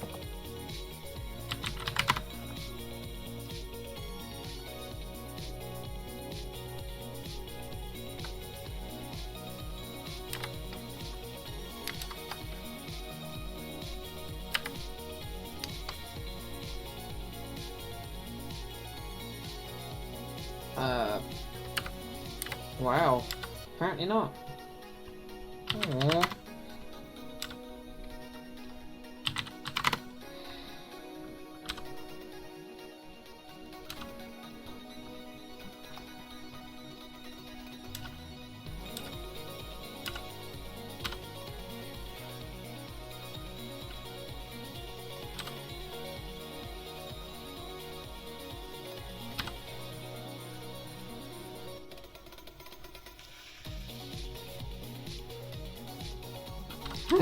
Yeah, really.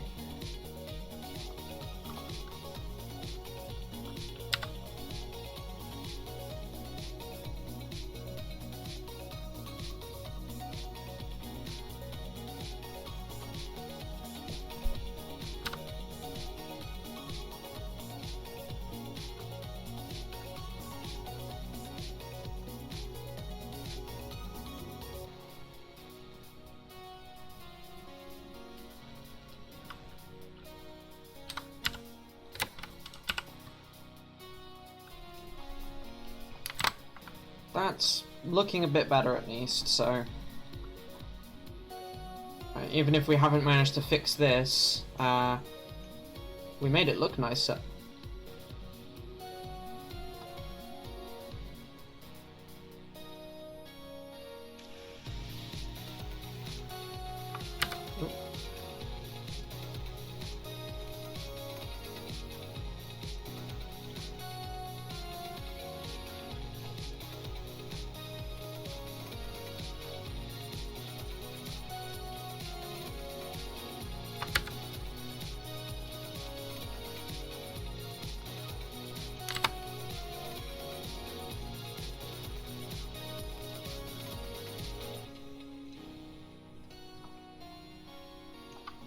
Curious.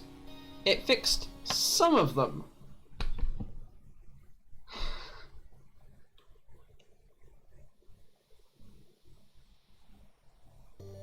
Yeah, really. That one's obvious why that one broke.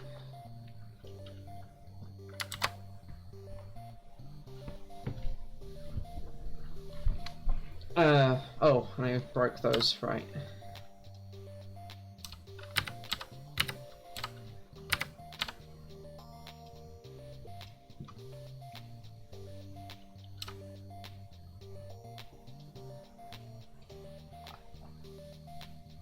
Given that, I'm pretty sure they are.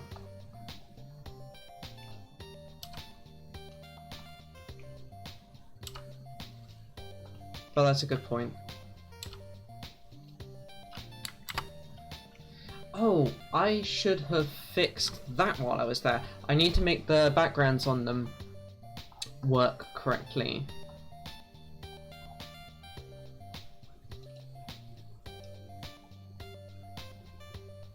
Is that? Oh, it's just a line. Interesting.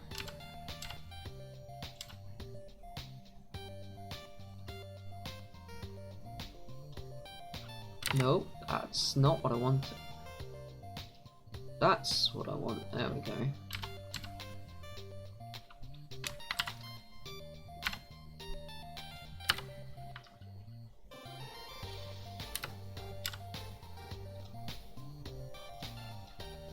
There we go, that's one of them.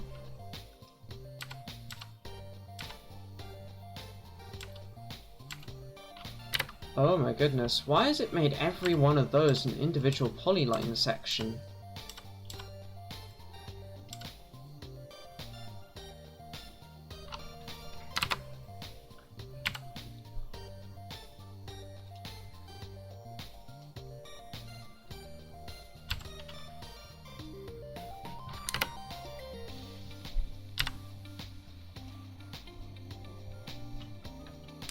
That's looking nicer.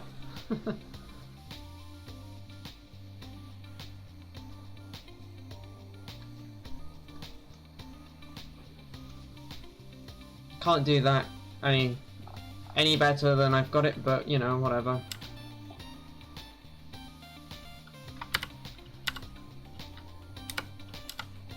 Interesting.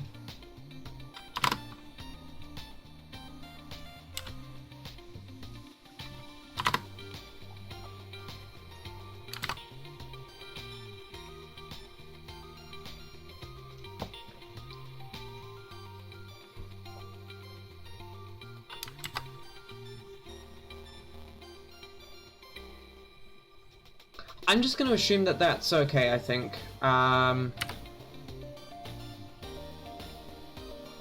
fixed all of the errors here that I care to fix, although I do need to fix the things like the processor up so that they have the right backgrounds, and but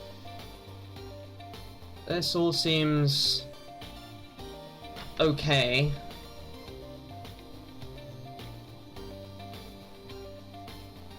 So, let us do another annotate. Annotation complete. And then switcheroo to the board. Oh, fun. Page settings A3.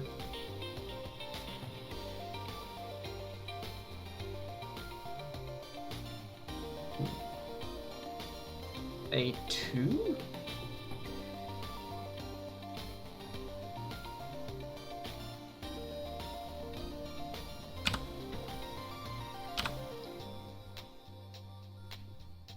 Oh, that's chonking along. Chug, chug, chug, chug.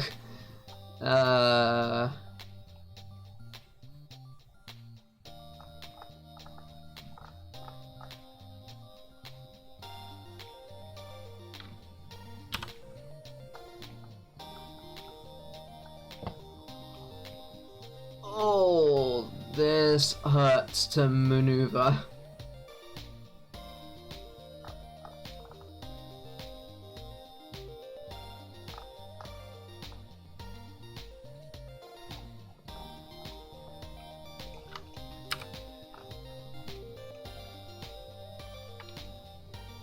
Oh, I wonder with where it was if... Oh, I just made it unhappy. I wonder if I actually should be on an Imperial grid, because I think a lot of what I did is actually Imperial grid.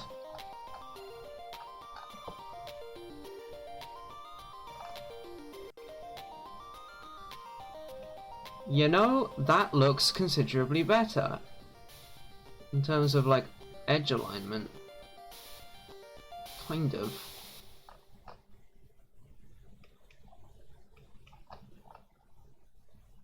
Oh goodness, I have no idea where KiCAD has gone and zeroed this to.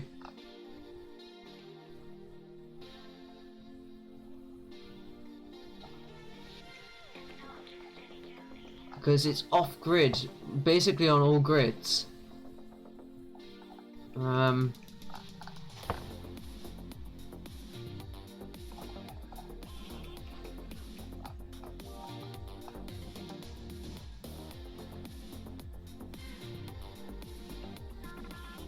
Like, it should be about there, but it's not. I did the rounding in Eagle, and it copied it over. Because I felt like it. That's a good enough reason, right? Oh, no, that is definitely not the grid I want.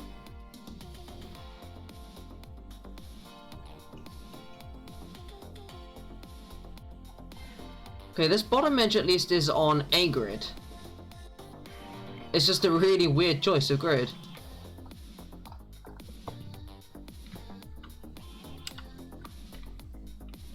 Yeah, I have no idea what that grid is.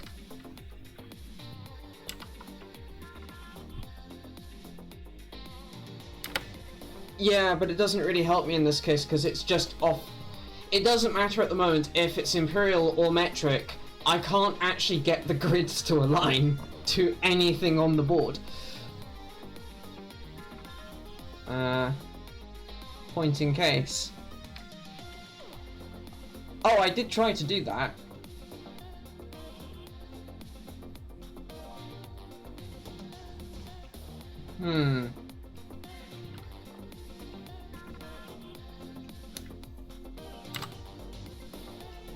Let's see what happens if I do this, though.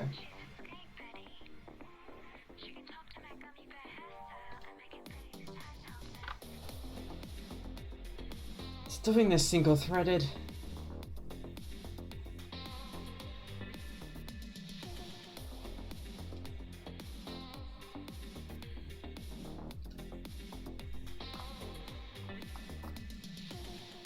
Cool, it's brought in the one extra resistor that it's supposed to have brought in. That's good.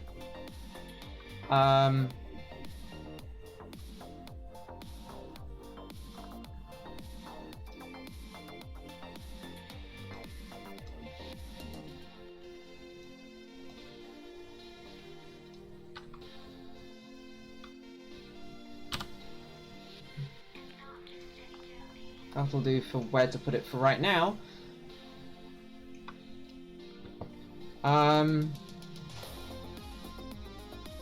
It's that one, I think.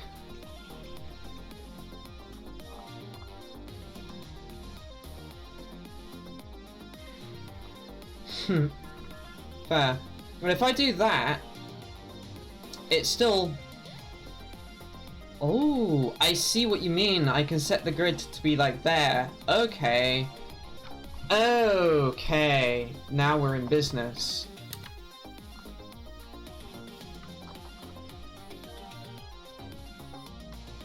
Oh, I've got to fix this little mess.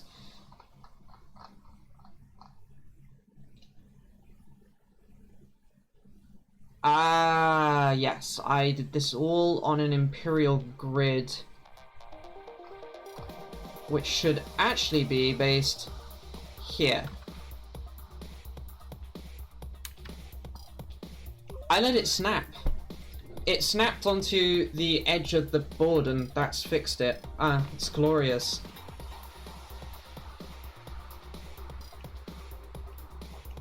Now we can actually move the whole thing into the page and fix where that is properly, which is nice, because...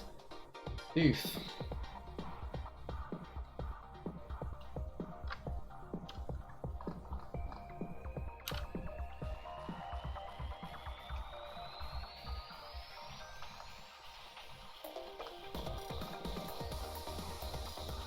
I think I know why I did the Imperial Grid thing as well, and it's everything to do with... So this is on an Imperial Grid because the keys all have to be on an Imperial Grid. But everything else is on metric grid, I think.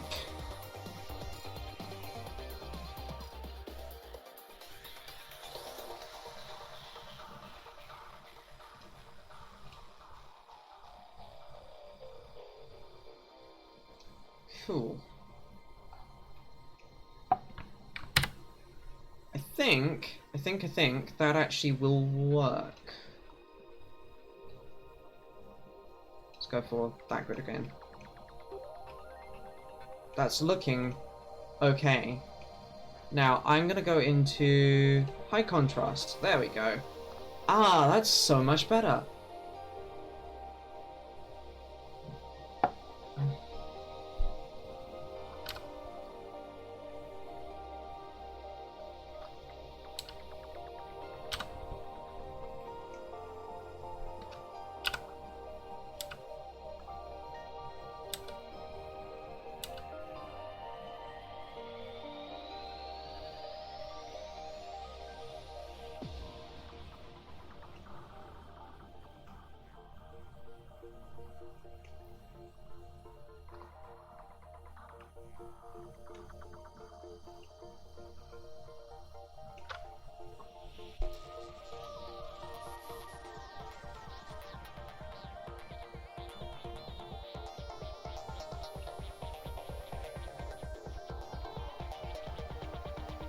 It actually doesn't matter where down here I put this resistor, as long as it's on the blanking line somewhere.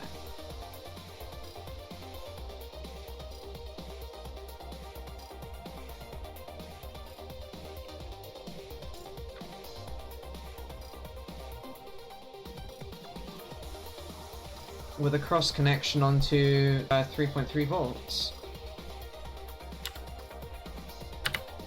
No, that's not what I want. I wanted to rotate it, flip it.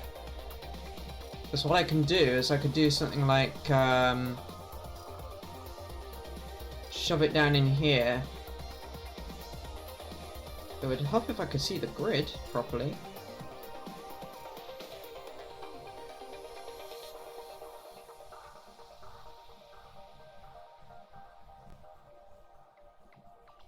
This actually looks like I've done all this routing on an Imperial grid too.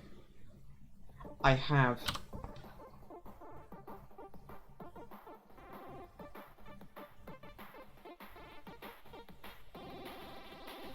So if I do that,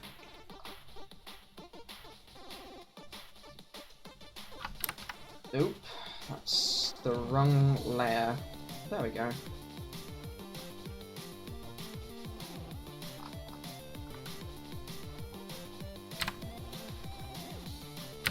Ah, yes. I now have to go and fix my trace definitions because they're all wrong.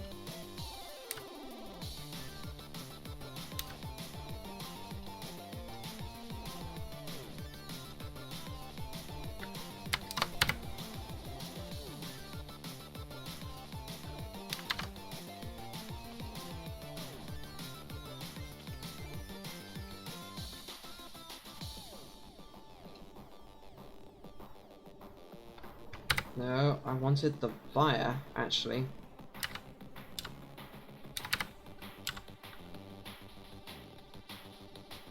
There we go, 0.3, and for some reason that, I think that should be 0.7, but we'll have to do that across the entire board.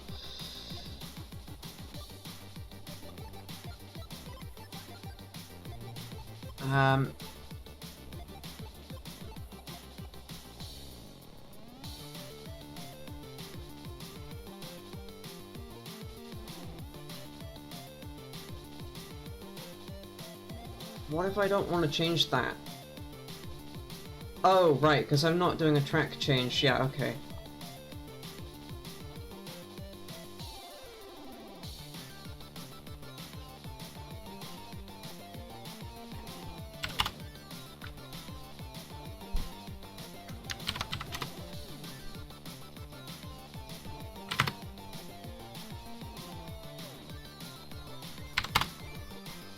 Wish it would remember that. Okay, that's 0.6 and 0.3 and 0.6 that. Oh, wrong way around.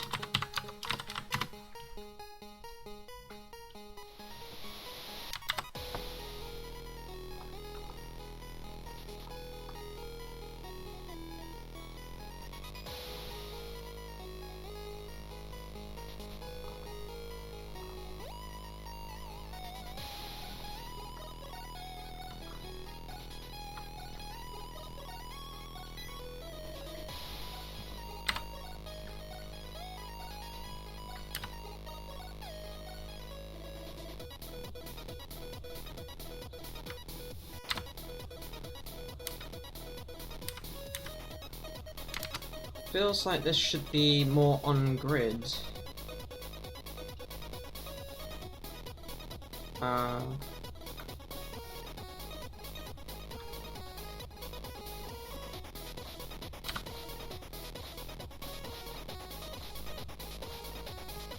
would be what was doing that?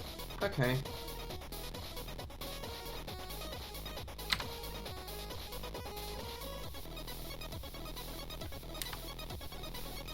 Oh, it's a cute little wire.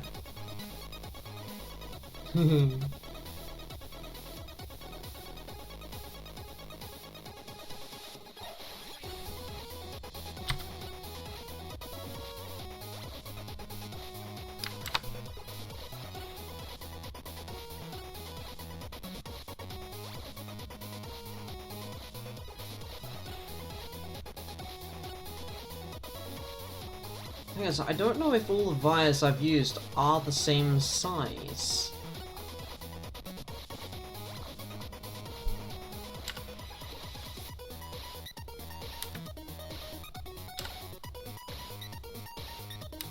It looks like they might be.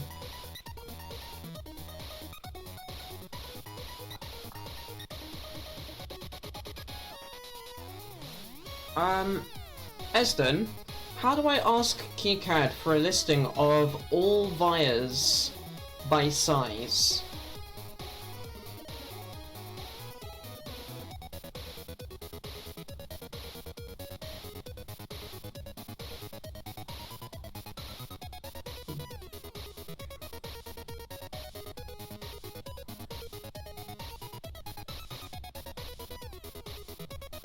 Because I don't know.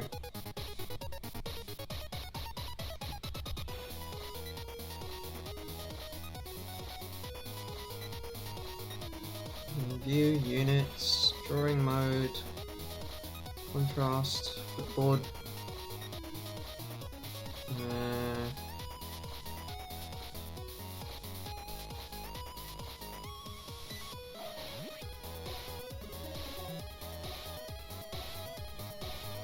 I can get all the nets.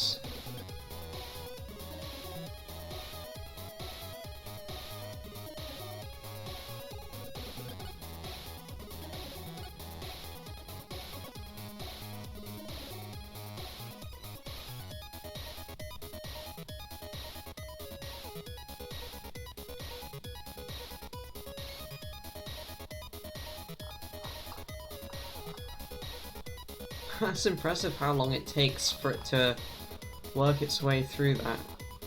I can fix this while I wait on an answer.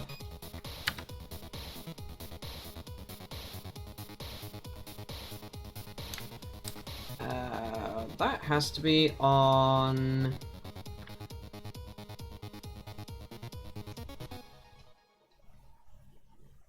There we go.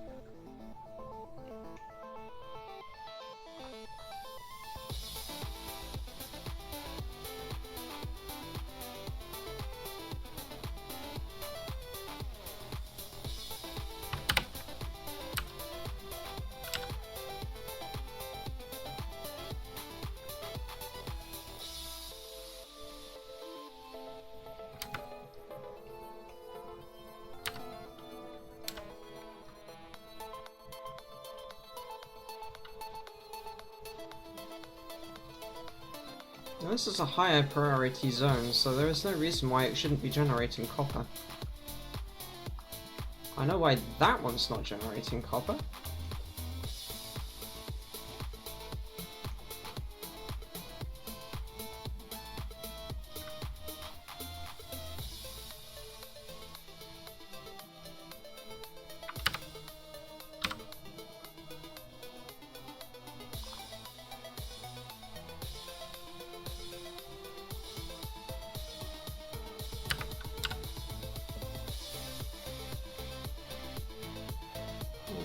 IP USB. Oh, for the love of... I bet it's that.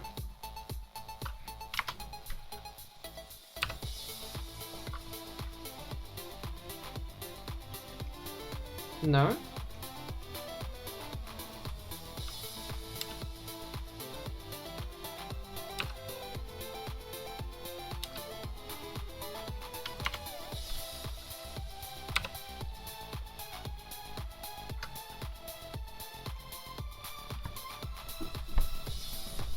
Hmm.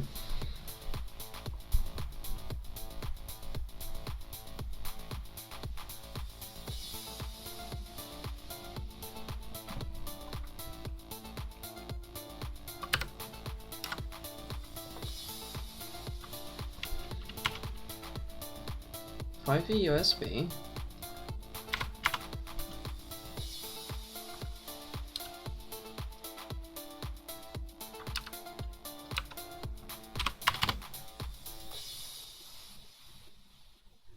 It knows that it should be putting one there. This is weird.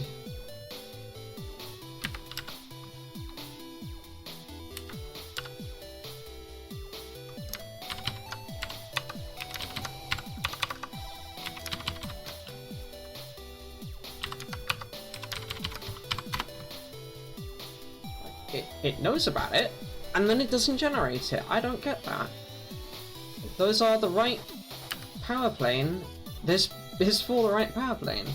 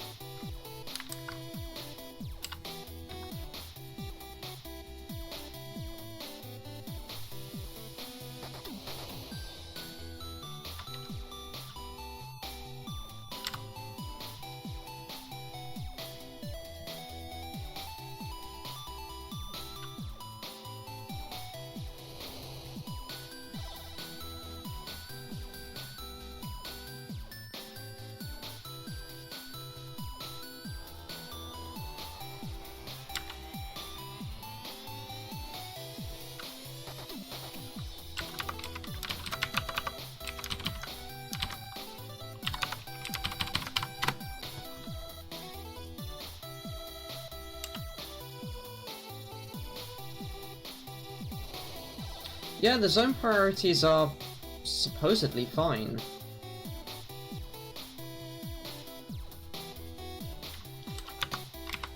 I'll double check the zone priorities. I'm just gonna finish fixing this set of thermals. But yeah, I would really like to know how I can get a listing of all of the wires on this board and how big they are.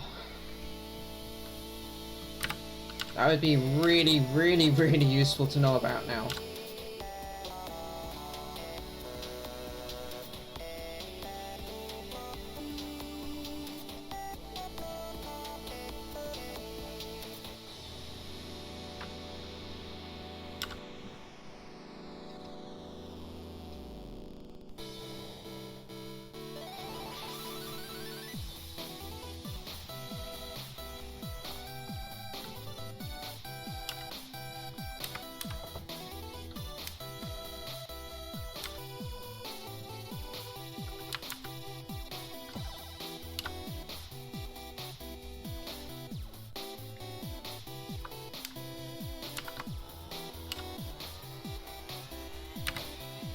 That's fair.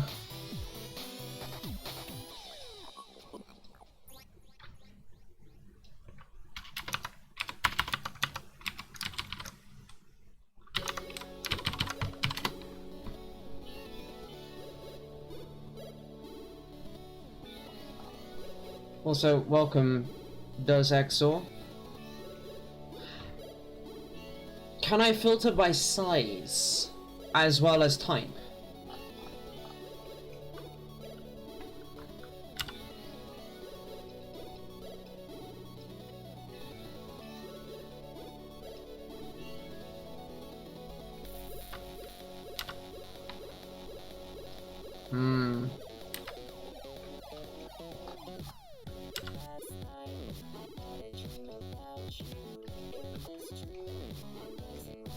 It went absolutely nuts with the priorities. I mean, they work, but they're kind of insane.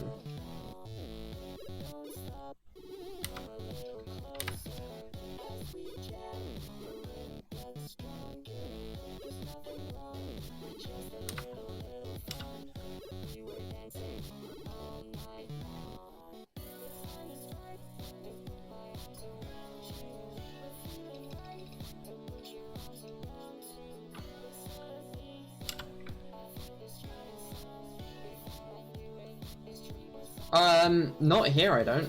The keep outs were all on the holes through the board. As in the mounting holes.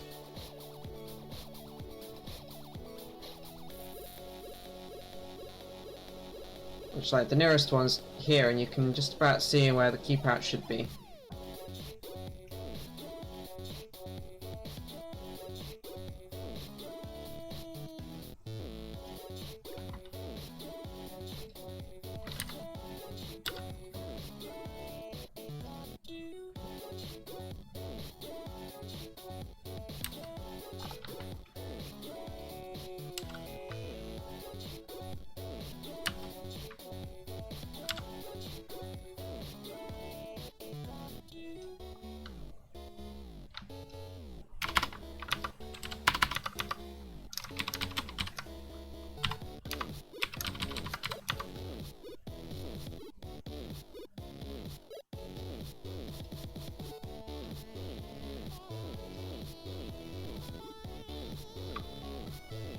Oh.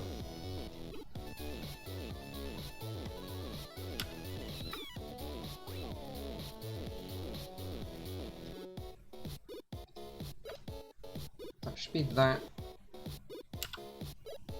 I just spotted a mistake, but I don't think it'll be the one that's causing this problem. Maybe it is. Yeah, no.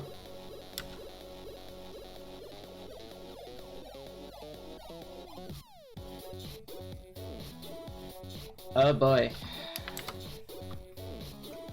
That's gonna be fun.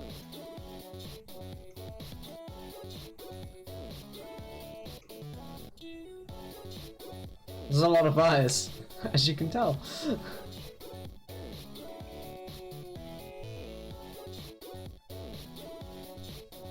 Sure, that's fair. Yeah, I can understand that, particularly in this instance. Like, that's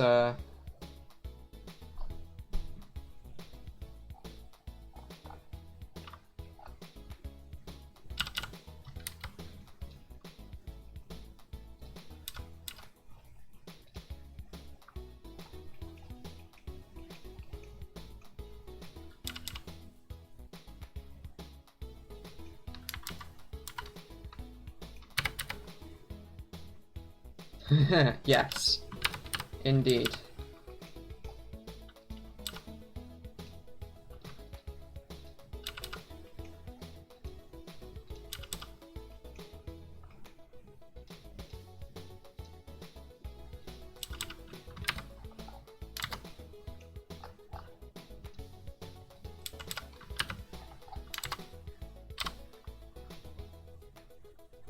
Okay, that fixes one lot of angry.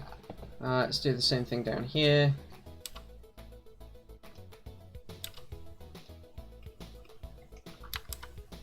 Hang on. No, that was already right. Why?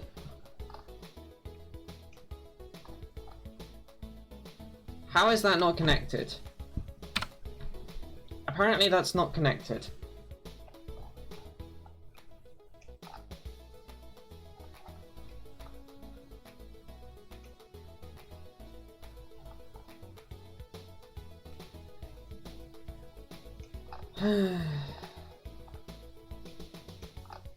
I need to replace the mounting holes because these are causing problems of their own.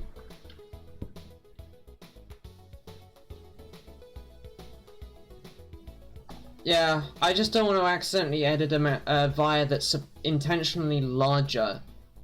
That's why I want to just edit all the ones that match these parameters. So that the via drill diameter, I drop it from 0.7064 to 0.6.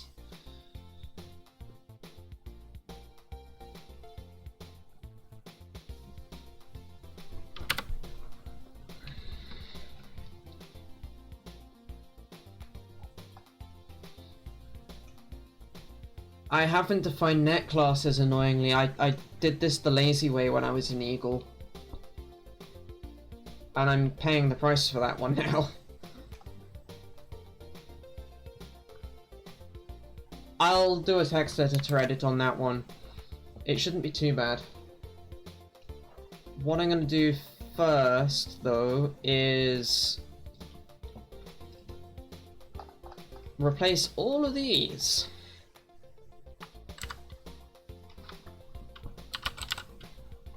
Yeah.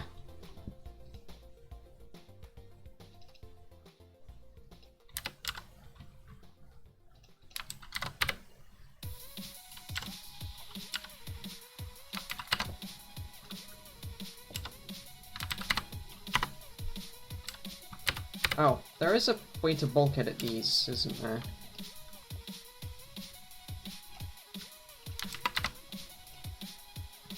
Oh, really?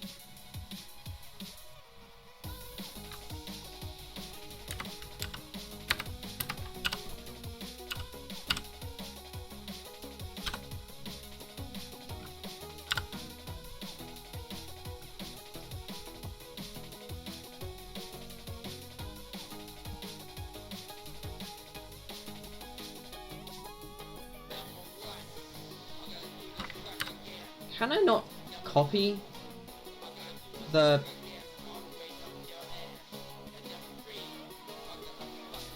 I thought there was a way to copy-paste properties and layout stuff between schematic elements like this.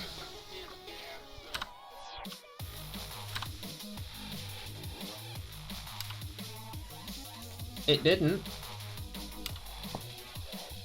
Unless I did the edit wrong. So grab that again. Yeah, it went straight into move mode rather than allowing me to bulk edit them.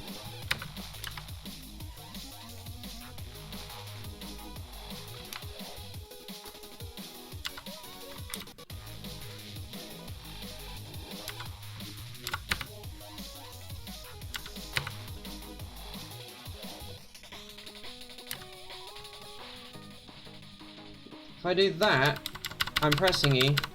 Oh no, there it goes.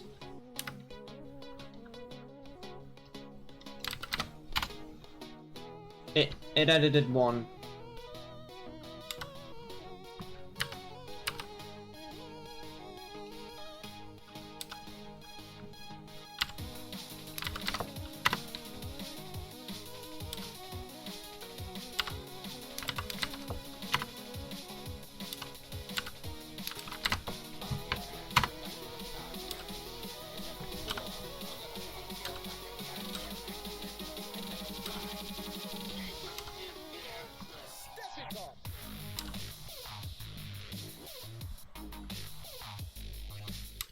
It's okay. Not your fault that the tools are, janky bulkedness.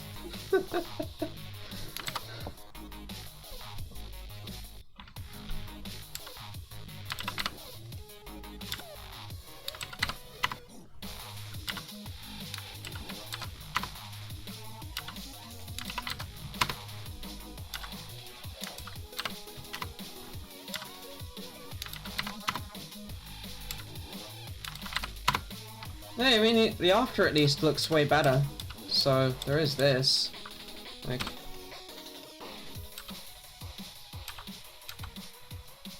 This does look nicer as a result of this change, so I'm definitely not going to complain. It just takes a moment, which is not so good for the stream.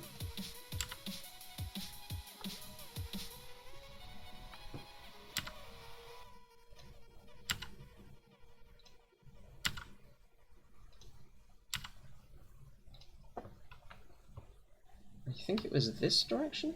Allowed me to... Nope. One of these directions allowed me to grab... keeping... Was it that then? No, I've got to move all of these down. Just to clean the schematic up.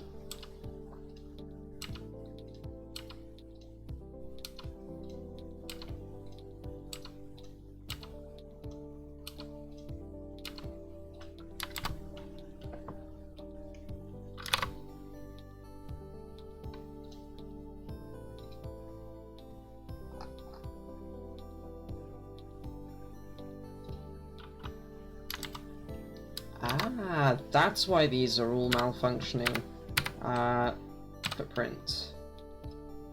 So, this is a 3.2mm mounting hole, i.e. it is an M3 screw hole.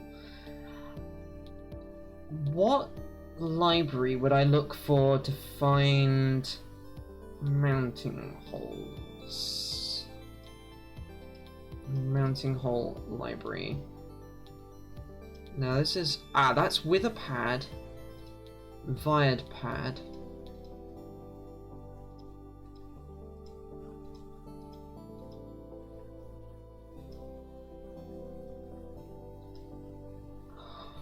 Huh. I'm guessing it's that one. Does that look about right to you, Esden?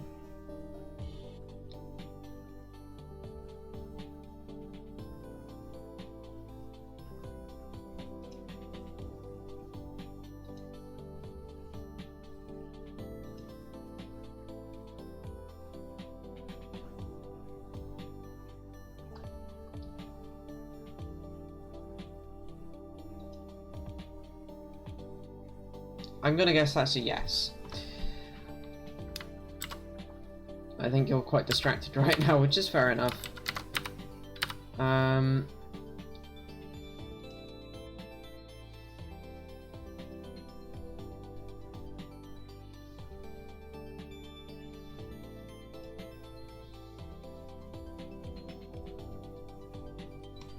I have not. I'm actually a fairly new user of KiCAD. So I haven't really played with the Python API yet.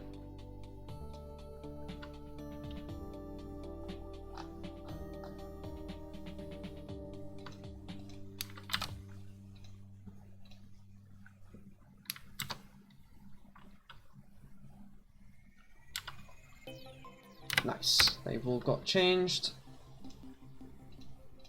Rotation works still, so let's update the board. Let's see what fixes. Well, I've now got to fix all the silk screen up around them, but...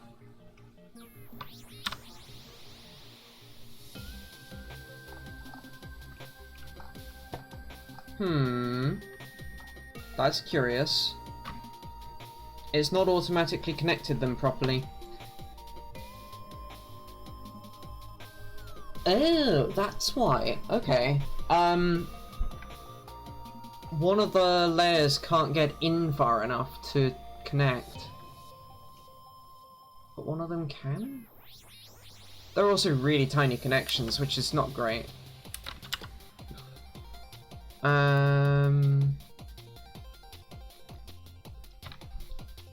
Let's try 1mm for thermal spokes on this one. Let's see if that looks any better. Yeah.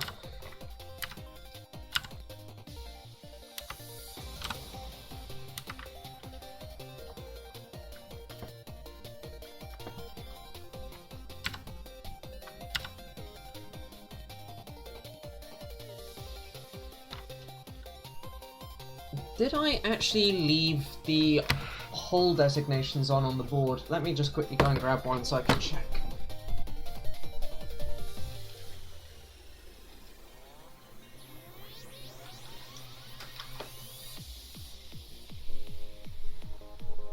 I did not. Excellent.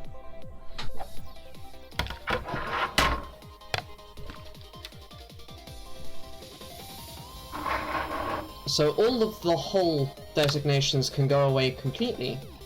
That's nice.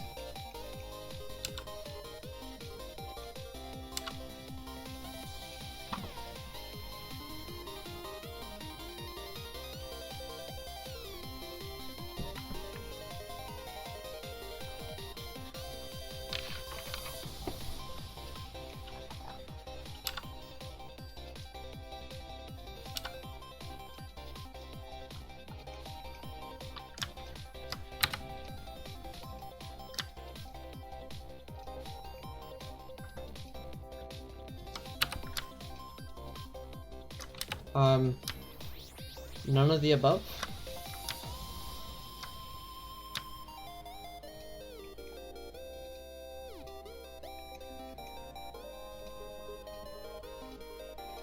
I think I can bulk edit these, so I'm gonna give it a shot.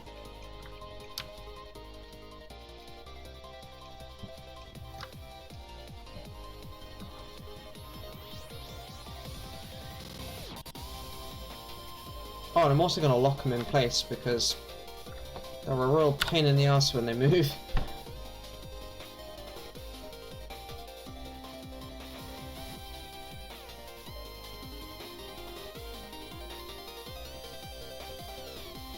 Really? You can't bulk edit those? Wow. Okay.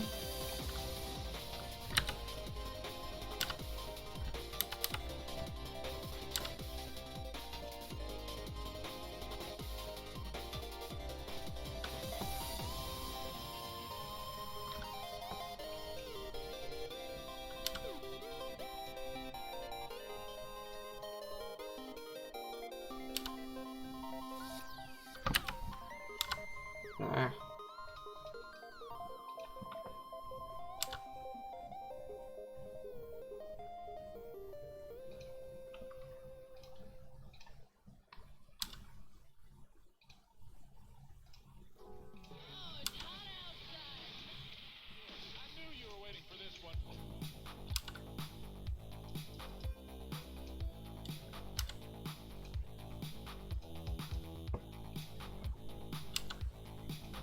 Sorry that this bit of the stream is so dirt boring.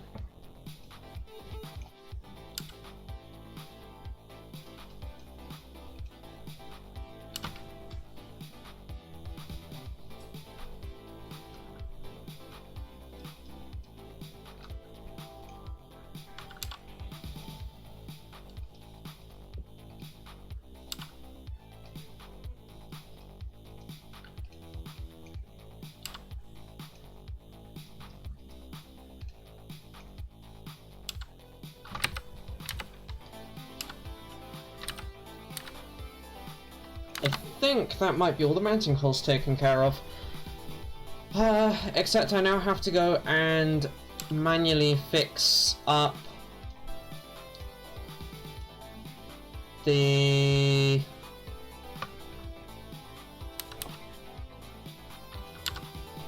pad setting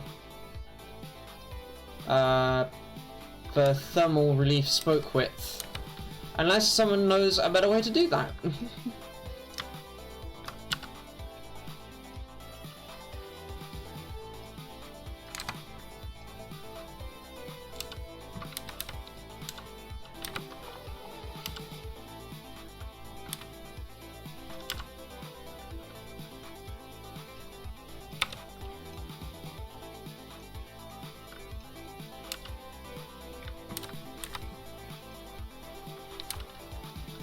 Once we can get this bit done, hopefully, I would like to try and render the board.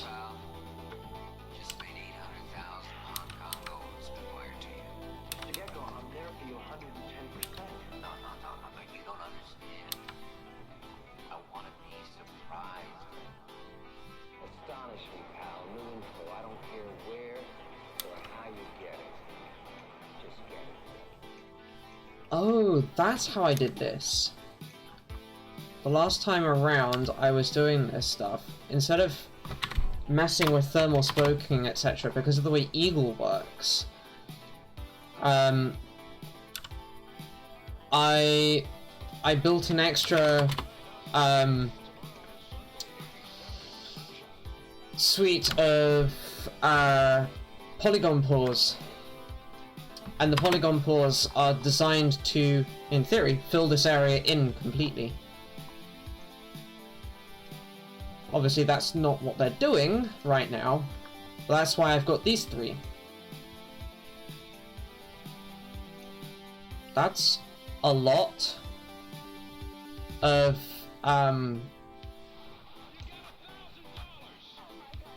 points.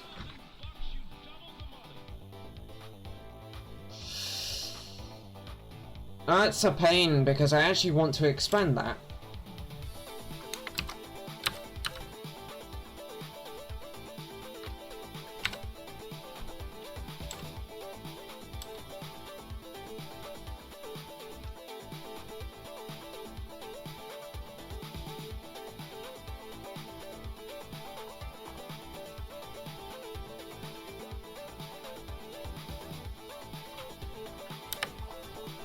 Which layers were that on, or were those on? I can English. Bottom 10 and 4.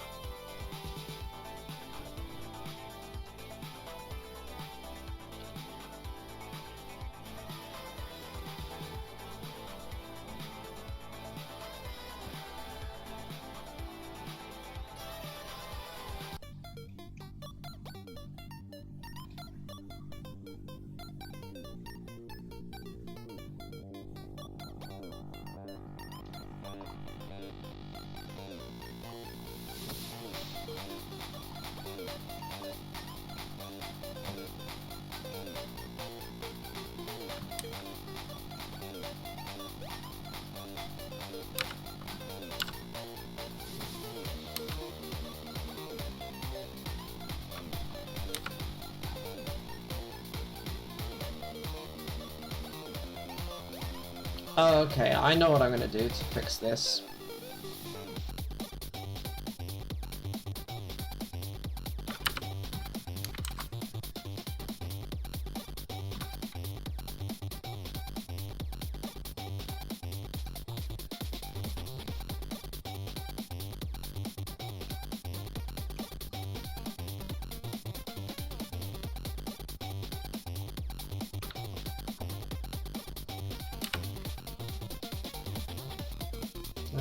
Okay, Control D to duplicate that. Which if I then... Oh, I can, I forgot about this feature. You can... Oh no, it's not a... Why do they put checkboxes in somewhere that it's not checkboxed? So it's actually mutually exclusive.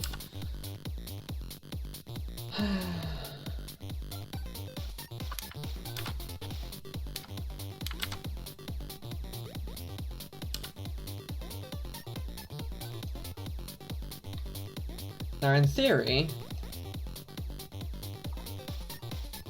yeah, that looks much better. If we go high contrast mode on that, it's all fully flood filled. That's all fully flood filled, and that's all fully flood filled.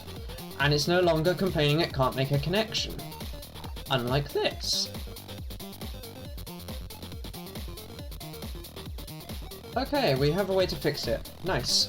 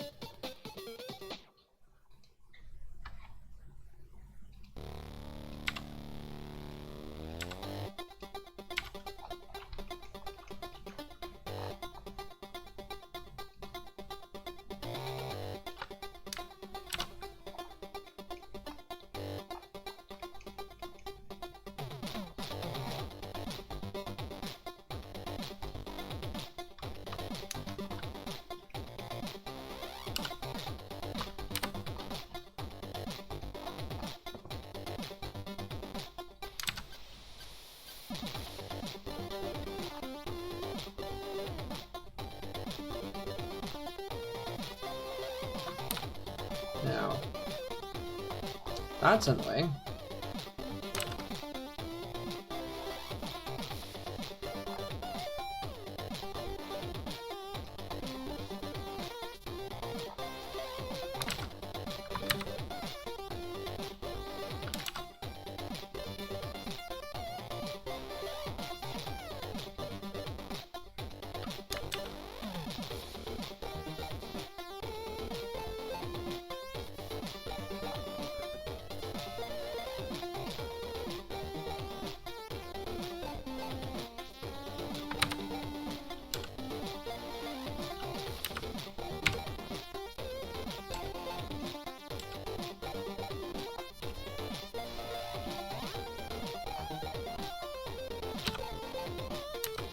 Cool, that did actually duplicate all of them. That's nice.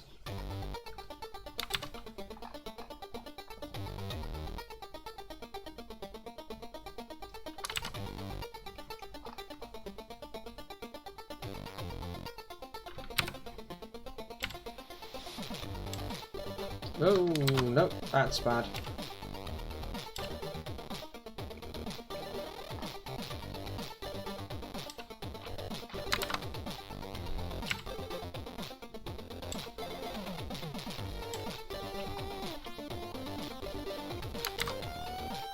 Welcome back. No, frustratingly.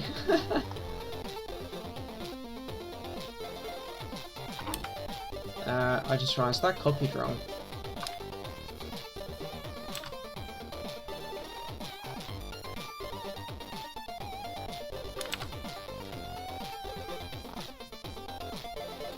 As you can see, the import messed up all the mounting holes.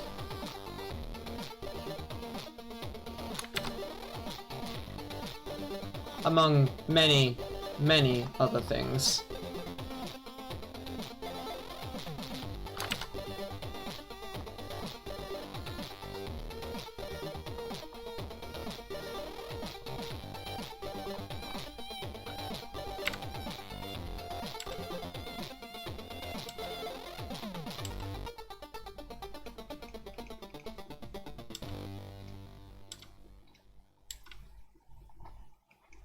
At least this operation is making this much nicer on KiCAD.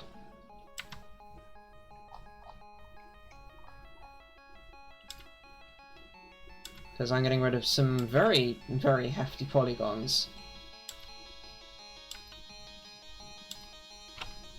Ooh.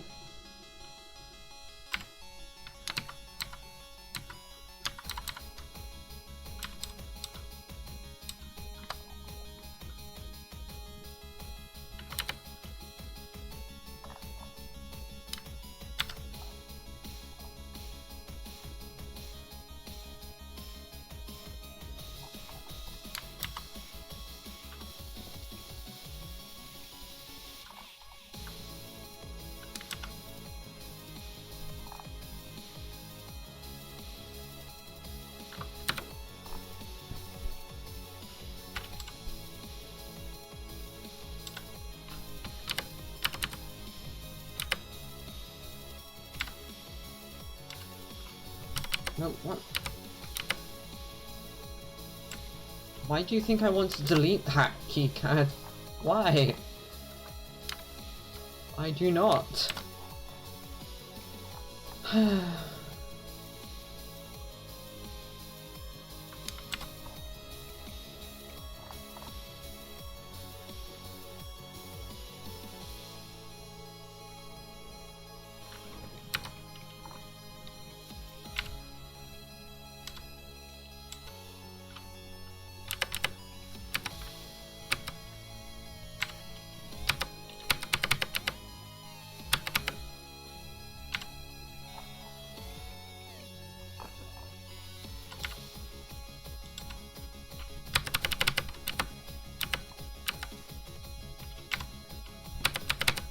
Would it please stop trying to delete the mounting hole?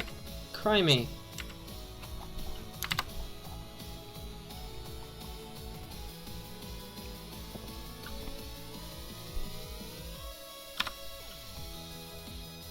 Okay, that is actually running the polygon pool much faster now, so that's a nice improvement. But you can kind of get a feel now for just how much is broken.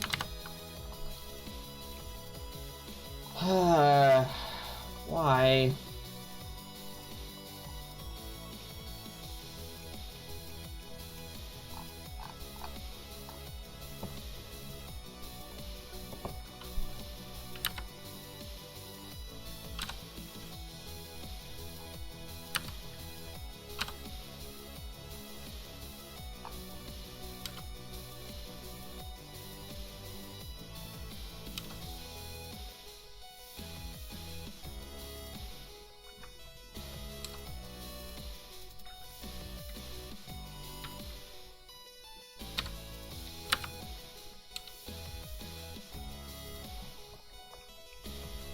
I don't think it's considering this as a through hole properly, but it is defined as a through hole. But this is quite clearly saying otherwise, right?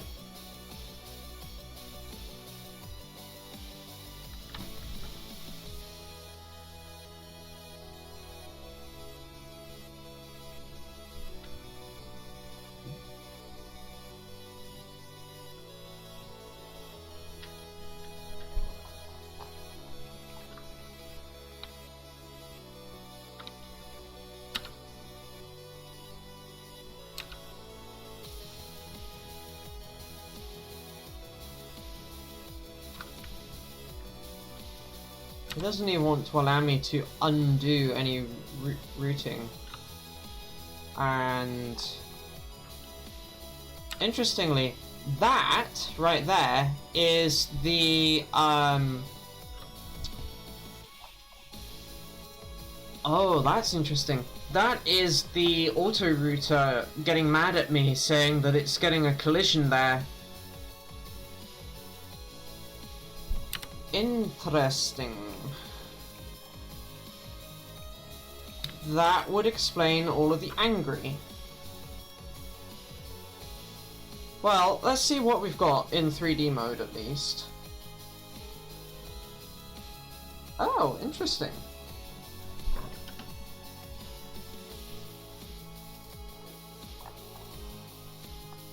We have an outline problem somewhere.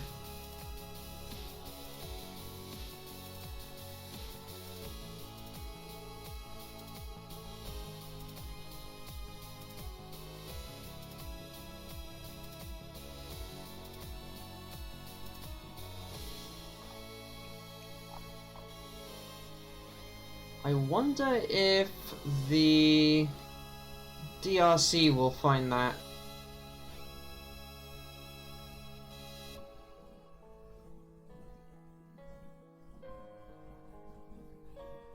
I think this should find the error wherever it happens to be. Yeah, board outline does not form a closed polygon. Ah, okay. It's complaining because of this, and I know why it's complaining. The Eagle version of this part could not provide any input into the board outline, so there's this whole extra chunk here which it really doesn't like. So that's fair. It's not asking me if I'm happy to try and delete. Oh, because you just let me delete it and then, yeah, okay.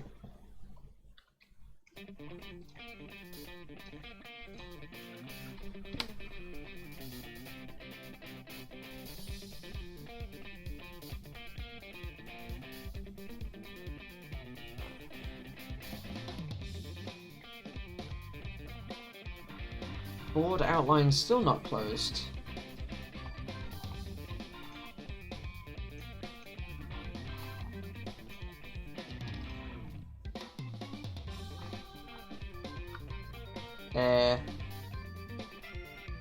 KiCAD. Where is that? You took me to it, but you didn't take me to it.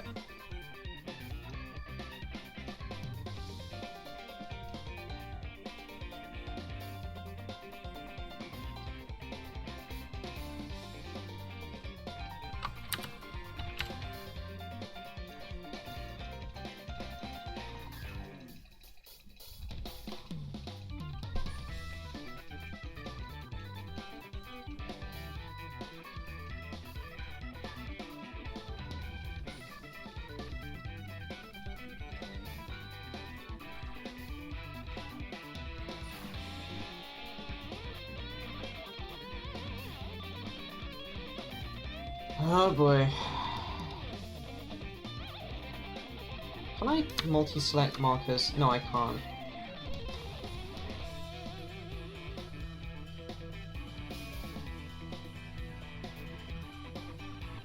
There's a lot of markers, I'm sorry.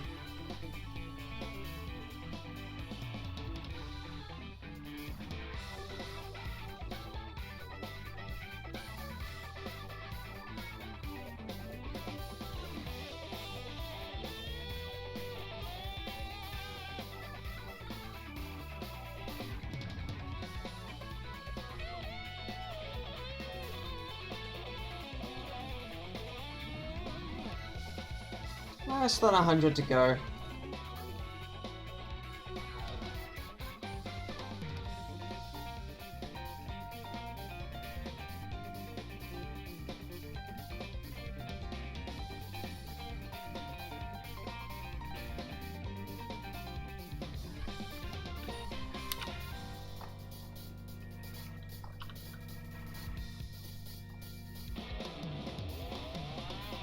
That's apparently where it's unable to determine board outline?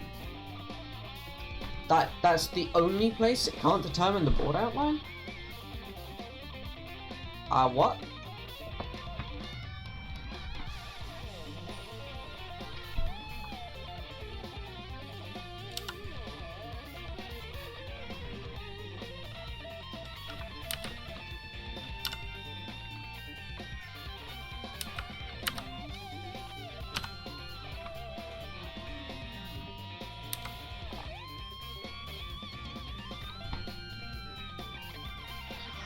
Oh, this is because I haven't KiCADified this footprint. And this is trying to do the thing with cuts on... Ah. Okay.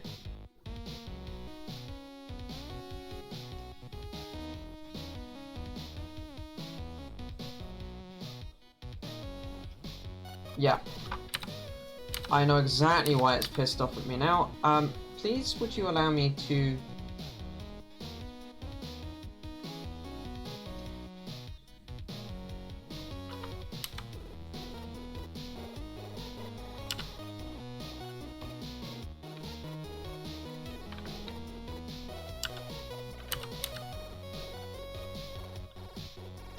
I think this might be on a millimeter grid-ish.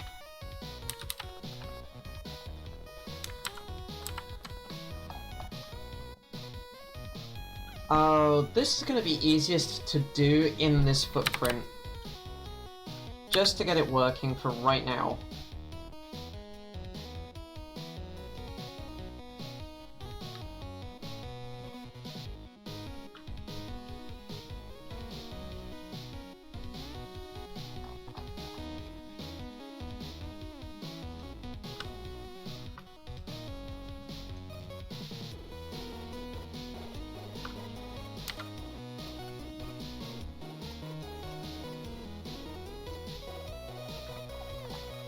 There we go.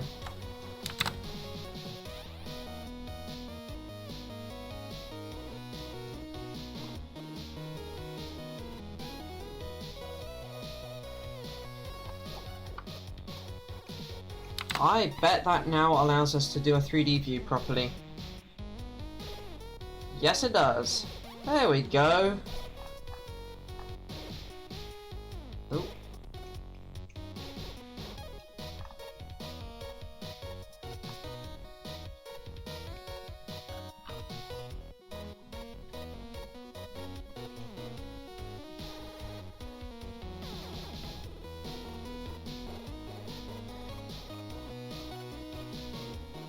That's looking okay. I mean, obviously, lots of parts don't have their footprints on, because they have direct Eagle imports. They don't know about their, what's his names? But like the ones that do look great. So.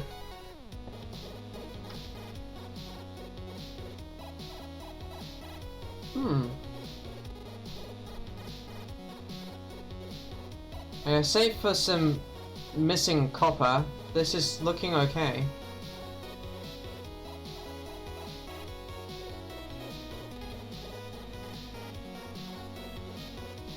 And I'm reasonably happy too that the mounting holes are probably correct now.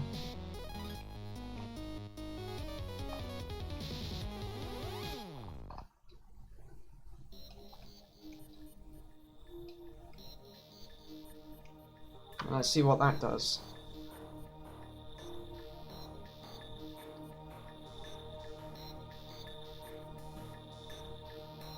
Yeah, that's looking good.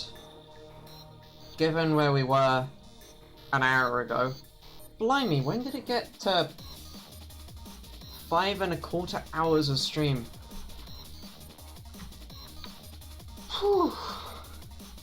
I should probably wrap this up shortly then.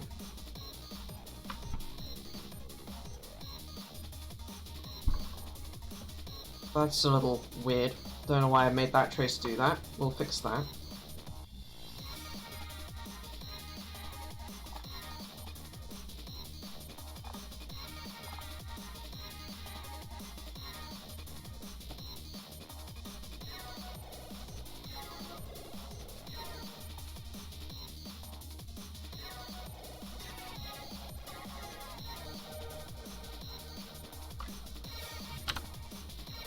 Oh, wrong tool.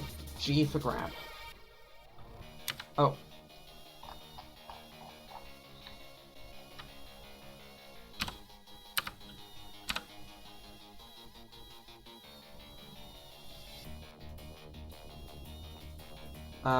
Ooh, I selected away the wrong grid there. That one.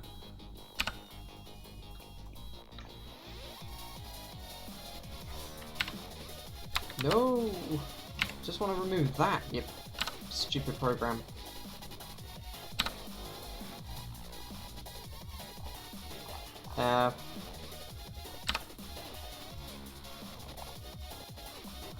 Oh, this is this whole... It doesn't necessarily know what is what.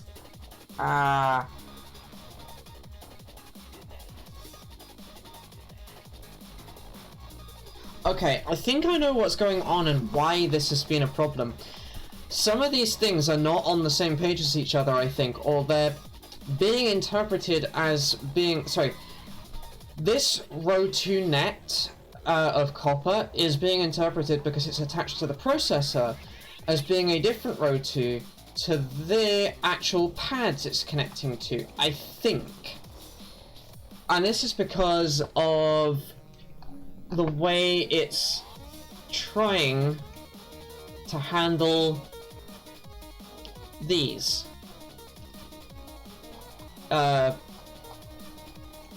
And that actually probably explains why this is mad.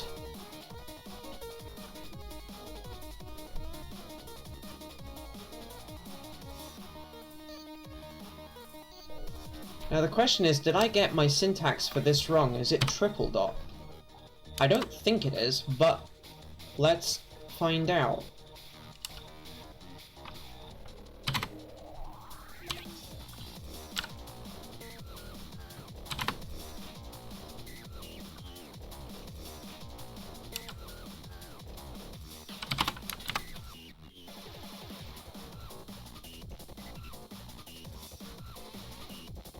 Oh, not the symbol editor. I meant to do a annotate. There we go.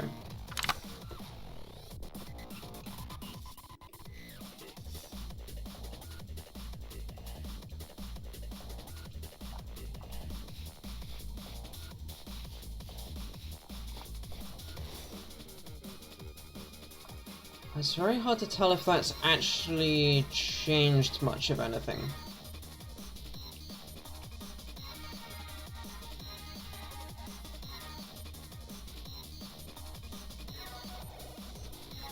Oh, actually, it has to have... Row 6 here is now not unhappy. Oh, but row 6 is the one that's currently broken down here. Right. And those are still being counted as the same net. Oh, as different nets, sorry. Key matrix row 6. Processor and comms row 6. Yeah. That's what it's doing.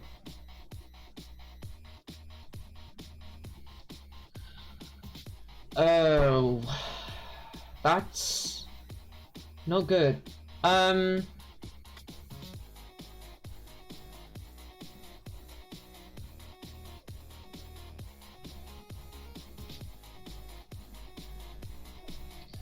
That means one of those two has to change its definition of the text labels here.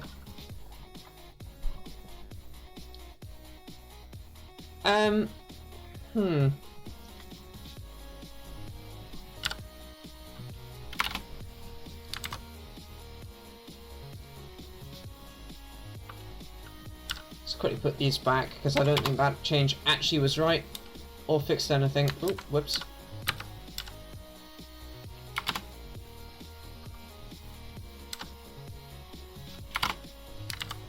The question is where is the better place to change this? Is it here in the processor schematic? Or is it in the key matrix schematic? And how is it going to impact the unpacking of the buses? I forgot how I did this on the other time I've done this. Let us quickly go and have a look at... Was that the breakout board? I think it might have been the breakout board.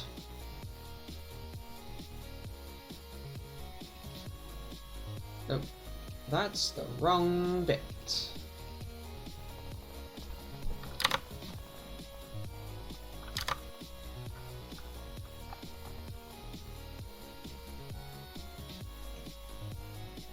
Oh, you have to bus route it over here. That's... I feel dumb now.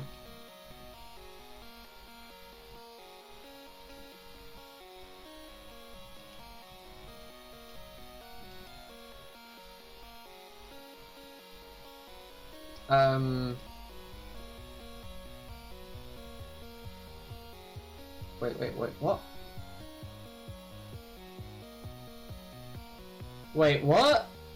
Did that just discard all our changes from the last 3 hours?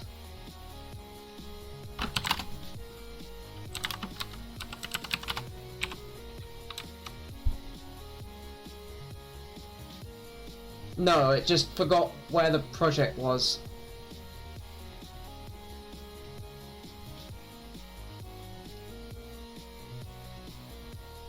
This doesn't know where the project is, though.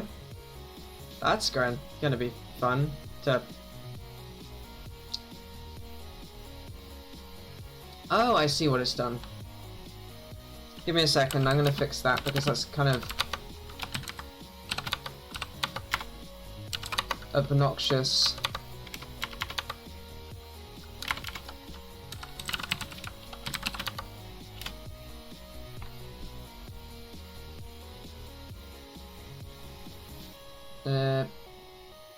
KiCAD main window, please? Thank you.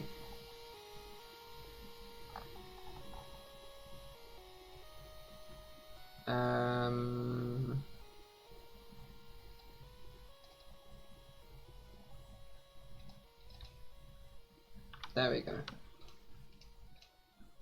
Get the right chunk of schematic. And the board. Where? Ah. There. That's not a fun feeling when you think you've lost all that kind of stuff.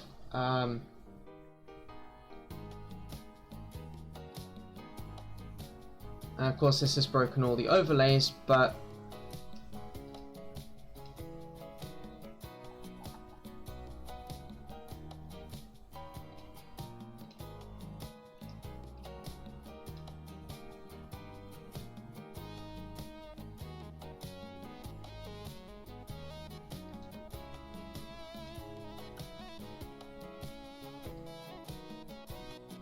there we go.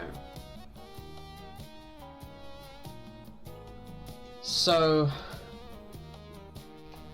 what I figured out is that all these buses I routed wrong in here. These actually have to be routed as buses. Like that.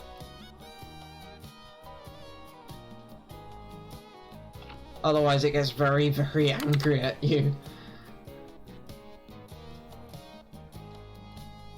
So I bet, having changed that... Hey! Here's a happy!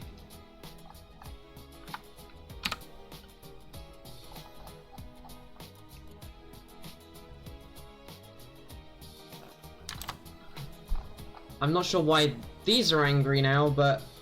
Oh, no, I know exactly why those are angry.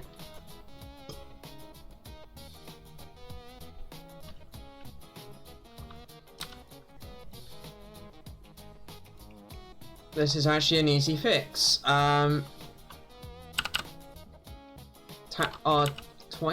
Twice. Please rotate.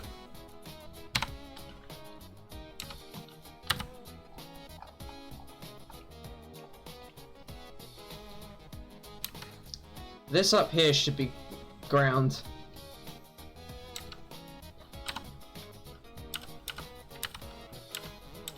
Okay, I don't know why it wasn't rotating before, but it's doing so now, so...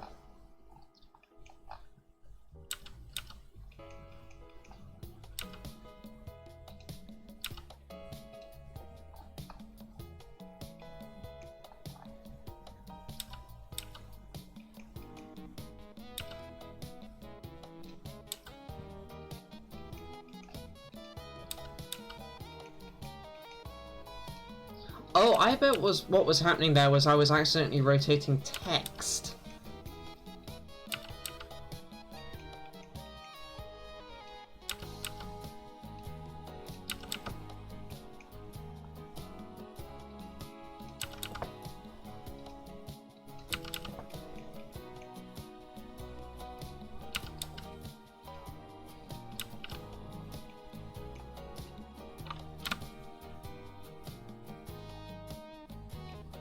Unrooted 24.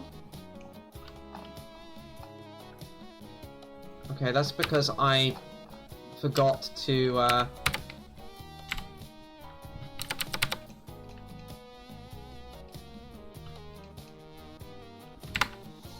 No, I don't want to delete them. Why is it keeps trying to say, oh, you mean to delete the mounting hole? No, I don't. There are polygon pores under here that I want to get rid of. There we go. There's one of them. Two of them. Nope. Again, nope.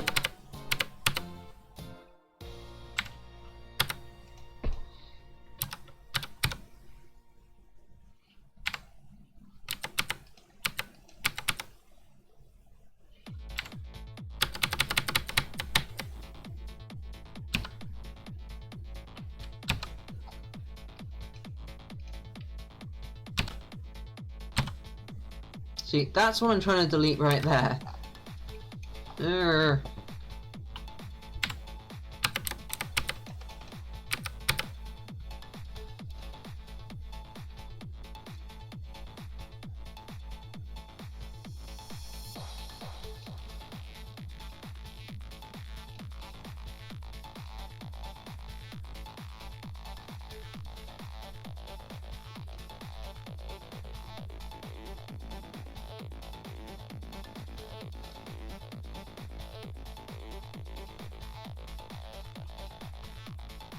Can I... Hey, there we go.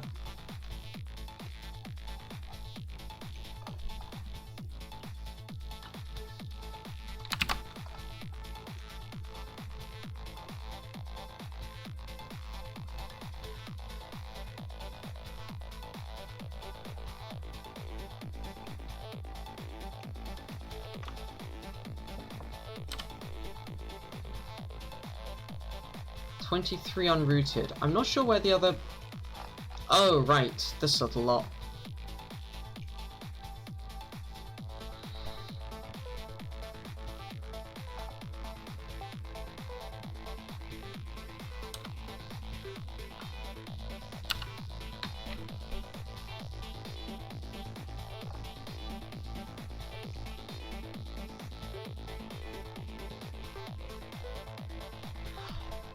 Oh, what's the bet that this is because, again, we've got two different sets of nets fighting each other?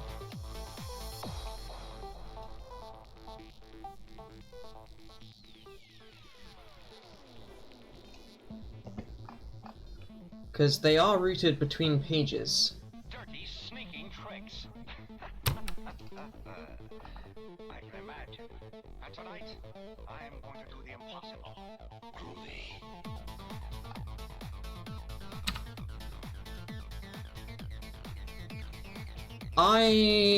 I'm gonna replace all of the eagle symbols that are on these pages and see if that helps fix this.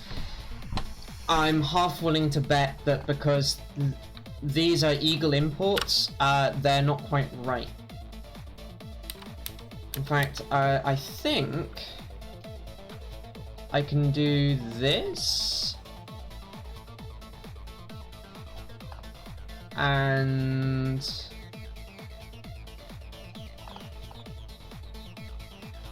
can I not?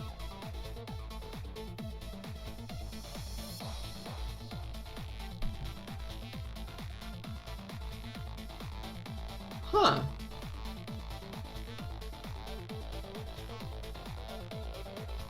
You can't edit what the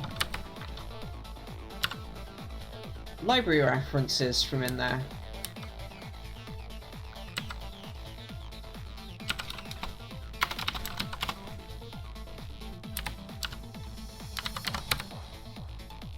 Curious.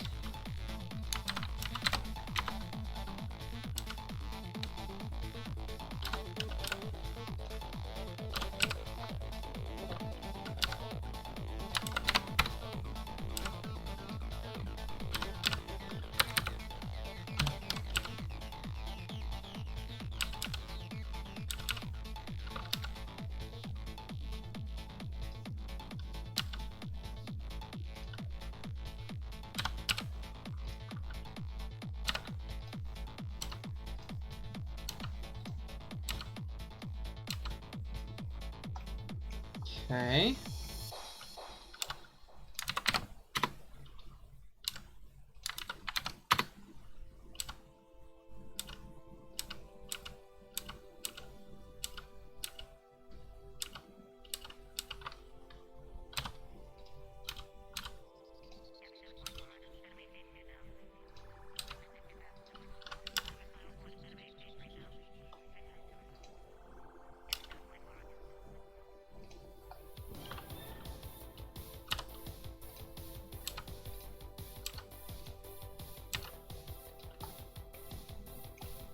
One more, no, two more resistors to go, and then we can do the caps. Nice. Which are a little less annoying to do.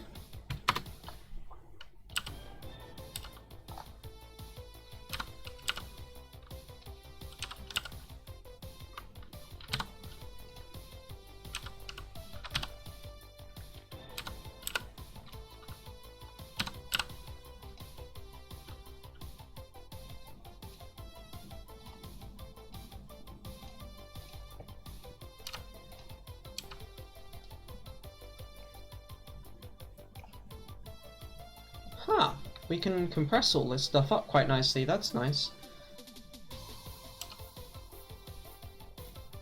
Because that'll go about there and we'll move those ones up as well, and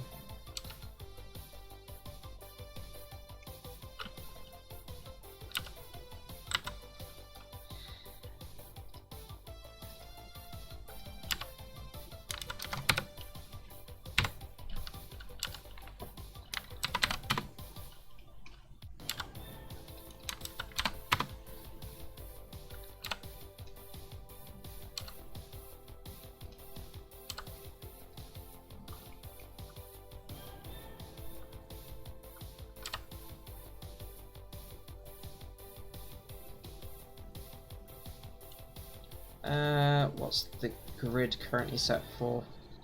Let's go to that real quick so I make sure that this is on grid. It is.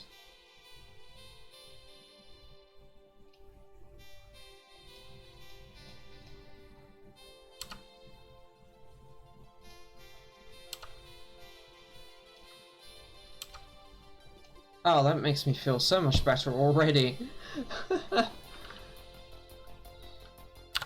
And that's before fixing this little lot.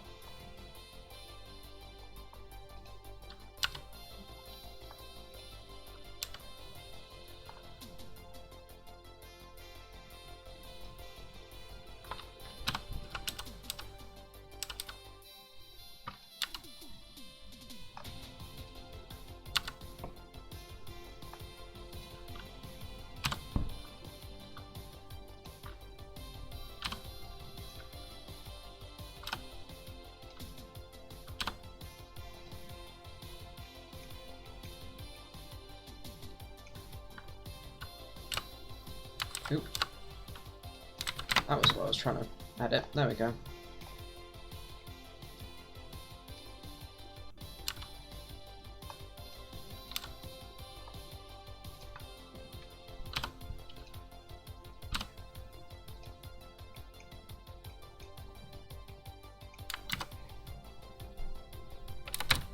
So we've got, this is set as an input, also an input, also an input, also an input. As one input into the board for 5EPS2. 5EPS2 is connected across, and then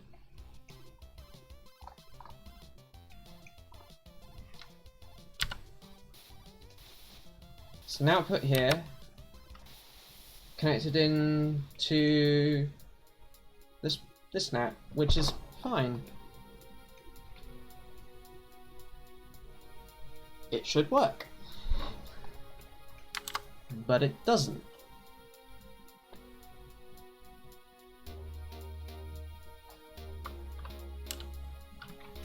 Yeah, that's an output. That's an output. That's an input, that's an input, that's an input, that's an input.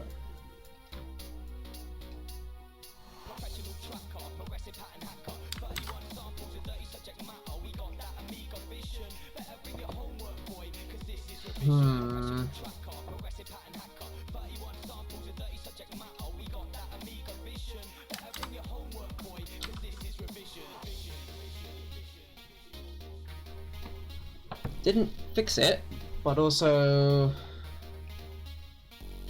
didn't hurt it. Oh, these are now in the wrong spot.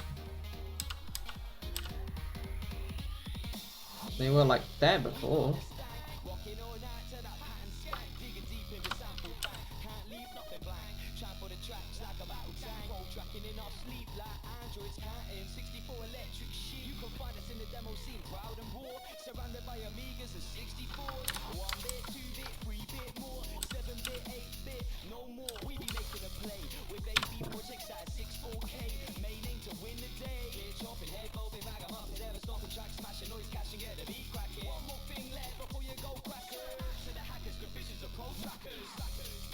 There are a lot of designators I have to fix, I've just noticed.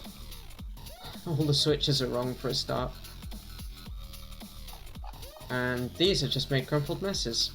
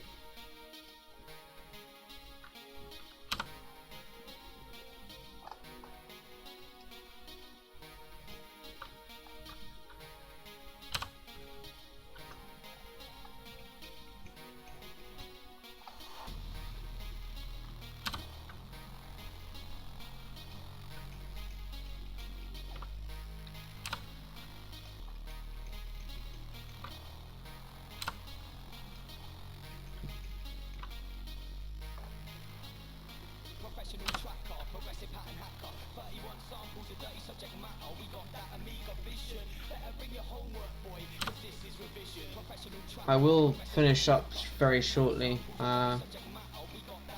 We've made some good progress at least. The board is mostly behaving and in KiCAD, so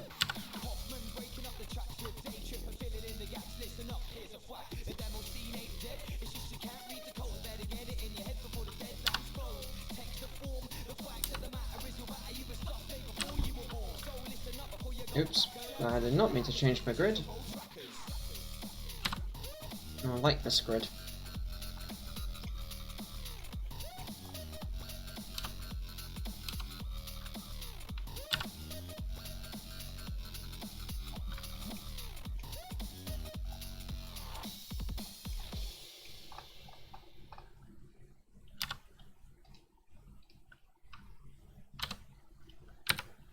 That's not what I wanted to pick. That is.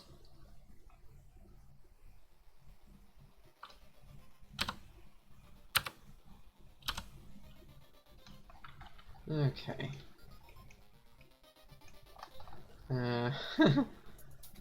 That's a mess.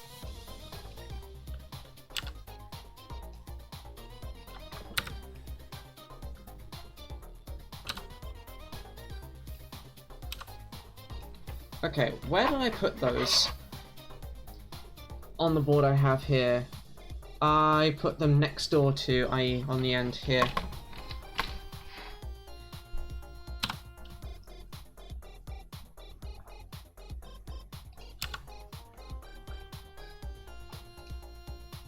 Nope, not right, left.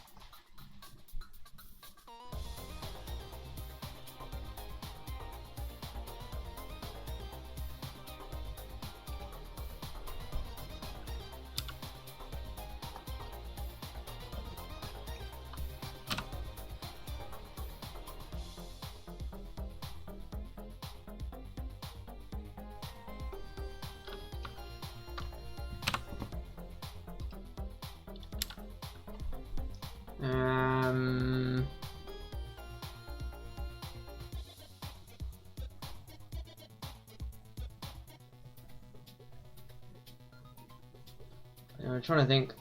Position X?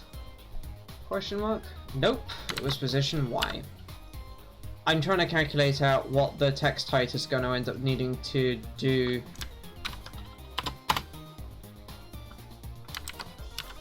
to go back on grid ish. But I put it on.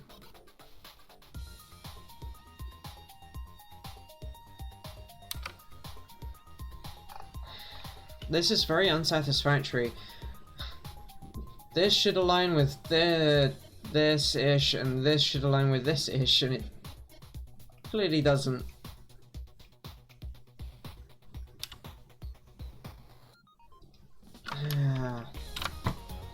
A height of 1 is not a height of 1, apparently.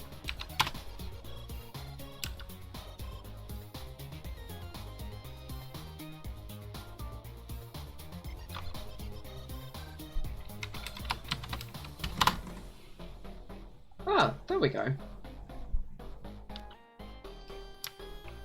So I added 5 to there, and a bit. What was the and a bit? That's the question.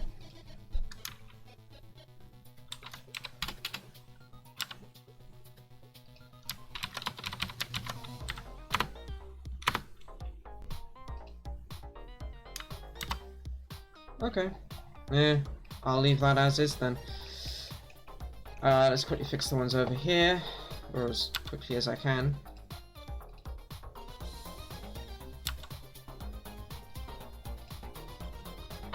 Which will also set up as going off the side.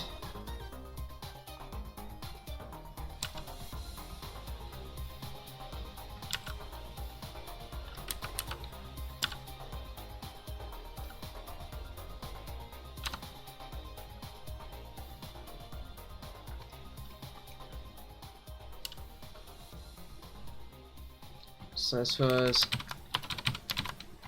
add a half, add a half. Oh, it was about basically the operation I did. Ah, to this one, not the other one.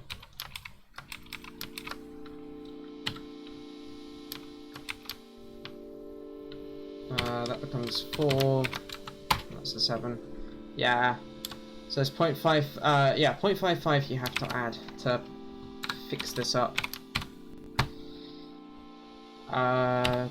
2, that goes to 4.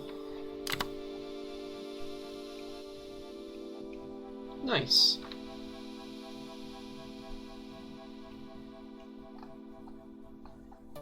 I have just noticed that this is 0603 and I have 0805 on the board. Oops.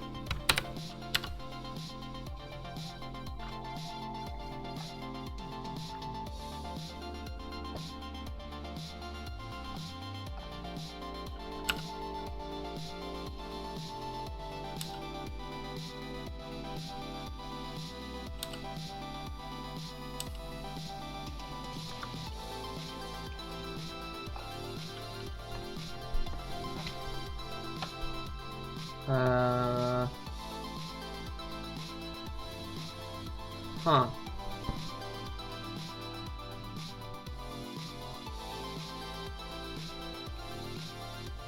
I think I want to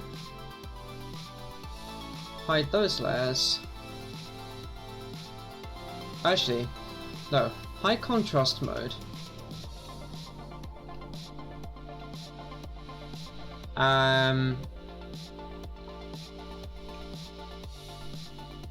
So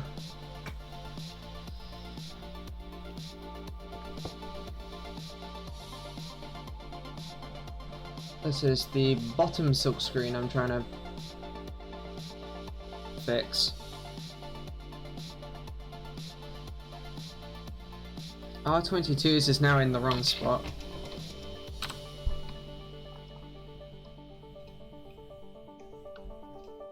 And that one should be under.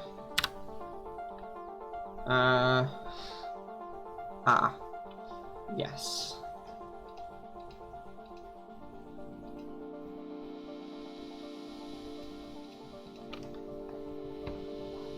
I mean, that's one way to make that work. That's not a particularly good way to make it work, but it is a way.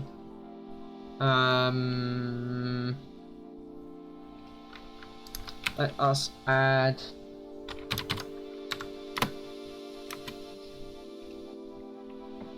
nope, that's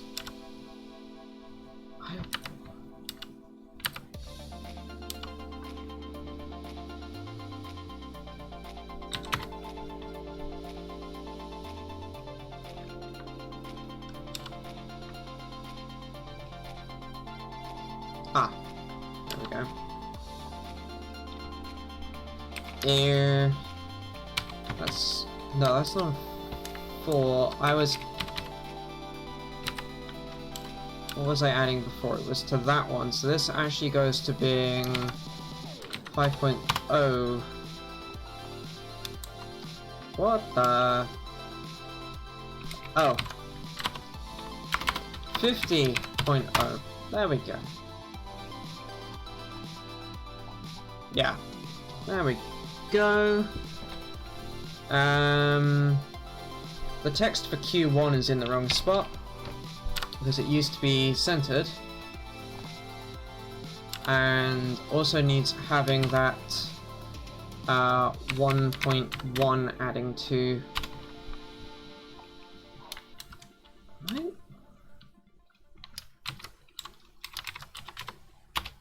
There we go. There's maybe a little bit too much. The world as we know it has been taken over by machines, driving humans to the brink of extinction. Earth's salvation is left to man. Close enough. Flesh and half robotics. We call him the superhuman.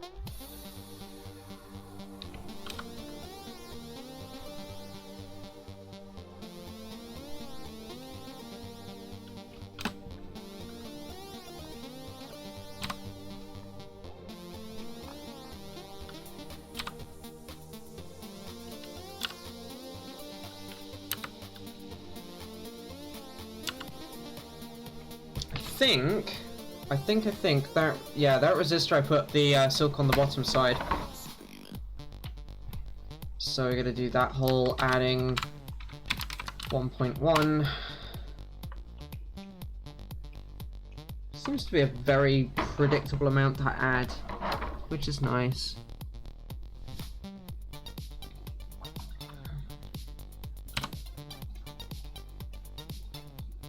That's in the right spot. This isn't. And this will be to the Y. No. X this time. Yes.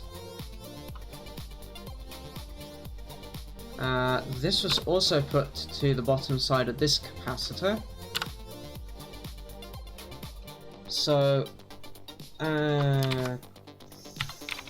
and 8.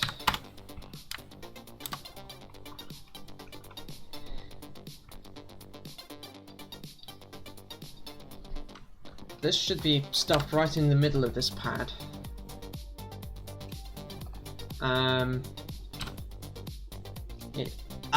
Right, it is, but I haven't offset it for the text height.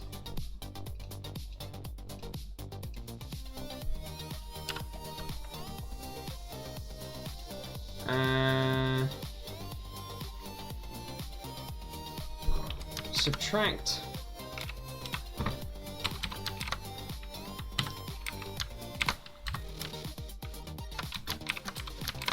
I think that close.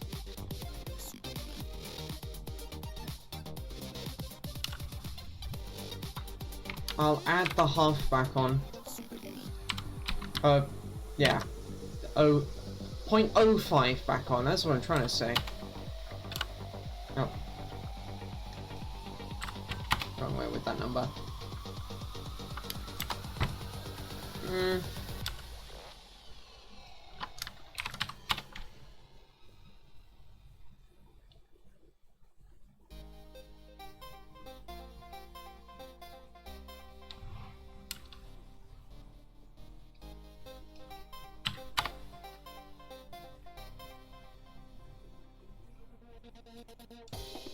I'm looking at the 2 rather than the Q, because this is just going to be wherever it is.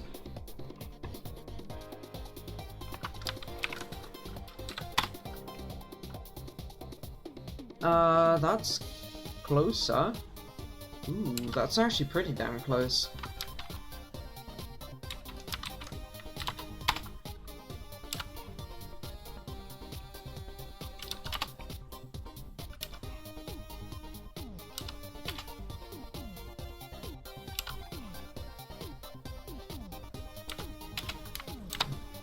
Okay, I'm happy with that.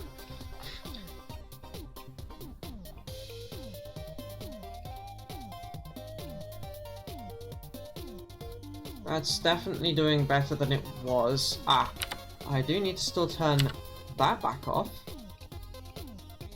And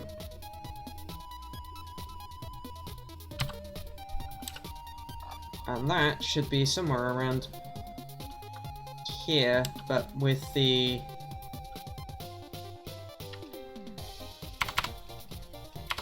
width and height corrected for, and that makes Y 6.3. Yes.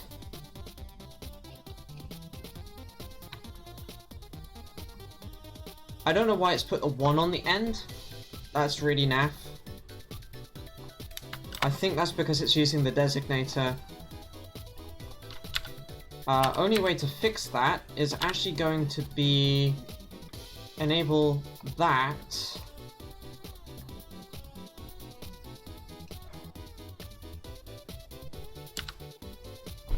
Changed it to just USB.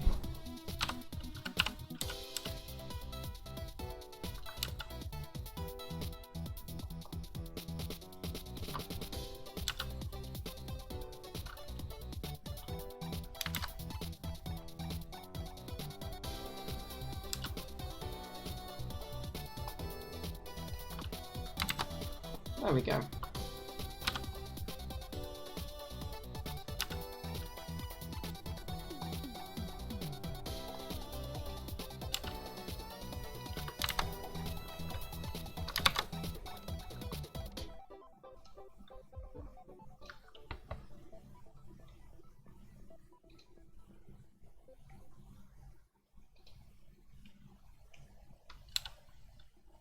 And then I can turn off the reference and move this into place instead.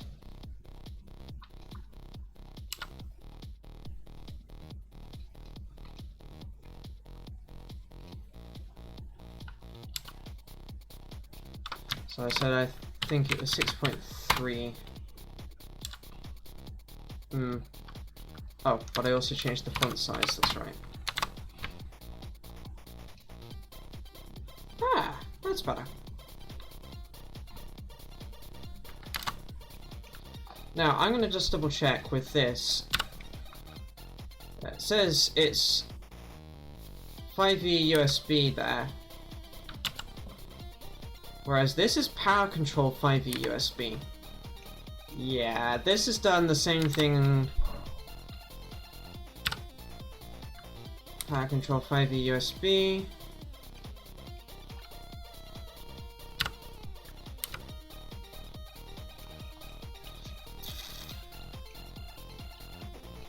That explains why it can't connect like it's supposed to.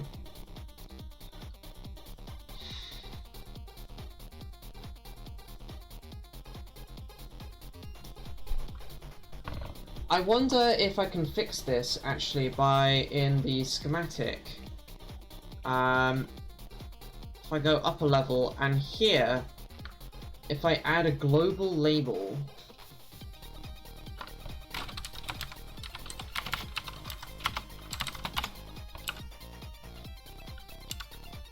And this is just a passive.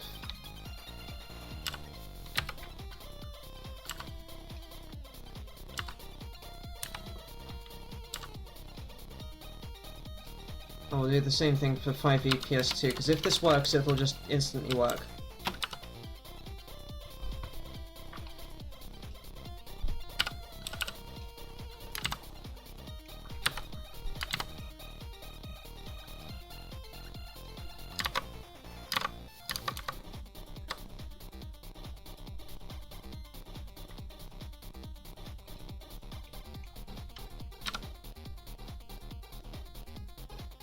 Oh, that did a fair bit actually. That has helped.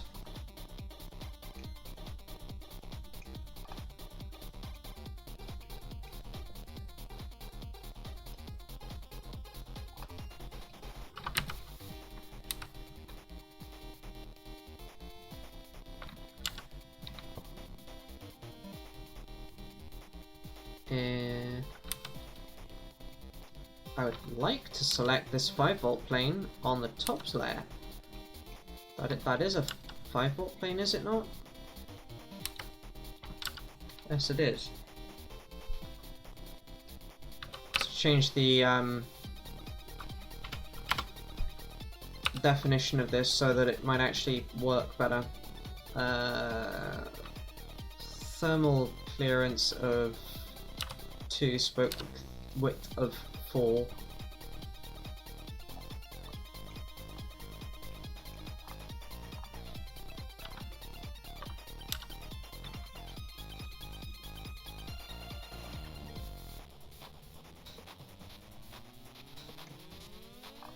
There we go.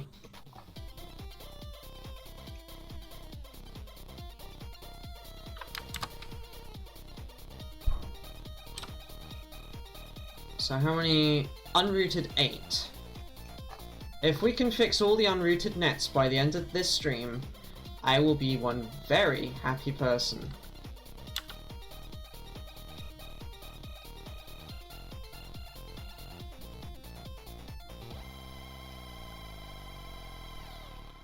There's another one.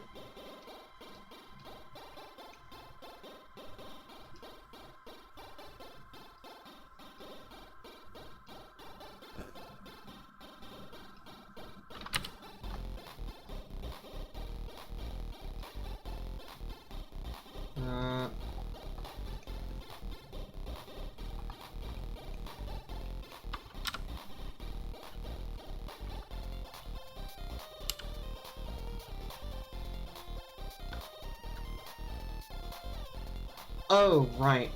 I know why that's doing that. I didn't adjust all of these outer ones here. So this 5V one is causing problems. Oops.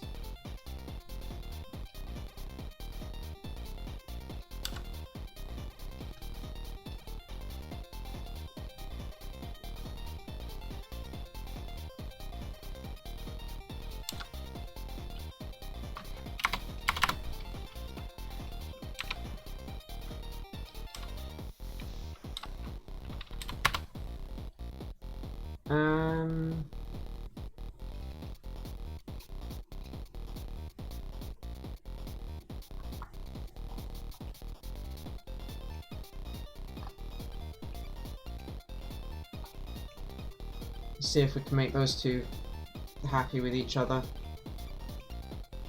What I'm betting this is, again, is that, yeah, these just touch each other and the zone priorities don't agree. So they're not flowing together. Yep, there we go, that's that one fixed.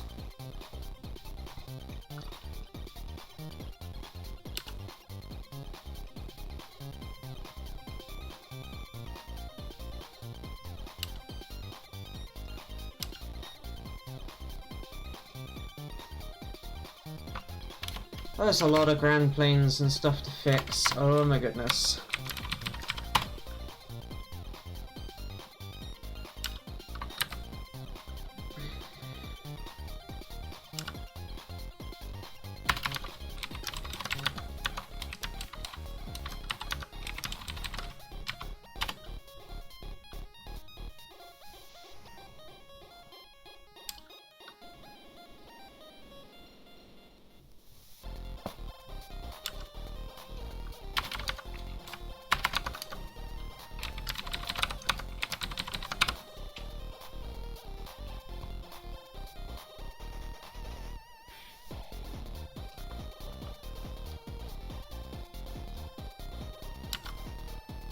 So that was route 4. This is route 10.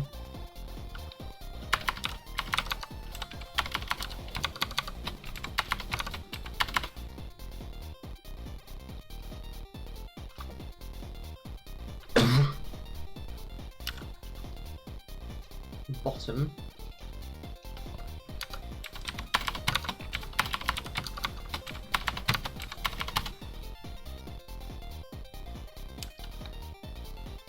Then we do top.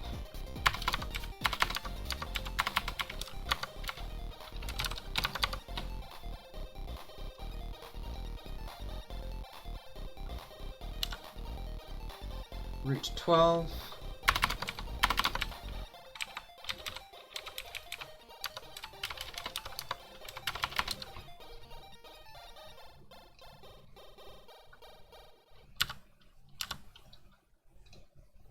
This top.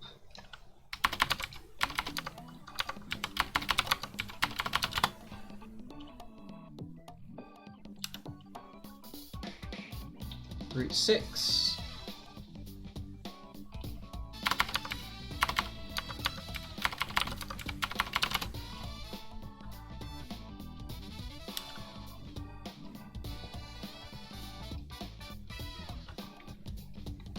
Hang on.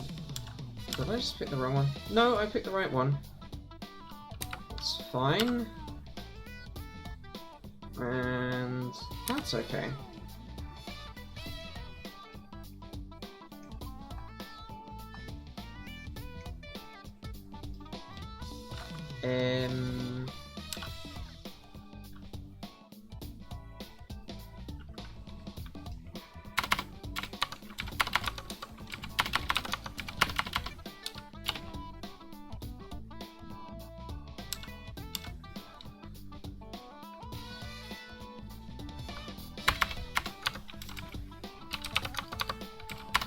Every single one of these is wrong in some way. This is great.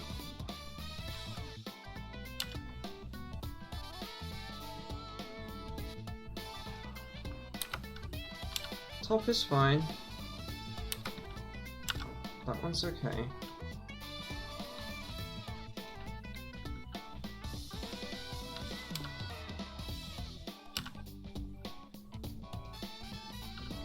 That one I fixed. That one's fixed. That one's fixed. Oh boy. Maybe, just maybe that worked.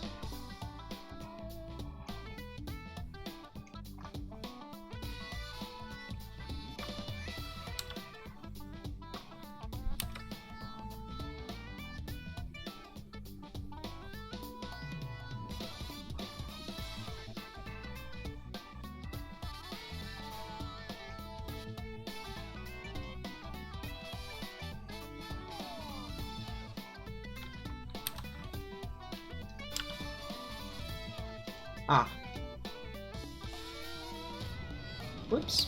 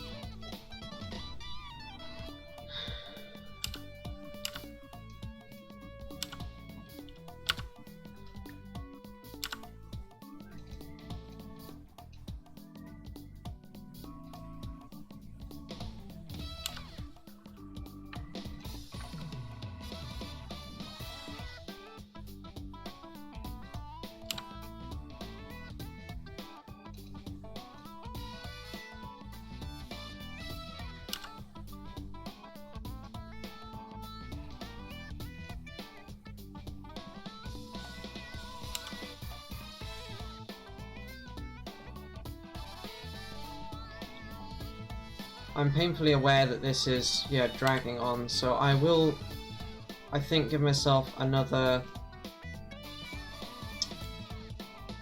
2 minutes, and then we'll call this a day. I probably haven't got very many people watching anymore. So...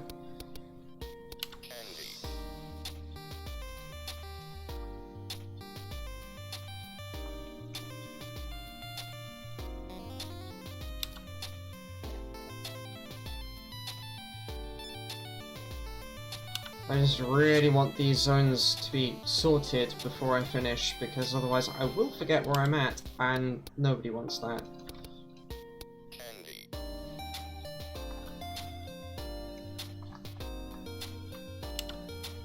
We're down to 15 unrooted. We are doing better.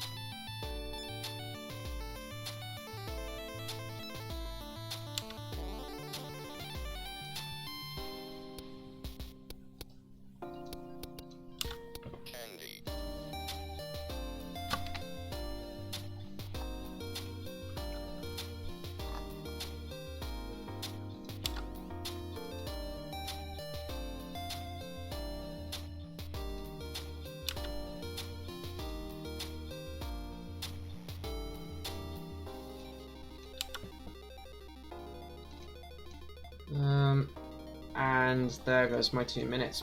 Bollocks. I've only got these pads left to go. Ah.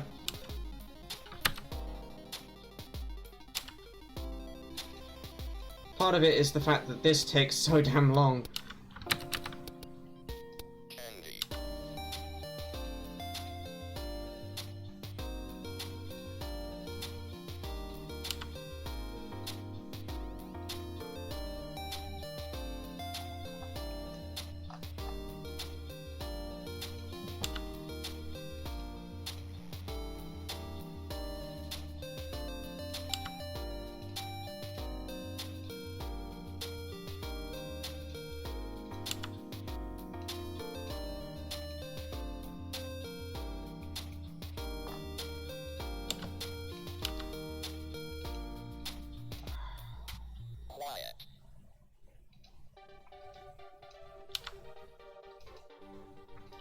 Oh, that was correct. Shite.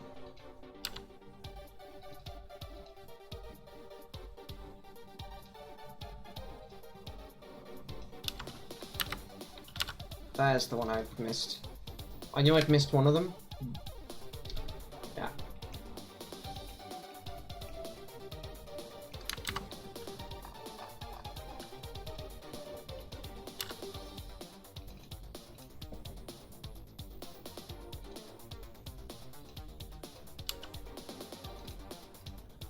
I think I missed the one at the very top as well.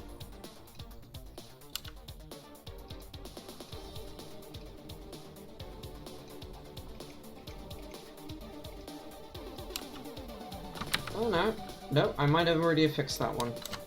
Excellent. Oh, I know where I've missed. Okay.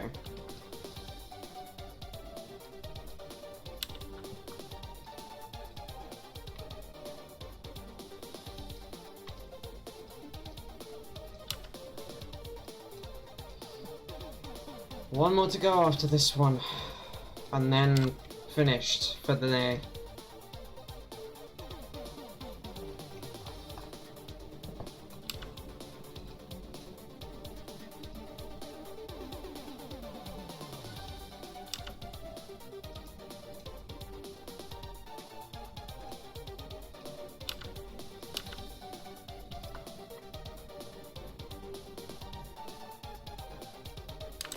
Excellent, so that leaves just 6 unrooted, and I think all of those are because this pad set here is completely bollocks, so we'll actually rebuild that next stream.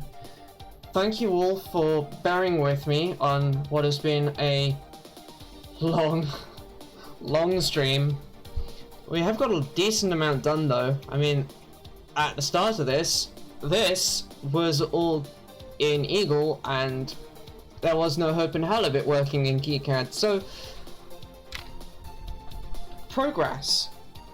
I will, offline, I will go and commit everything we've done here into the repo and push so that you will be able to actually, for first time ever, I think, have a look at what we've done and how this board works. Now, let's quickly do. I've done that.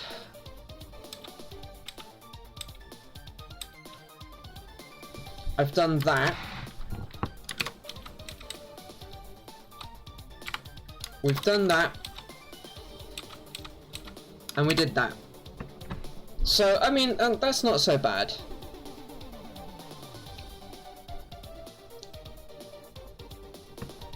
Yeah, that's not so bad. So with that, I will see you next week, where I will do, I think I'm going to do SPI Flush Programmer so that we can get that board finished and get the Gerbers ready to go for fabrication, as that will be really cool to be able to see that project, because it's a small neat little board, finished and able to be in our hands soon.